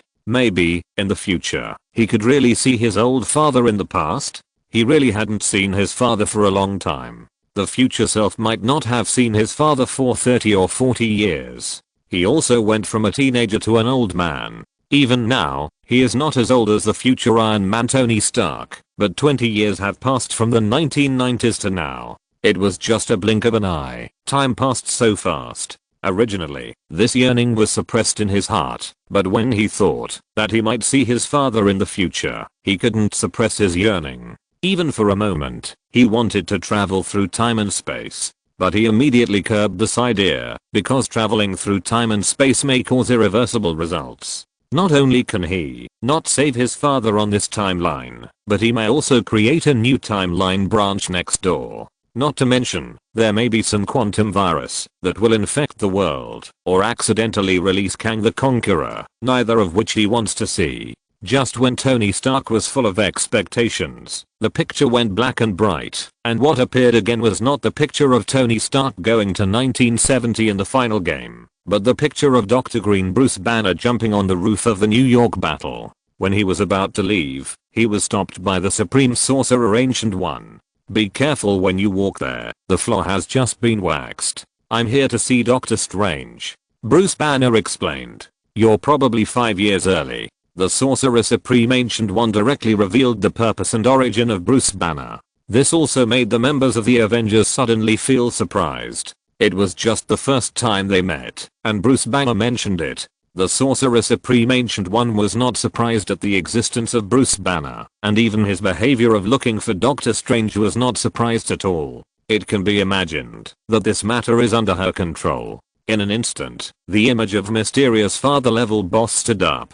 He could tell at a glance that Bruce Banner came from the future. Even Lin Feng couldn't do this ability. If he didn't know that the other party would die very carelessly, this style would really be perfect. The Battle of New York was in 2012, and I came at least 5 years earlier, which means that I will become Doctor Strange after 2017. Off screen, Doctor Strange in the hospital couldn't help but think. He also had complicated feelings about this teacher. Although he was slightly annoyed that she had forced him to be the successor, he also knew that without her, his life might not be as exciting as it was later. There are too many crises on Earth in the future. If he is still an ordinary person, he can only surrender, and this is what he can't accept the most. He is now considering going to Kamar-Taj in advance, and becoming a mystic wizard in advance. Although it may cause the collapse of the timeline, their timeline has already collapsed into what it is now. Do they still care about the question of more or less? This is a collapsed world. Chapter 391 Ancient One reveals they are from the future. The words of the Ancient One established his own personality, and at the same time frightened everyone. It reminded everyone of what Lin Feng had recorded in his diary before. Every father level boss has his own methods, and each has his own path of life evolution. It's just that after a little intersection at the energy level of the father level, they all go their own way. Each one is very amazing. There are countless billions of creatures in the entire universe, and only a few people can reach this step. Now Strange is doing surgery 20 blocks away, said the Supreme Sorcerer Ancient One. Doctor Strange is her chosen successor, so she has always been very concerned to ensure that there will be no accidents. Seeing all this, Stephen Strange outside the screen also felt a little strange at this time. It turns out that he has always been watched by others. Sure enough, everything is in the plan of others, including his future encounters, car accidents, and the loss of both hands, which are actually planned and predetermined endings. Just like a script that has been written long ago, step by step, he is moving towards what is bound to happen. His fate has been determined by others, and he will be the protagonist in the future. He has detonated the infinite universe many times, and saved the infinite universe many times. Whether he is right or wrong, he is just a role in the script written by others. But the same is true for his teacher. Her fate has also been arranged by others. If you are told to die at 3 o'clock in the morning, the god of hell will not dare to let you live until 5 o'clock. What a terrible reality and truth. In the picture, the Supreme Sorcerer Ancient One asked, "Why are you looking for him? Why are you looking for him?" Dr. Bruce Banner said, "Ah." The Supreme Sorcerer Ancient One glanced at the Eye of Agamotto hanging on his chest, and immediately understood Dr. Bruce Banner's idea. "I'm afraid not. I'm sorry, but I don't plan to discuss it," Dr. Bruce Banner said. Obviously, Bruce Banner did not plan to discuss it properly, but just to do it directly. This is also in line with what Bruce Banner said just now outside the screen. In order to save his own timeline, even if it will cause a huge sensation and lead to the birth of a new timeline, it is worth it. At this time, everyone outside the screen suddenly had an absurd feeling. The existence of the Time Mutation Administration is really necessary. Even these superheroes are considered to have noble character. They can still do such a thing for their own timeline. Not to mention other ordinary people. Dr. Bruce Banner didn't even think about doing this. It would have a huge impact on the entire timeline. Anyway, it's over. And in order to obtain the Mind Scepter, Captain America Rogers directly pretended to be Hydra and didn't think about what threat it would cause to this timeline. In this timeline, I will be speechless in the face of this situation. In the picture, Dr. Bruce Banner approached the Supreme Sorcerer Ancient One step by step. Bruce Banner outside the screen looked at his future self so reckless and suddenly felt a little embarrassed. Obviously, the future self didn't know what the father level was. I don't know how terrible it would be once a person reaches the father level. Thanos can completely crush him with pure physical strength, so can the Supreme Sorcerer Ancient One, who is also a father level god, be easily dealt with by him? The Supreme Sorcerer Ancient One looked at him and said calmly, "You will regret it." "Maybe I will regret it, but I need that gem," said Dr. Green Bruce Banner. Obviously, at this time, after merging with the Hulk, Bruce Banner has also been infected with some bad habits of the strong, that is, arrogance. Although he knew that Hulk was not invincible and had been taught a lesson by many people, others said Thanos, such as the goddess of death Hela, etc., but they did not include the bold woman in front of him who had never heard of it before. Even if she had some skills, she was useless in the face of absolute strength. But as soon as he finished speaking, when he was about to take action to snatch the Eye of Agamotto, he saw that the Supreme Sorcerer Ancient One just stepped forward and patted it lightly and directly patted Bruce Banner's soul out, and his huge body fell directly to the ground. Dr. Green Bruce Banner looked at his soul in shock. His soul still looked like Bruce Banner, which proved that after the fusion, he used his soul to control Hulk's body. Bruce Banner looked at his huge body limp on the ground. He didn't know what to say. He had never experienced such a strange thing, and he didn't expect that the soul actually existed. Bruce Banner's future worldview exploded instantly, and he felt that the scientific knowledge he had learned could not explain so many outrageous realities. What shocked him even more was that he was already in the form of a soul, and normal people should not be able to see him with the naked eye. The Supreme Sorcerer Ancient One could actually see him without any effort. "Let's start from the beginning, okay?" the Supreme Sorcerer Ancient One said to Bruce Banner indifferently. It must be said that, although everyone who knew about the strength of the Supreme Sorcerer Ancient One and even knew about the existence of the Father level, saw the Supreme Sorcerer Ancient One easily beat out Bruce Banner's soul, this scene still deeply shocked everyone outside the screen. This is even more amazing than seeing how Thanos used his tyrannical strength to beat Hulk and left him with a psychological trauma. The visual effect is even more amazing. This is the magic of the magic side, which cannot be experienced on the scientific side.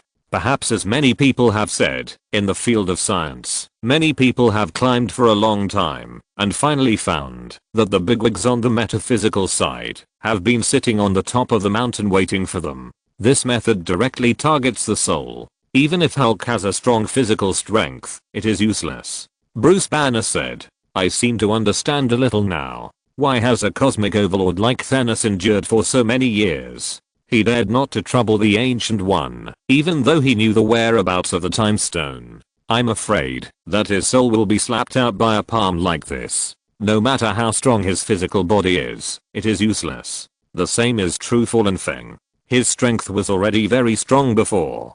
2 or 3 years ago, he was no less than Hulk, but he still kept it a secret about Kamar-Taj. Obviously, it is because he knows very well how powerful the Ancient One is. Black Widow Natasha said. We know too little about this field. Among us, the only ones who have some connection with magic are Thor and Diana, right? My magic is different from hers. It is more like magic at the physical reality level. Thor said. If I fight him, the outcome will probably not be much better than Hulk's. Although he felt that he had a strong resistance to magic, he always felt that it was useless when facing an existence of the level of the Ancient One. Yes, my magic is probably useless to her. Her magic attainments are very strong and very strange. Diana nodded. These two are the children of the God King, not ordinary people. Even they said so. Everyone had a more intuitive understanding of the power of the Ancient One. Please. Bruce Banner in the Soul State was begging for the help of the Supreme Sorcerer Ancient One. We just want to borrow it for a while. We have to save our reality. Sorry. The Supreme Sorcerer Ancient One said very firmly, and she did not waver at all. I can't help you, Bruce. If I give you the Time Stone to save your reality, our reality will be in danger. The Supreme Sorcerer Ancient One pointed out their goal bluntly and also pointed out the reason for his refusal. Excuse me, scientific theory should not be like this. Bruce Banner explained. In the face of Bruce Banner's entanglement, the Supreme Sorcerer Ancient One directly cast a spell, conjured a long river of time, and then said, the Infinity Stones created the time flow that you can feel. If one stone is missing, a new branch will be generated. This may be helpful to your reality, but my situation here is not necessarily the case. In this new branch of reality, without the main weapon, to fight against the dark forces, our world will be in danger. The Supreme Sorcerer Ancient One explained.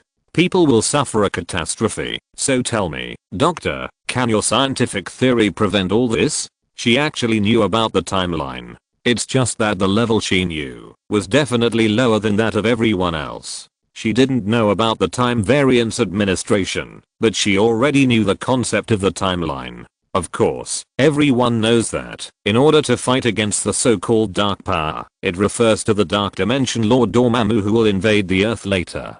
To deal with this big guy, the Time Stone is indeed needed, because it is impossible to beat him. The final solution is to use countless time loops, to trap Dormammu in the time loop, finally making him feel scared, and finally give up the invasion.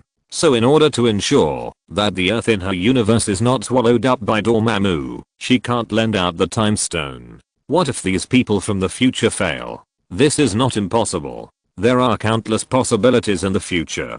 Who knows which possibility it points to? According to the future laws she saw, after mastering the Time Stone, I'm afraid that the probability is that they will end in failure. A group of naive superheroes really think that they are invincible and can do whatever they want after mastering the Infinity Stones. If it were really that easy, she would have gone to the Dark Dimension to find trouble with Dormammu and let Dormammu know how powerful she is. If you're listening to this novel on a channel other than Fanfic World, it means they downloaded and uploaded it without effort. We cordially invite you to visit our channel, Mundo Fanfic Novelos. There you'll find the original version of this story and you can explore many other novels of various genres. We're waiting for you to immerse yourself in a world of incredible novels. Chapter 392 Tony meets his old father and sheds tears. Facing the words of the Ancient One, Bruce Banner did not choose to lie, but he still insisted. Hearing the question of the Supreme Master Ancient One, Bruce Banner did not lie.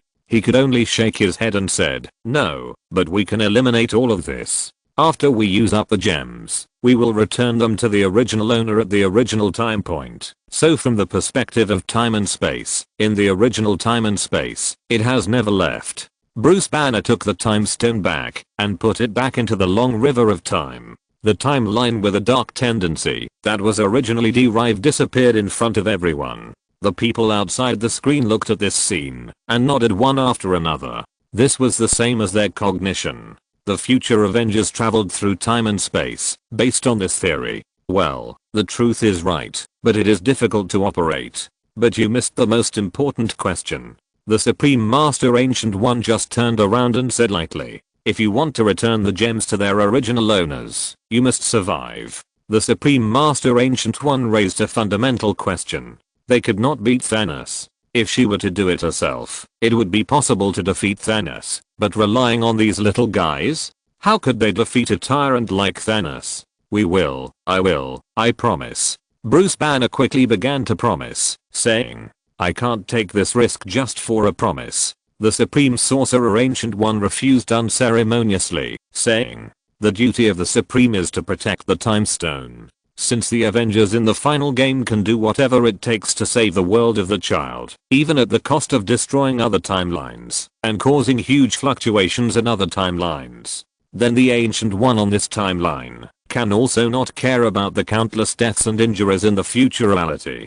For the reality they are in, they are more cruel than anyone else. Then why did Strange hand it over? Hearing this, Bruce Banner finally couldn't help asking, if the mission of the Supreme is to protect the Time Stone, then why did Doctor Strange hand it over? There is something obviously wrong. What did you say? The Supreme Sorcerer Ancient One's face changed slightly when he heard this. She didn't expect that the truth of the matter was like this. Strange, he handed over the Time Stone. Bruce Banner explained. He was a little impatient. He handed it to Thanos. Voluntary? The Supreme Sorcerer Ancient One said a little incredulously. For the Supreme, protecting the Time Stone is the first priority. If necessary, he would rather die than let the Time Stone have any problems. Because if the Supreme is gone, he can choose another one and train it again. If the Time Stone is gone, it's really over. Later, the Supremes did not have the help of the Time Stone. How many of them could stop the demons of many dimensions like the Supreme Sorcerer Ancient One with his own tyrannical strength? I'm afraid the Earth is really over. So no matter what, it's impossible to joke about the Time Stone. Yes, it's voluntary. Bruce Banner nodded and said, why? Countless thoughts flashed through the mind of the Supreme Sorcerer Ancient One, but he couldn't figure out what the reason was. I don't know either. Maybe he was wrong. Bruce Banner replied, and now he was also very upset, because this meant that his mission had failed. Before coming, everyone was sworn that they would succeed, but they never expected that they would fail. And for the Supreme Sorcerer Ancient One, this was undoubtedly a huge shock. The person he chose, the successor he chose to hand over the Time Stone when he knew that he could not hand it over anyway. What does this mean? And it means that he must have his own considerations. After a moment, she thought of a possibility, and she said, maybe, I was wrong. As she cast a spell, Hulk's huge body flew directly over and merged with Bruce Banner's soul, and he turned back into the green Dr. Bruce Banner. She chose to believe the judgment of Doctor Strange. Since he did that, there must be a reason for having to do so, but she didn't know what the reason was. Perhaps it is related to the final victory or defeat. Then the Supreme Sorcerer Ancient One cast a spell and took out the Time Stone from the Eye of Agamotto on his chest and gave it to Dr. Bruce Banner, saying, Strange should be the best among us, so he must have a reason for doing this. Dr. Bruce Banner is also a smart man. Almost in an instant, he understood the thoughts of the Supreme Sorcerer Ancient One and believed in the wisdom of later generations. I'm afraid you are right. The Supreme Sorcerer Ancient One nodded and said. He handed the Time Stone to Dr. Bruce Banner. Thank you. Dr. Bruce Banner said. It's all up to you, Bruce. We all rely on you. The Supreme Sorcerer Ancient One looked at Dr. Bruce Banner and said sincerely. The people outside the screen saw this scene and felt a little emotional. They didn't expect Tony Stark to fail, but Bruce Banner succeeded. This scene ended, and Stephen Strange outside the screen felt a little inexplicably complicated. Obviously, his teacher inexplicably believed that he was a more outstanding Supreme Sorcerer than her. Obviously, what she said was the best among us. This we does not refer to ordinary wizards, but wizards at the level of the Supreme Sorcerer. Ancient One is already a father-like existence, and she still thinks that she is better than her? This is really hard to imagine. He finally made up his mind to find Kamar-Taj in advance and become a magician in advance so that he would not be so flustered when facing Dormammu in the future. If he had the strength to fight Thanos later, he would not be caught off guard by Dormammu's followers. But this also proves one thing, that is, although she can see the timeline, she can't see too far, or in other words, she may only be able to see things before and after her death, and the more distant future may not be visible. Tony Stark said. Otherwise, she wouldn't be shocked that Doctor Strange would hand over the time stone, so this should be the limitation of the time stone. She could predict that the Doctor would have a car accident, lose both hands, and then lose everything and start over, but she could only see these, and had no way to see the more distant future. The future of more than 10 years later is the future she cannot see. This may be some kind of time node, such as her death. Before her death, she could easily see a lot of things, but after her death, many things began to blur. The time stone is not omnipotent. Nick Fury thought for a while and then said, "This supreme sorcerer ancient one seems to know everything, and can do everything. He even has knowledge of the timeline. It is not surprising that he can travel through time, but her vision is still blocked by death. Her omniscience and omnipotence of things also have limits. But this is almost the same. If she is really omniscient and omnipotent, isn't she the same as God?" Captain America Roger said. "Even the Father God level has its own limits, otherwise Thanos would not be defeated. There is no omniscient and omnipotent person in this world. Even the Aesir, a race that is infinitely close to gods, whose royal family can live for more than 1,000,000 years, still cannot be omniscient and omnipotent, and may even die. But now, in our timeline, the fate of many people has been changed, and it is different from the original history. Is it possible that the Ancient One in our timeline has also changed his own fate?" Nick Fury continued. Upon hearing this, everyone fell into deep thought. Whether the Ancient One in their timeline can still survive. For them, it can be said that there are both advantages and disadvantages. The good side is naturally that they have one more golden thigh, and it is naturally a little easier to face future crises. But if it is said that the disadvantage is that they don't know what kind of subsequent crisis will be triggered. But before they can think about it, Lin Feng's diary continued to update. When Tony Stark really saw his old father, the tension was unquestionable, and everyone could see it. But no matter what, when he saw his old father and talked with him at last, he went from not understanding his father to understanding his father and finally becoming his father. This was an obvious process. Perhaps it was not until that moment that Tony Stark truly reconciled with his father and himself. He let go of all the complaints he had about his father. He complained about being beaten when he was a child, complained about them leaving without saying goodbye, and complained about them leaving him in this cold world. All this was done at this time, completing the great reconciliation of the century. Although no one knew, and although Howard Stark himself could not know, it was enough. When Tony Stark saw the contents of the newly updated diary, his eyes turned red in an instant, and a man of his age actually had tears in his eyes. What did he see? He actually saw his future self, and his father in the past. Although he did not see it with his own eyes, it was also a great comfort to him. As Lin Feng said in his diary, no matter how many bad impressions he had of his father during his teenage years, now, only good memories remain. For a moment, he was in tears. Chapter 393, Seeing my old father in person, missing him like a mountain collapses. What is obsession? What is missing? Tony Stark thought that he had reached the age of his father and had learned to let go and not miss his father. But now he found that it was not over. He just heard about his father's affairs and was so excited that he could not control himself when he heard that he might see his old father. Maybe it was because he didn't say goodbye properly. It may also be because he hadn't told him that he had a daughter and a wife, and he had brought Stark Industries to a higher level. Thinking about it this way, it seems that there are still many things that have not been said, and many things have not been done. It's really a pity. Just as he was sighing, a video appeared below. When he clicked it, it was New Jersey in 1970. A familiar face appeared in an old-fashioned car speeding by. It was none other than Mr. Stanley. The old man shouted, "Do love, don't war." And this was also the mainstream thought of the United States at that time. They didn't want war, they just wanted to do love. The United States was completely confused after the Vietnam War, and everyone was scared. "It's him again." Black Widow Natasha said, from 1970 to the 21st century, he delivered express to Tony, from Earth to Thor's haircut on an alien planet. I don't believe it's a coincidence, so it's obvious.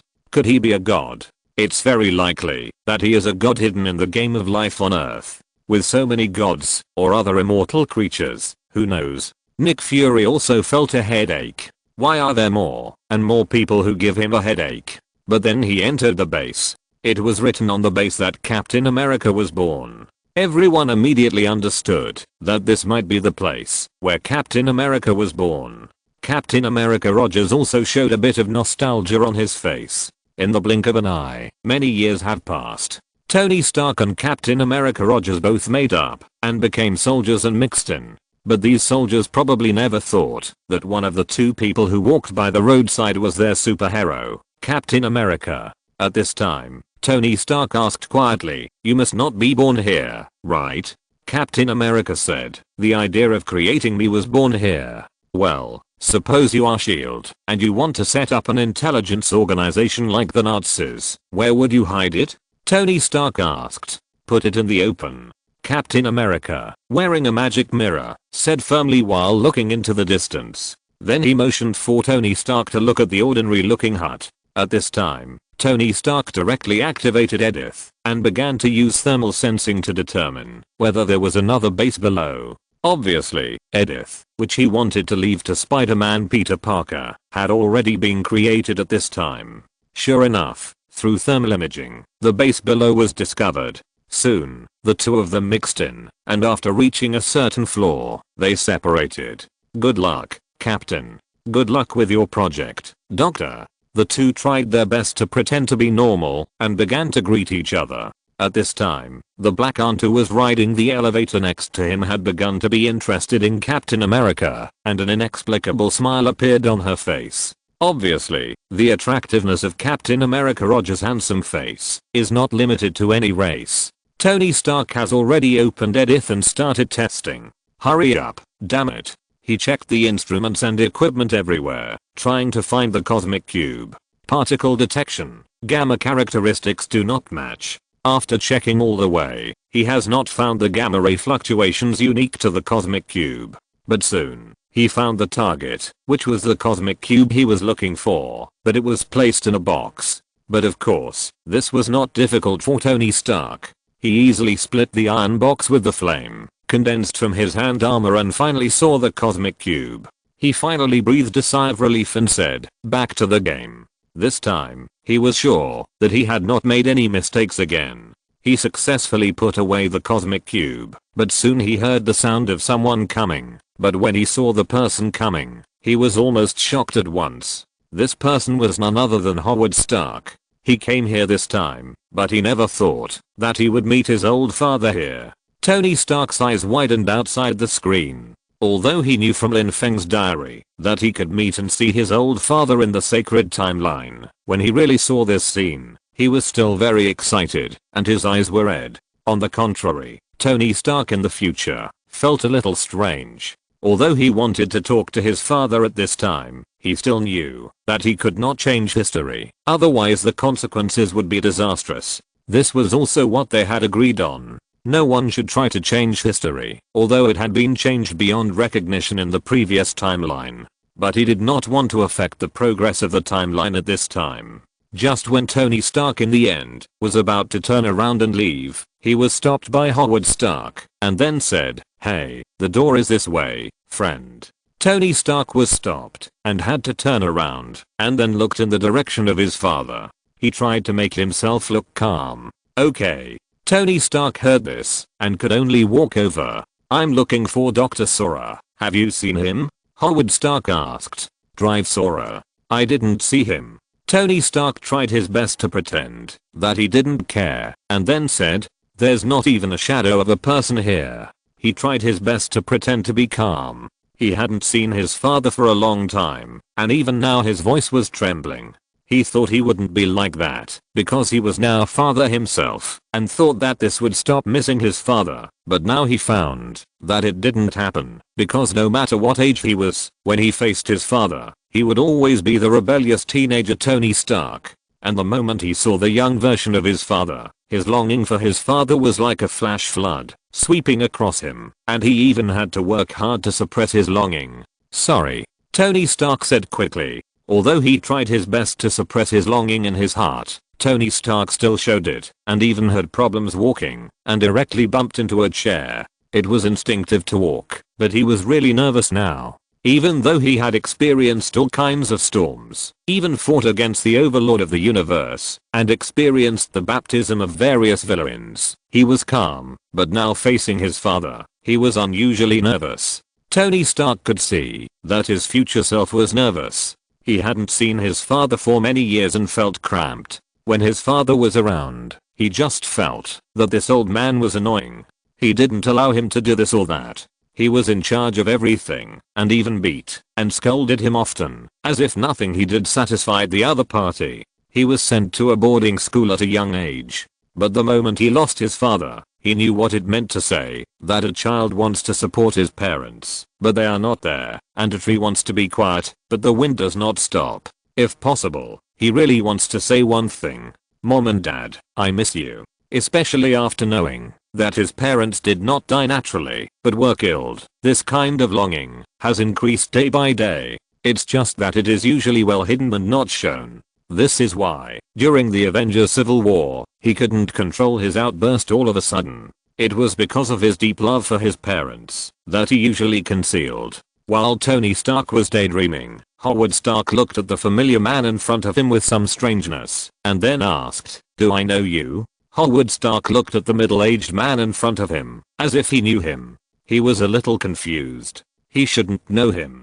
But now he knew him, so he just asked directly. Facing his father's question, Tony Stark, who was always fearless and courageous, was a little nervous and said, "No sir, I'm a visitor from MIT." He put down the box in his hand, looking very serious. Howard Stark looked at Tony Stark and said, "Oh, MIT. What's your name?" Howard Stark said. At this time, he was already a big boss in the scientific side of S.H.I.E.L.D., and he was also one of the veterans of S.H.I.E.L.D. Naturally, he was qualified to ask. Howard. Tony Stark almost instinctively came up with a name. Howard Kurtz. It was a combination of his father's name and his lover's name. It's a very easy name to remember. Howard Stark said. He didn't think it was strange. In Europe and the United States, the same name can be so ridiculous because there are only so many names. The repetition rate is much higher than that of Zhang Wei in China. And they don't pay attention to avoiding elders and even share the same name with the elders, at most adding a second generation, third generation, etc. to distinguish.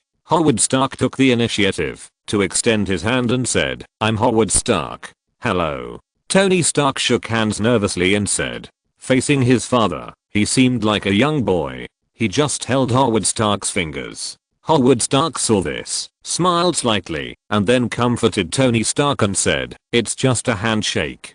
Don't be nervous, okay?"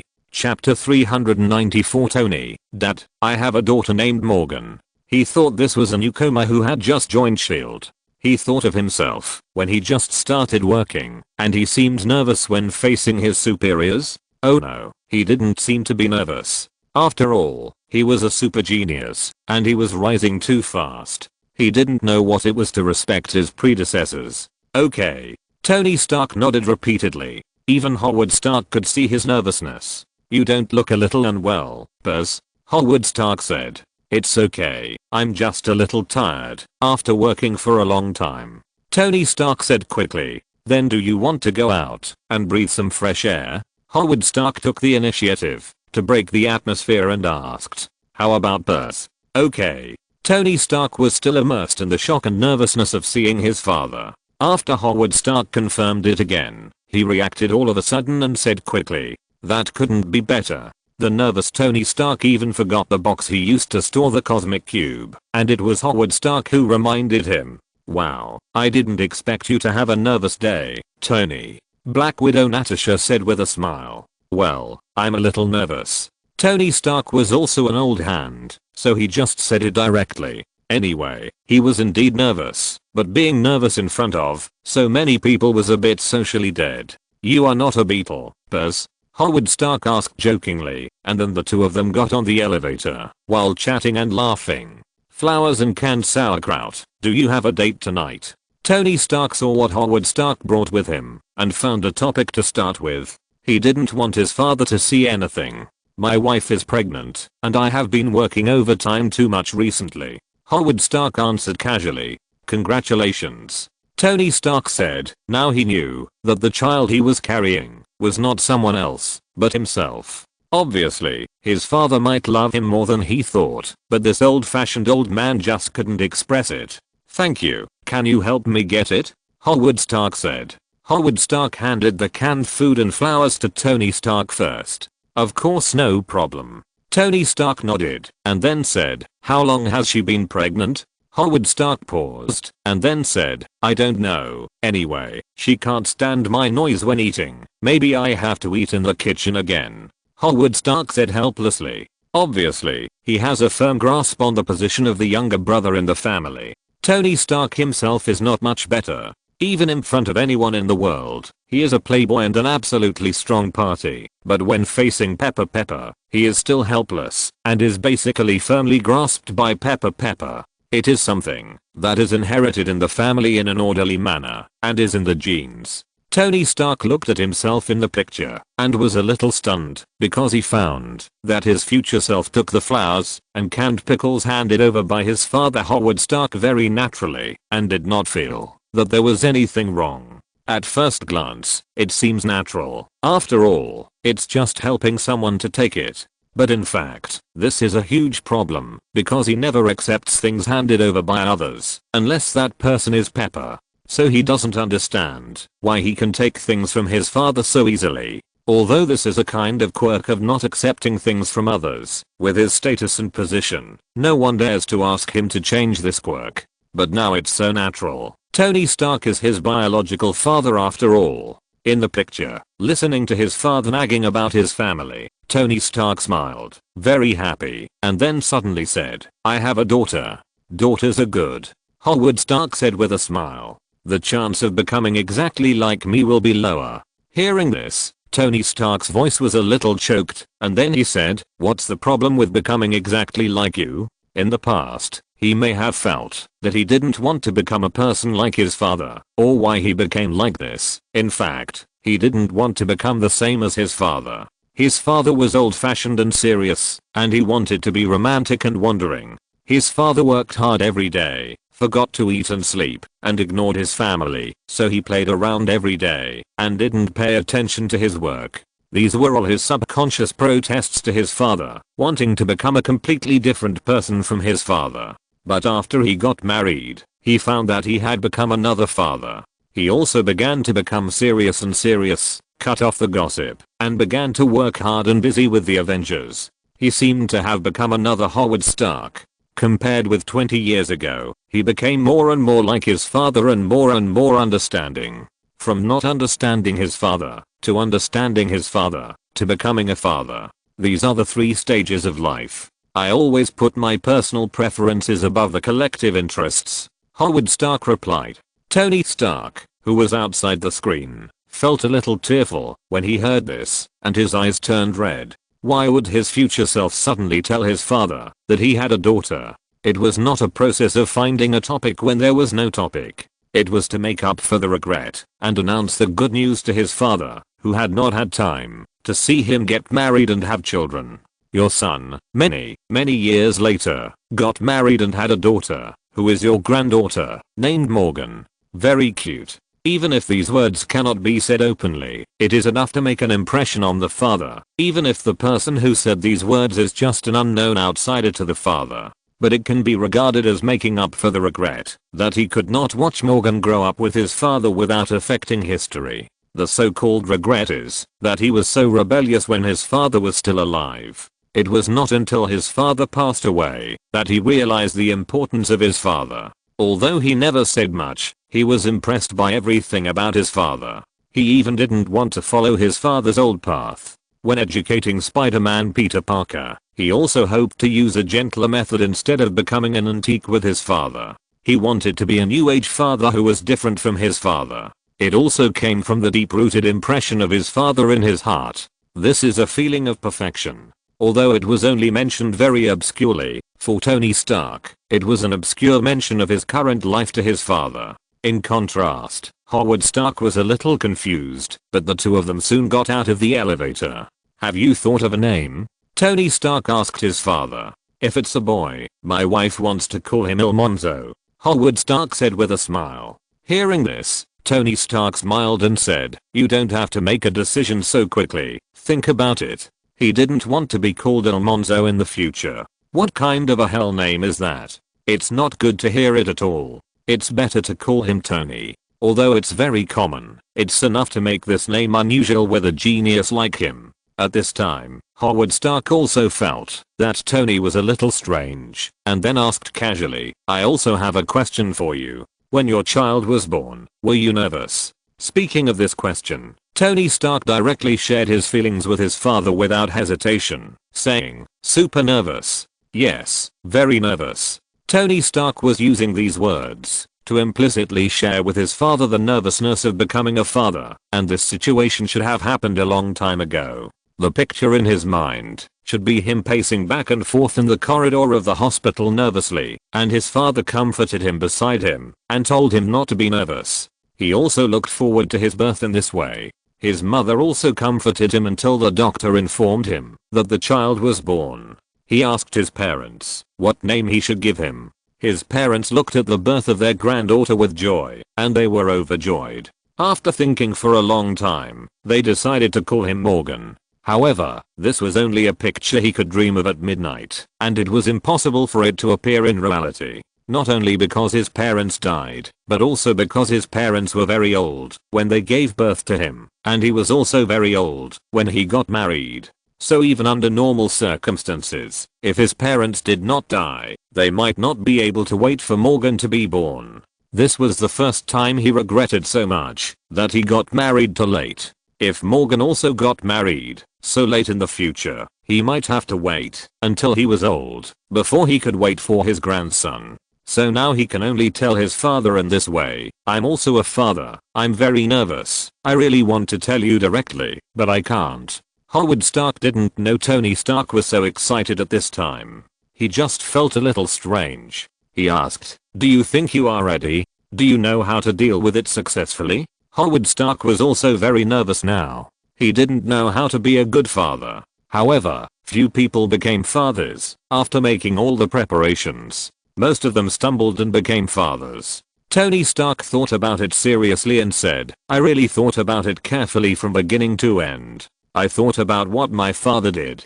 Howard Stark sighed and said, my father has no trouble that he can't solve with his belt. Chapter 395 Iron Man's relief and reconciliation with himself. Tony Stark probably learned from Howard Stark for the first time that he was beaten with a belt when he was young, and that it had historical origins. It had been like this for generations. But this annoying tradition was going to end in his hands. He didn't want his Morgan to live in such a harsh environment like him. He wanted to start with him and change the family style of the Stark family. Although he knew that his father loved him as much as anyone else, the only form of expression was a belt, which caused him a lifetime of trauma when he was a child. Even Tony Stark, who was mentally strong, had a lot of psychological trauma and regrets. Some people rely on their childhood to heal a lifetime of pain, while others have to spend their entire lives to heal the pain of their childhood. Obviously, Tony Stark thought he was the latter.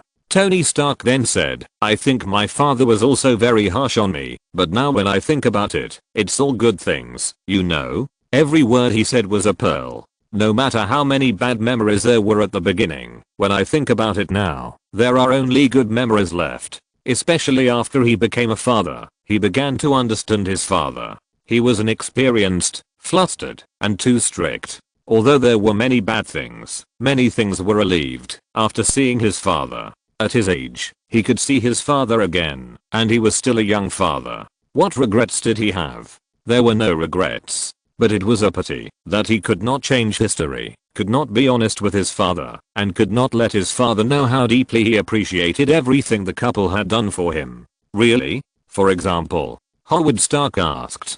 Tony Stark thought about it and said, time is more valuable than gold. Very good man. Hearing this, Howard Stark seemed a little surprised. This man's father had similar ideas to his own. That's not similar, it's just one person's idea. Tony Stark smiled and said, he tried his best. He looked at his father in front of him. He was sure that his father would never know that the person he was talking about was standing in front of him. Many things between men cannot be said in such silence. Howard Stark smiled and said, I tell you, although my child has not been born yet, I'm willing to do anything for him. Tony Stark, who was outside the screen, was silent when he heard this. Although he knew that his father should also love him, this can be seen from many minor details. However, he had never heard his father say such words. From the time he had an impression, his father was very strict and serious in educating them. So that time, when they were looking for a new element to save their lives, they saw the father's love expressed in the video left by their father, which shocked him greatly at that time. But hearing their father mention this matter in person was another matter. This overturned their perception of their father and themselves. Because he always felt that his father was never satisfied with him. It was basically the so-called frustration education of the traditional old white man. He was not satisfied here and there. But later, from the video materials left by the father, he knew for the first time that he was his father's most satisfied work. From that time on, he really understood his position in his father's heart. It was just that his father was educated by a traditional old white man, so he couldn't speak. But now, they heard another statement, which went a step further. For themselves, their father was willing to do anything. It must be said that the old wounds in his heart were being healed little by little. Perhaps, family was not such a disgusting thing. He was relieved. He was really relieved. Tony Stark in the picture still needed to act and couldn't express it too obviously, but Tony Stark outside the picture didn't have to consider these. He could cry unscrupulously. For a while, he couldn't control himself. At this moment, he completely forgave that father, the father who was not perfect and had not done a lot of things well. There were many things that he didn't do well as a father. His future self also lost Spider-Man Peter Parker. He also left little Morgan to save the world and failed to give her a perfect childhood. People are such imperfect existences. What's so strange about it? His father really tried his best. At this moment, he reconciled with the serious and old-fashioned father in his heart, let go of the obsession for many years, and let go of the obsession of wanting to prove himself. It turned out that he was born with such expectations like other children, and was also loved deeply, just like he loved his little Morgan. Nice to meet you, Bosie. Howard Stark took the initiative to speak. Tony Stark also realized that the time of separation was coming, and immediately said to his father, Howard, everything will be fine. After that, he hugged Howard Stark and said, thank you for everything you have done. But after he said this sentence that had been hidden in his heart for many years, he was afraid that his father Howard Stark would notice something wrong. So he immediately added, everything you have done for this country. Howard Stark smiled, said goodbye to Tony Stark, and came to his butler Jarvis and said, Jarvis, did we know that person before? He always felt that the person was so familiar, as if he had seen him somewhere. Anyway, it felt a little familiar, but they had never seen him before, which was very strange. Jarvis took a look and said, you've seen too many, sir. Jarvis didn't feel that he was related by blood. To him, he was just another passerby. Howard Stark thought about it, and it was true, then said, this person looks familiar, but the beard is weird. Just when Tony Stark was still immersed in the touching feeling brought by his old father, he heard Nick Fury say something that broke his defense. Tony, didn't you say that your father became more and more strict with you later? Is it possible that your father thinks that you look more and more like that person named Bosie? The more you think about it, the more you feel something is wrong. Nick Fury said jokingly, if I were your father, I would beat you more. When everyone heard this joking remark, they couldn't help laughing. Tony Stark's face was full of black lines, and he always felt like hitting someone.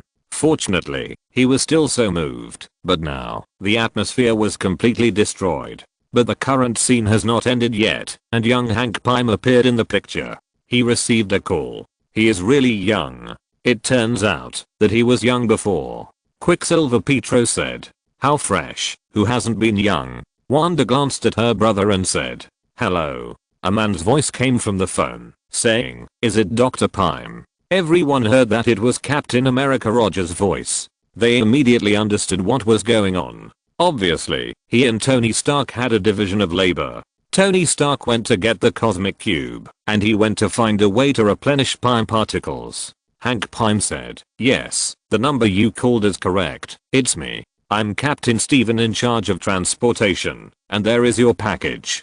Captain America said on the phone. "Bring it up," Hank Pym said, after taking a sip of coffee. "The problem is, I can't bring it up." Captain America on the phone continued to lie. "I'm confused. Isn't this what you should do?" Young Hank Pym said, very puzzled. "Yes, sir, this box is glowing." Captain America continued to lie on the phone. "To be honest, our postman is a little afraid to touch it." "They didn't open it?" Hank Pym asked, as if he already knew what was inside. "They opened it. You'd better come down quickly." Captain America continued to talk nonsense. Hank Pym immediately put down the phone and ran downstairs madly. Then, Captain America appeared. It was indeed him who led people down. Everyone looked at Captain America Rogers with an expression of, "So you, with thick eyebrows and big eyes, can actually lie." Captain America Rogers shrugged his shoulders. This was normal for him, okay. Although he was upright and kind, he came from the war years after all. How could he not have basic flexibility? After Hank Pym left, Captain America Rogers sneaked into the laboratory directly and took away some of the Pym particles that needed to be replenished very smoothly. However, when he was about to leave, he met the Black Aunt on the elevator. The Black Lady was obviously very alert, so she was reporting the sneaky actions of Captain America Rogers and Tony Stark. Obviously, they thought they were hiding very well, but in fact, it was not the case. The traces of their performance were too serious, and they had been seen by others. In order to avoid the Black Lady, Captain America Rogers hid in a room next door. But soon, he found the difference in this room. There was a photo of him in it. Then he took a look and saw that it was written on the door, "Director Margaret Carter." It was none other than his old lover Peggy Carter. Captain America outside the screen was also stunned. He did not expect to see Carter. No, or to be more precise, he thought about it in 1970, which was only 15 years away from his era. Chapter 396 Iron Man Steve Rogers and Captain Britain Carter. At this point in time, it is not normal to see the lover of the past, and he later knew that Carter became the first director of S.H.I.E.L.D. and worked in this bureau. However, Captain America dared not think about it, dared not touch it. That was the person in the deepest part of his memory, the one he was most reluctant to recall. Before that, he did not dare to mention the name of that person. In his dreams at midnight, it was his lifelong regret. That dance might be a promise that he could never fulfill in his lifetime. At this time, the scene changed, and Carter, who had been promoted to the director of S.H.I.E.L.D., walked in and communicated with his subordinates on the side. Braddock's team encountered a thunderstorm. The male subordinate was reporting on his work and said, "Damn, I will check the weather forecast in the future," Carter said, and seemed to be depressed by his mistakes. At this time, the whole person was stunned, staring at his girlfriend in a daze. He looked at his lover through the window, and he was silent. Captain America in and out of the picture was silent, watching Carter leave. No one knew what to say. With their relationship, they knew something about the love story between Captain America Rogers and Director Carter of S.H.I.E.L.D., although they only knew a little bit. Of course, there were many things they didn't know, such as the siblings Wanda and Pietro, Stephen Strange, Wonder Woman Diana, Gwen, etc. They didn't know that the two had a king. Go back to the past and complete your own redemption. Captain America Rogers looked at the video screen and said with some emotion, "If Father Howard Stark is Tony Stark's redemption, then old lover Peggy Carter is Steve Rogers' redemption." He never thought in his life that he would see his lover in his youth again in this way. He couldn't imagine it at all. But for some reason, he actually felt a surge of emotion and even had some ideas in his heart. If it is possible, maybe you can go back to the past. Captain America Rogers didn't know why, but this idea just popped up in his mind. Undoubtedly, this was a very bold idea, but since it was an idea, it might not be impossible to realize it. However, he immediately put this idea behind him. Now was not the time to think about these things, and he himself could not give up his current teammates and everything now, and return to a peaceful life. At least he had to defeat Thanos. Now was far from the time to consider retirement in the future. It must be said that fate is really a very wonderful thing in many cases. Probably not many people know that the person who was responsible for snapping his fingers and sacrificing in the end was Captain America. After all, there was a precedent for Captain America to use the Infinity Gauntlet, but later he chose Tony Stark. Although it was a pity for Tony's death, it must be said that at least Captain America had a perfect ending. In the first generation of Avengers, he was the only one who retired quietly. Doghead. However, these are not fixed. Probably no one knows that in fact, in a timeline, Howard Stark made his own iron armor. This is a smart and talented person who is no less than Tony Stark, but is limited by the times. British Captain Carter, the first generation of Iron Man, Steve Rogers. This combination seems to be good. Ha ha ha ha. I'm the one who is responsible for the sacrifice in the end. Captain America Rogers looked at this statement and felt a little strange, not because he was the one who sacrificed. As the first generation of superheroes, he still has basic responsibilities. If necessary, he can sacrifice himself. Anyway, he should have died. If he can live for 70 years, every day is a big profit. But what does it mean that he is the one who is responsible for the sacrifice and he has a precedent of using the Infinity Gauntlet? When? He didn't understand, but according to his understanding of Lin Feng, if he said so, it probably happened before. Even if it is not in their timeline, there will be another timeline that he said so. Tony Stark frowned. What does he mean by being arranged? Who can arrange for him to die? Could it be that Doctor Strange? He was a little bit unbelievable, but the subsequent description also made him widen his eyes. His father also made the Iron Man armor? How is this possible? Even Captain Carter of Britain and Iron Man Steve Rogers were born? This Iron Man Steve Rogers seems to be pretty good.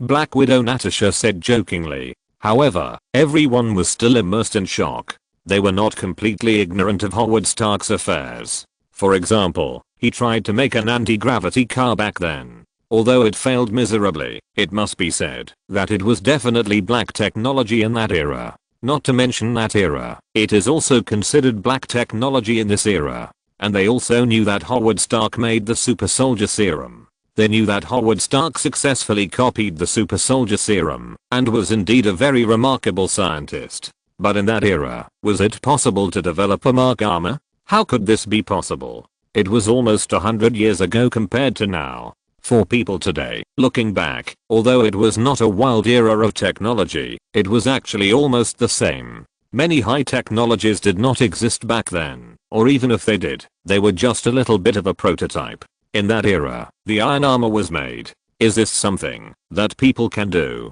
My dad made the Iron Man armor? Tony Stark was a little dumbfounded. His dad actually made the Iron Man armor? He knew very well how many things needed to be overcome to make the Iron Man armor. For that era, it was almost all black technology. He did not underestimate his father's wisdom. After all, so many years had passed, and he was taught a lesson by his father. But the question was, what did he use as the driving energy for the Iron Man armor in that era? You know, in that era, there were no nuclear fission reactors. They had to wait until after World War II, and they were all supergiant. Using them on armor was a joke. It was very exaggerated.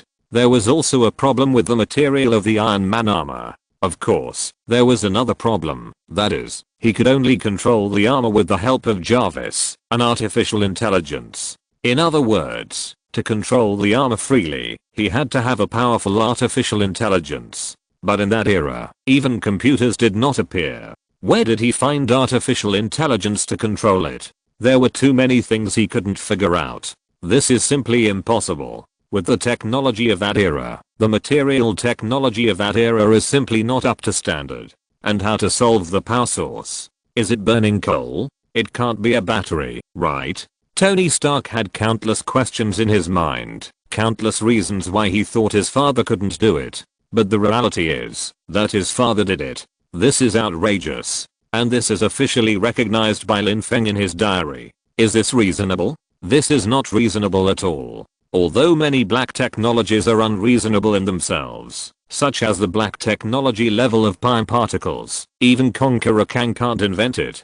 But at least there should be some basic laws. But Tony, you think it is impossible to make Iron Man armor in your father's era, but according to our current human technological progress, do you think it is reasonable for you to make Mark armor, anti-gravity devices, and cold nuclear fusion arc reactors in our era? Nick Fury suddenly said. Nick Fury's words instantly stumped Tony Stark. If it was unreasonable for his father to invent the Iron Man armor in the distant past, it was not very scientific or reasonable for him to invent the Iron Man armor, create artificial intelligence, and create the cold nuclear fusion arc reactor now. Not to mention that from the perspective of future information, all kinds of things are even more unreasonable. From the first generation of armor, Mark I, to the later nano armor, Tony Stark took about 20 years. Is this a normal research and development speed? It's a joke. According to general evaluation, the normal development speed can be developed to this level within a few hundred years, which is considered very fast.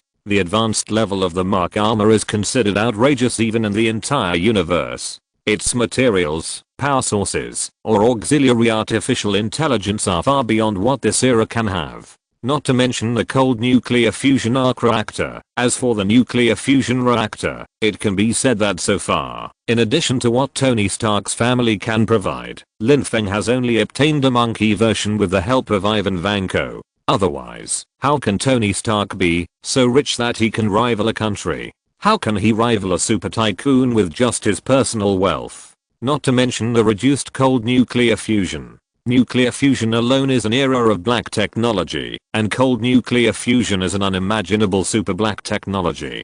Basically, this kind of thing can only be seen in some science fiction novels. After all, the authors of those novels only need to type a few words to let the protagonist develop it, and there is no need to consider the difficulty of development. Well, what Nick said makes sense. There are many incredible miracles in this world. Now there is another one, my father, which is also normal. Tony Stark paused and immediately agreed. But after all, he is Tony Stark's father. With such a smart son, Howard Stark's IQ is certainly not much worse, right? Chapter 397. Act like a clown, Captain Carter. While everyone was still immersed in how Howard Stark solved the various problems of the armor in that era, a video had already appeared. Tony Stark clicked it and saw that the beginning of the video was a map of the World War II period. The Germans were invading the European continent like fire and conquering cities. In June 1943 on Earth, the Nazi army swept across Europe, bringing death and destruction. The Allies united to create a new type of soldier, the super soldier. In the darkest moment of mankind, a skinny kid from Brooklyn became Captain America. After turning the tide of World War II, he made great sacrifices, restored peace, and saved the world. With this narration, everyone looked at Captain America Rogers. In fact, only Captain America Rogers knew whether it was true or false. Because they had basically heard about the birth process of Captain America Rogers, and even many of them had heard about the news of the second knife that had been screened by the outside government. Only Captain America Rogers knew what happened at the time. But in another world, a simple choice created a brand new hero. At this time, in a laboratory, countless scientists were busy. All of this is to create a super soldier. At this time, Steve Rogers, who had not yet become Captain America, looked at the device below and spoke. And beside him, Agent Carter slowly said, "Paris has fallen. London may be next. If this works, you can end the war. We mortals can only dream of doing such a thing." Obviously, Captain America Rogers at this time had not yet become Captain America and was still a thin young man. When the experiment was about to begin, when Dr. Erkins asked Agent Carter if he would return to his office, Agent Carter chose to stay, and this created a whole new universe. That's it. That decision created a whole new universe moment. When Margaret Peggy Carter was asked to leave the room, she chose to stay, but soon, she would venture into the unknown and create a whole new world. Everyone knows that this is the characteristic of the timeline. Every different choice will create a whole new timeline. On the issue of whether Peggy Carter left the room or not, a whole new timeline was directly created. No one had ever seen the birth of Captain America Rogers, so they watched everything on the screen with bated breath, and finally the change happened. No one expected that the Hydra agent would sneak in, launch an attack directly, and detonate the explosives that had been prepared long ago. In this process, Captain America Rogers did not complete the transformation as in the original timeline, but jumped out directly and was shot down. The Hydra agent took away the super soldier serum, but was immediately killed by Peggy Carter, who rushed over, including everyone outside the screen. No one expected that things would turn out like this. Captain, was it like this when you injected the super soldier serum? Black Widow Natasha asked. No, I completed the injection, Steve Rogers said. He frowned. In this video everyone's focus was originally on Howard Stark, wanting to see the iron armor he developed kill all around. But no one expected that the first person to have an accident was not Howard Stark, but the birth process of Captain America Rogers. After being shot twice, even if he didn't die in the parallel universe, he couldn't become Captain America again. Under the condition of serious injury, it was impossible to complete the final transformation. If that was the case, who became Captain America in that world? Or was it Peggy Carter mentioned in Lin Feng's diary just now? Captain Britain? At this time, with the situation developing like this, many people finally knew where the problem was. They also knew the future development. Captain America might not be a chance, but Captain Britain? It seemed to be a very interesting development direction. Howard Stark, with two small mustaches, turned around and said loudly, "We either start now, or we will never do it." In the end, Agent Carter chose himself to be the experimental subject. In the end, Howard Stark withstood the pressure and let Agent Carter complete the injection. In the end, it was successful, and a tall woman came out. Captain Britain Carter. Wow, Captain, in that world, you are even more different from her. Black Widow Natasha said with a smile. Captain America Rogers was also a little helpless. Without the transformation, he was much shorter than the average person, and even shorter than Peggy Carter. Now, Peggy Carter has become much taller than the average man, at least 1.8 meters or 1.9 meters tall, and the feeling between him and Peggy Carter is even more weird. Moreover, without becoming Captain America, the self in that world would not even have the opportunity to stand shoulder to shoulder with Peggy Carter, so becoming the first generation of Iron Man is the only hope. Don't think that the white people in Europe and America at that time were so tall. You should know that a few decades ago, when the Eight-Nation Alliance invaded Beijing, Dutch officers would sigh at the tall stature of Chinese officers when they saw the Chinese officers.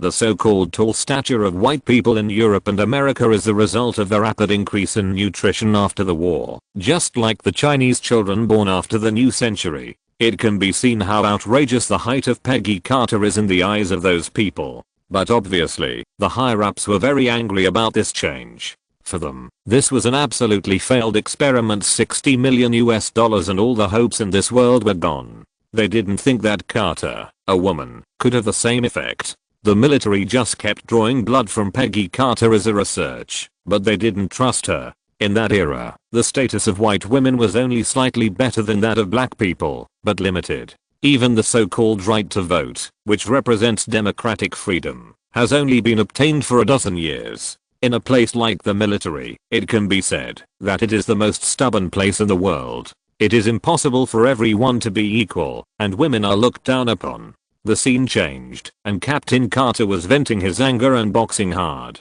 Everyone looked at Captain America Rogers, as if he also liked boxing, but only Captain America Rogers himself knew that this was to vent the powerful force that was about to overflow in his body, especially at the beginning. He couldn't control the power that was growing every minute and every second, and this was the only way. As a boxing bag was knocked out by her punch, the thin Steve Rogers said, "Nice left hook." Captain Carter was obviously in a state of extreme anger. She roared in a low voice, "That's not what Colonel Flynn said, that weapon idiot." Then she threw the barbell in her hand. The whole wall was full of such barbels, which were smashed in. Captain Carter's strength at this time can be seen from this. The effect of the super soldier serum transformation also amazed everyone. Whether it was Steve Rogers who was born weak or a woman like Carter, they could be transformed to an extremely outrageous degree. If Hydra hadn't intervened and popularized this super soldier serum, World War II might have ended earlier. If I could do this to Hitler's head, Captain Carter said depressedly. Even worse, Flynn might let you participate in the Uzo tour. Steve Rogers joked, put on a Chewie costume and smiled 10 times a day. All of this made Captain America Rogers frown outside the screen. Some dead memories began to attack him. He once participated in this kind of tour and wanted to vomit. He really couldn't stand performing everywhere, soliciting donations everywhere, and performing for the army everywhere. This made him feel that he was not a soldier, but a clown in a circus, specially for people's entertainment. He won't, he can't, can he? Captain Carter was a little skeptical, but soon, she realized that the other party was really likely. Steve Rogers just shrugged and smiled, without giving a direct answer. At this time, a group of troops passed by the window. This reminded Steve Rogers of his good friend Bucky, who should be sent to the battlefield now. Bucky, a friend of mine in Brooklyn. He has just been assigned to the 107th Army, and the army didn't tell me where he was going. Steve Rogers said in a very depressed mood. We all have people fighting for us. Captain Carter sighed and said, if only we could fight for them. I'm sorry, you're the one who's destined to end the war. Captain Carter apologized. She felt that this opportunity should have belonged to Steve Rogers, not her. She knew very well how much effort Steve Rogers had made to wait for this opportunity, but now, all his efforts had failed. After successfully injecting the super soldier serum, she could only punch here boredly, so the military thought that the $60 million was wasted, and it was not a joke, but a reality. In this era, $60 million is undoubtedly an astronomical sum of money. But it's yours now. Don't worry about me. Anyway, I don't know how to dance. Steve Rogers said with a faint smile. Maybe it's because you haven't found the right person yet. Captain Carter said. The two smiled at each other, and then the scene changed, and the opportunity Captain Carter was waiting for arrived. Chapter 398. The first Iron Man. Steve Rogers joins. The Nazis invaded a small town in Norway, and this was the opportunity Captain Carter had been waiting for. Captain Carter, Howard Stark and Colonel Flynn gathered in a combat command room. Tønsberg in Norway, a real Christmas town. Howard Stark. Well, are the Nazis in Norway? Colonel Flynn asked. Almost. It's Hydra, Hitler's own supernatural science department. Captain Carter said. According to the gamma signal of the clock tower, what they are looking for can power the London Palace for a century. Howard Stark said. Agent Carter frowned and said, or, blow up London in 60 seconds? Captain Rogers frowned, and the memory of death was constantly emerging. These battles seemed to be the reappearance of the battles he experienced that year. The only difference was that he was the protagonist in the past, but now it is not. But Captain Carter, I understand. As he said that, he turned on the device and found the cosmic cube from it, and then Hydra took action and shot the old man.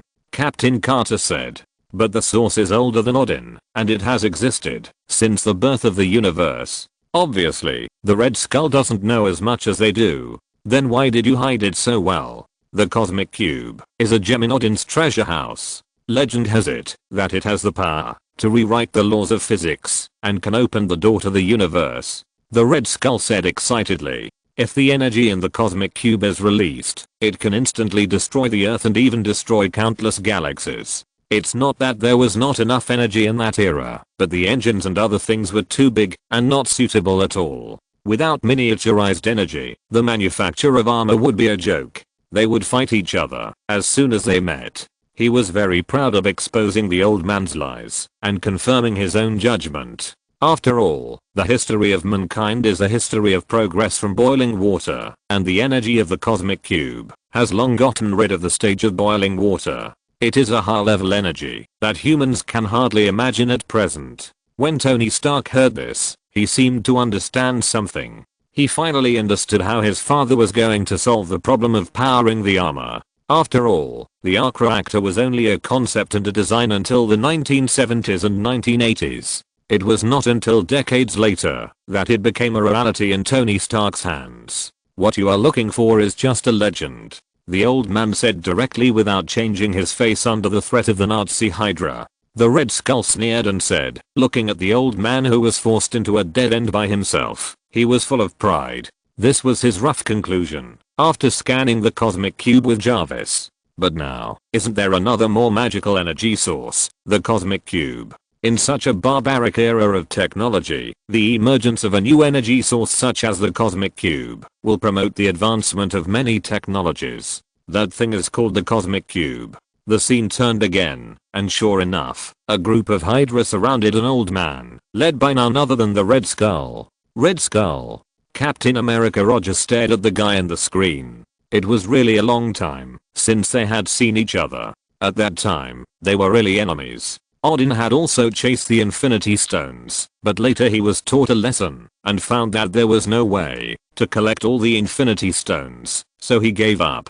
But everyone outside the screen knew that the cosmic cube was placed on the Earth by Odin, which was correct. The scene turned and returned to the command room, where everyone gathered together. Howard Stark said, "It should not have been delivered yet, but we still have a chance. If we send a troop today." Hearing Howard Stark's words, Colonel Flynn said directly, "Stark, you are crazy. I can go."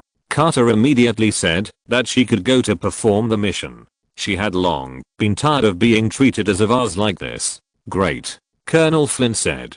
"Great, you two are crazy. There are two crazy people running around here now." Although Colonel Flynn didn't want to agree to this strange adventure plan at all, he still looked down on a woman like Captain Carter, thinking that it was a great breakthrough for her to be able to attend such a high-level military meeting. After being rejected, Carter was depressed and drank in the bar to relieve her boredom, while Howard Stark on the side gave her Captain Britain's battle robe and vibranium shield. He upgraded Captain Carter's equipment, allowing her to officially evolve from Agent Carter to Captain Britain Carter.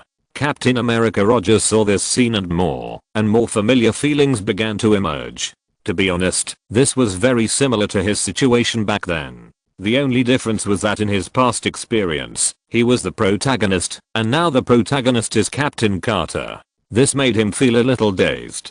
Is there really such a thing as a life script? If there is no me, there will be someone else. If you don't do it, there are Peru who will do it. In the picture, Captain Carter has already set foot on the road to Berlin. On the way, everyone saw Captain Carter's outrageous fighting power. He even used a shield to easily block a speeding truck and overturned the entire truck to the ground. "Captain, are all of you who have been injected with super soldier serum so outrageous?"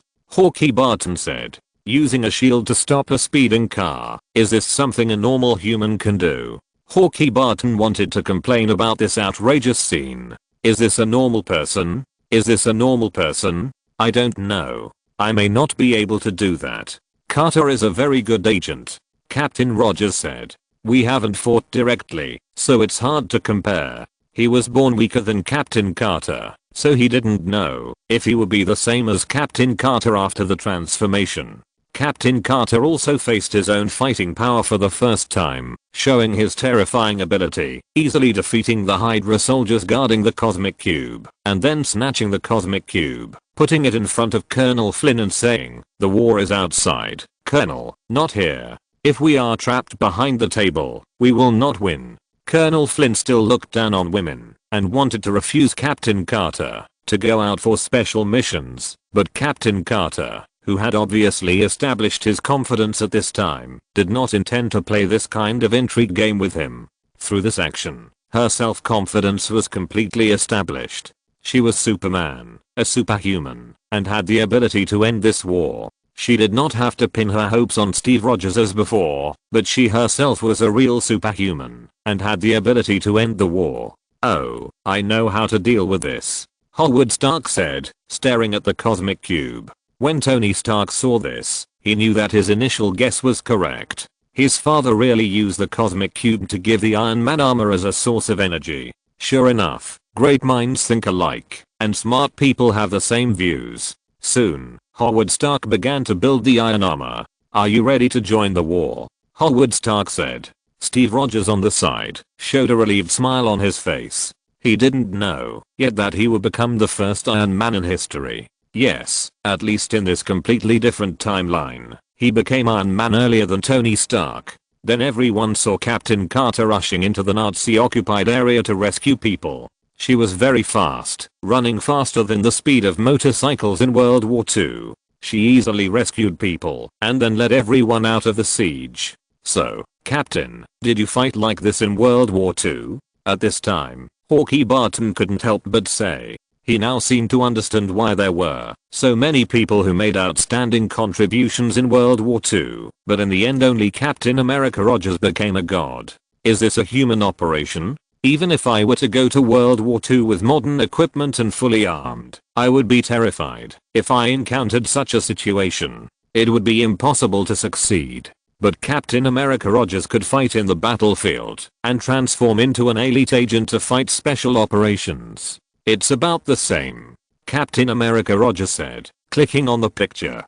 Captain Carter's operation at this time was similar to his operation back then. It's the same. This is the power of the super soldier serum. This is why Hydra, SHIELD, and even the US military are obsessed with copying the super soldier serum. However, such a big commotion still attracted the garrison farther away.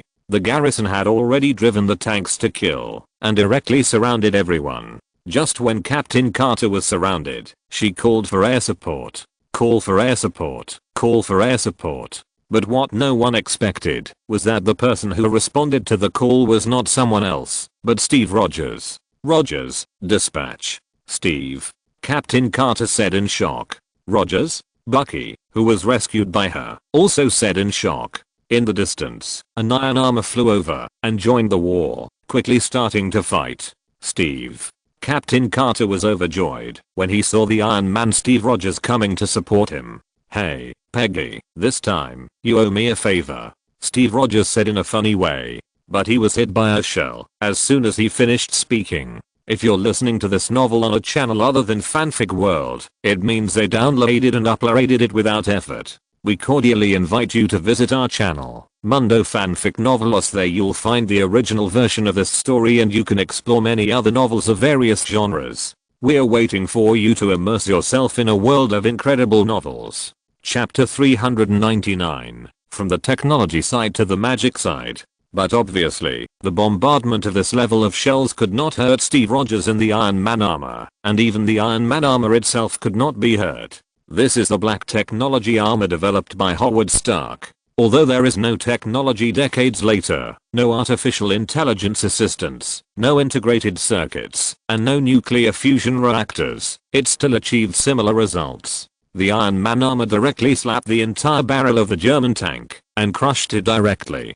Stark made me a new pair of dancing shoes. What do you think? Steve Rogers joked. Then we'd better start dancing, Captain Carter said.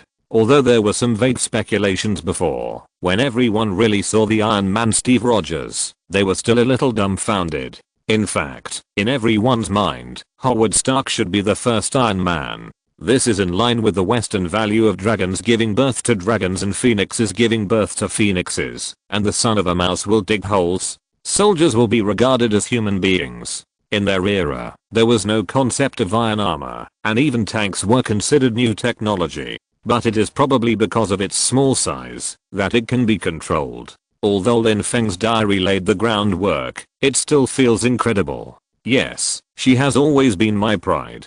I always think Peggy is a peerless beauty. Colonel Flynn took the credit for himself without hesitation, as if the person who kept stopping Captain Carter from going to the front line was not him. Let's cheer for Captain Carter. Steve Rogers raised his hand and cheered. Yes, sir, I asked Howard Stark to make it himself. Obviously, he not only appropriated Captain Carter's credit, but also embezzled Howard Stark's credit. After that, there were various scenes of Captain Carter defeating the German army. Even the old stubborn Colonel Flynn mentioned Carter in the phone call with the president. It was another very typical old soldier in the army. When he encountered a little benefit, he really didn't care about anything and flew directly. Everyone cheered. Wait, don't you even know how to drive a car? Bucky saw his friend coming out of a huge robot, and he couldn't help but complain. But unexpectedly, there is another way. After decades of development, some comfort will be gradually developed.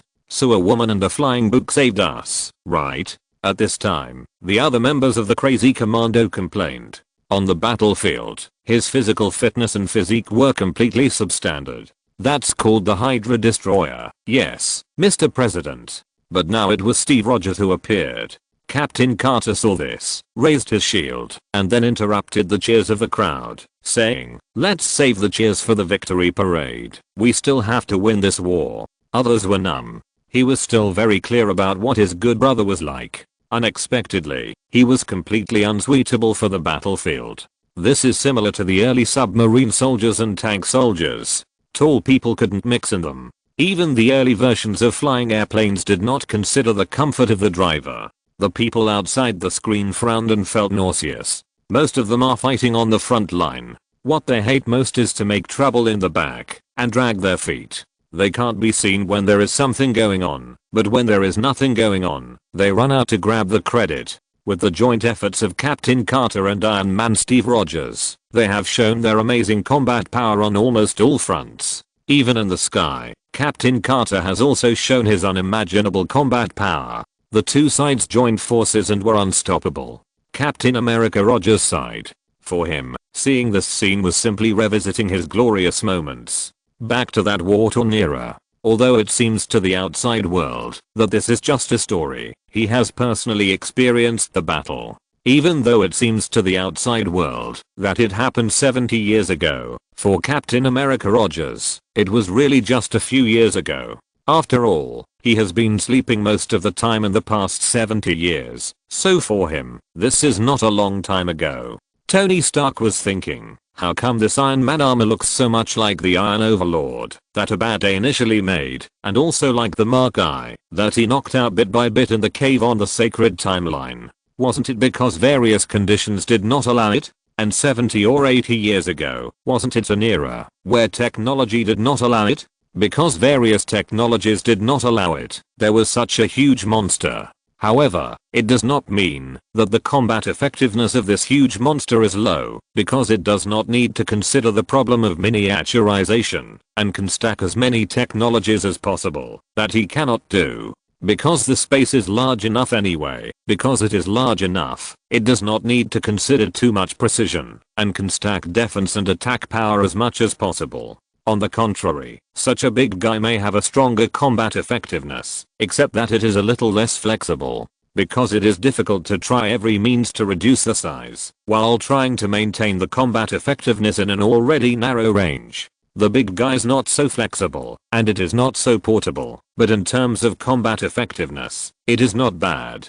Just like the anti-Hulk armor he made, it is to stack strength and defense, without considering portability. In order to solve this problem, the anti-Hulk armor is placed in space, so that it can be called at any time. Relying on the anti-Hulk armor, Tony Stark defeated the Hulk, who could not be defeated by the armor in normal state. Although he only knocked him out for a short time, it was already a very remarkable record. It shows that giant mecha can also be made. However, the situation of the two killing all sides did not last long, because Hydra was also very smart and reacted quickly. It immediately found a way. Hydra had planned to summon monsters from alien planets to win the war. And now there is only one cosmic cube left. At the same time, facing the questioning of the senior officials of the Third Reich, the Red Skull almost killed him without hesitation, and also declared the destruction of the Third Reich, and Hydra would be reborn from the ashes. The SHIELD side received news that the leader of Hydra, the Red Skull, was on a train, and this action was actually used by the Red Skull to ambush the Howling Commandos.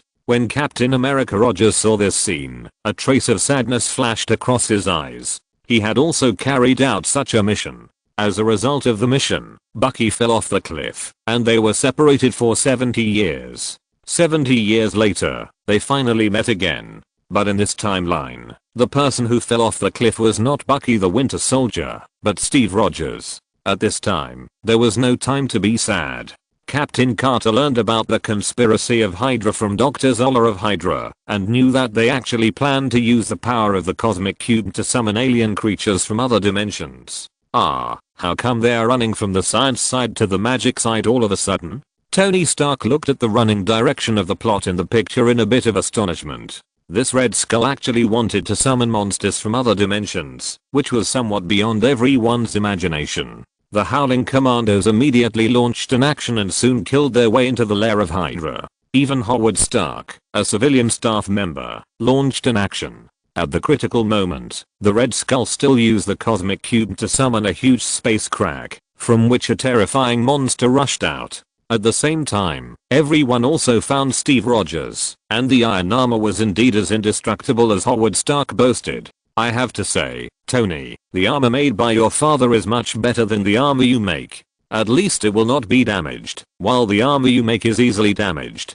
At this time, Black Widow Natasha said, "Okay, I admit it, but damn, where did he get the materials from?" Tony Stark nodded and said, "Where did this material technology come from in that era?" With his arrogance, it is not easy to make him admit that he is inferior to others. But if that person is his father, then it is okay, there is room for negotiation. And he really thinks this matter is outrageous. His armor uses the latest and best technology, but it is impossible to say that it can be intact in the face of a train of explosives. It is impossible to do it. But the armor made by my father in that era did it, completely unscathed. In the end, I can only say that he is worthy of being my father. Could it be vibranium?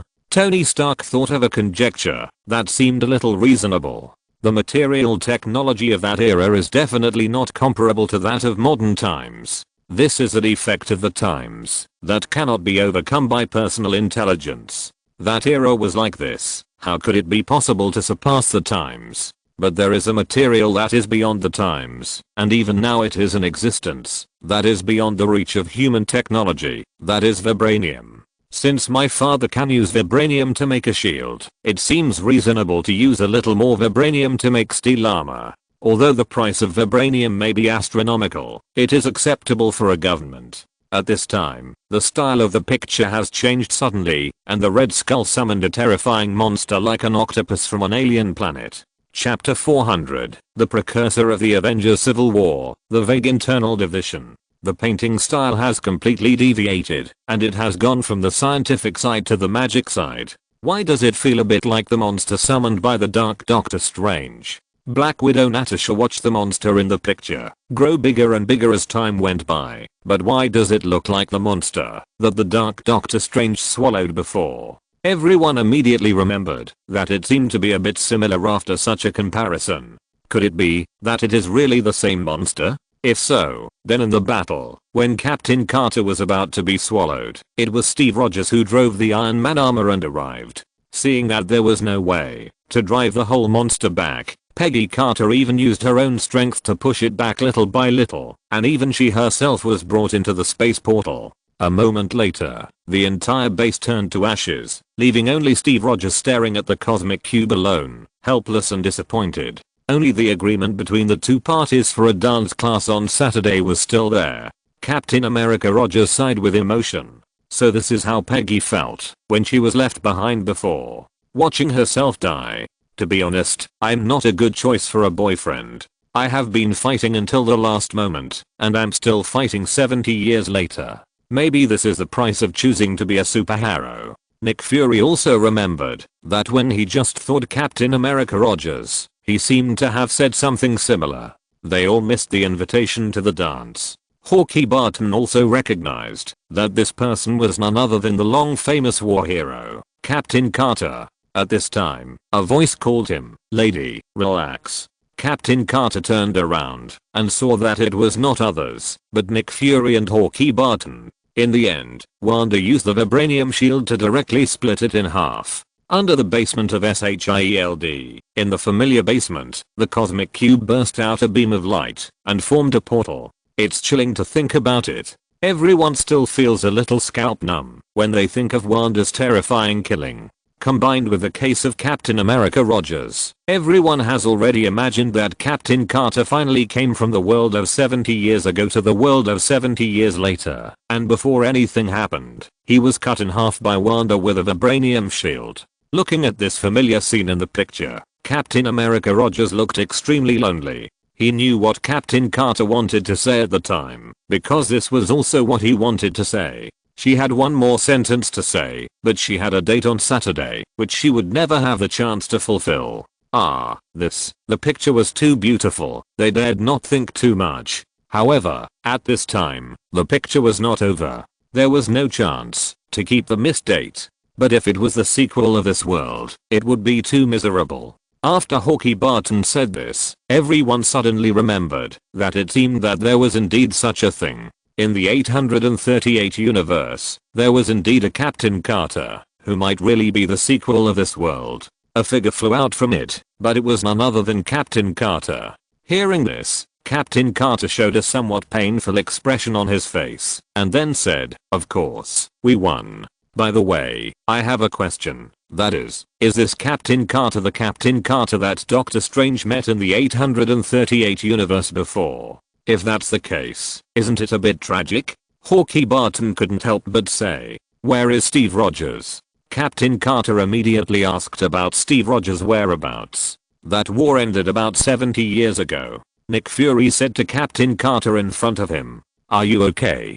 Sir, that's Captain Carter," Hawkeye Barton said. "The only difference is that Captain America Rogers came to the future after being frozen for 70 years, while she came to the future through some kind of time and space portal." Wanda was also a little embarrassed. Herself in that timeline was indeed a little cruel and a little outrageous. As a mother, she did countless things in a rage that angered the heavens and the people. This is something she can't feel or understand now. After all, she is still a virgin girl. Being a mother? There is no such idea at the moment. No, it shouldn't be that world. Bruce Banner said.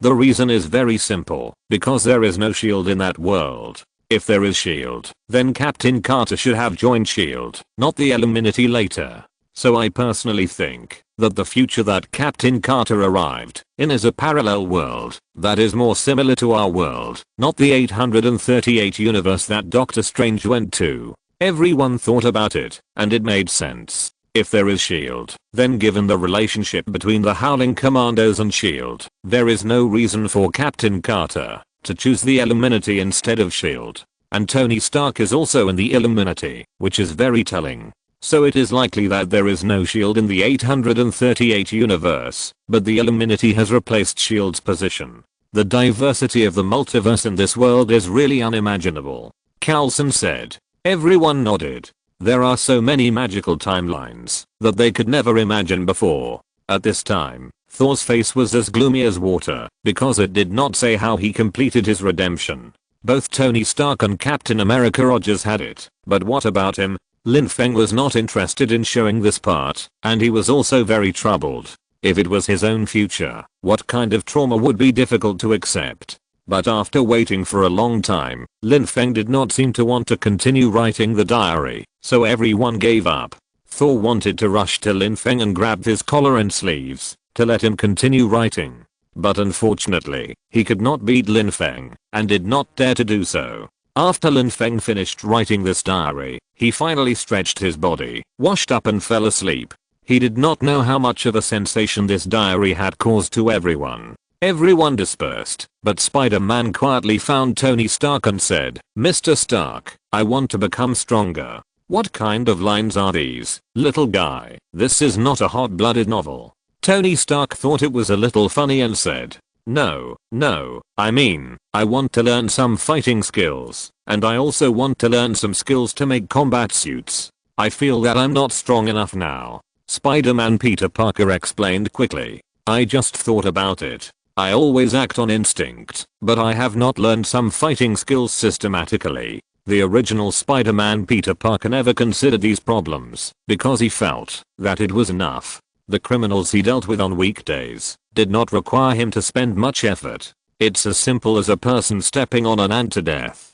Would a person learn any technology specifically to step on an ant to death? Obviously, it is impossible. But now he really realized that his strength is far from enough. His strength comes from the spider totem, which has super speed, super strength, super endurance, and advanced perception, etc. But the problem is that these are far from enough. It's just that this kind of power comes from the mutation of the body, and there is no way to practice it. He has no way at all, so he can only choose to further study his fighting skills, to improve his combat effectiveness as much as possible. With the same physical fitness, learning fighting and not learning fighting are completely two concepts. The same is true for the production of battle suits, which are also one of the important sources of his fighting power. I can't teach you how to fight. Even if I help you find the most powerful fighting master, it's useless. In fact, there is a real fighting master among our Avengers, that is Captain America.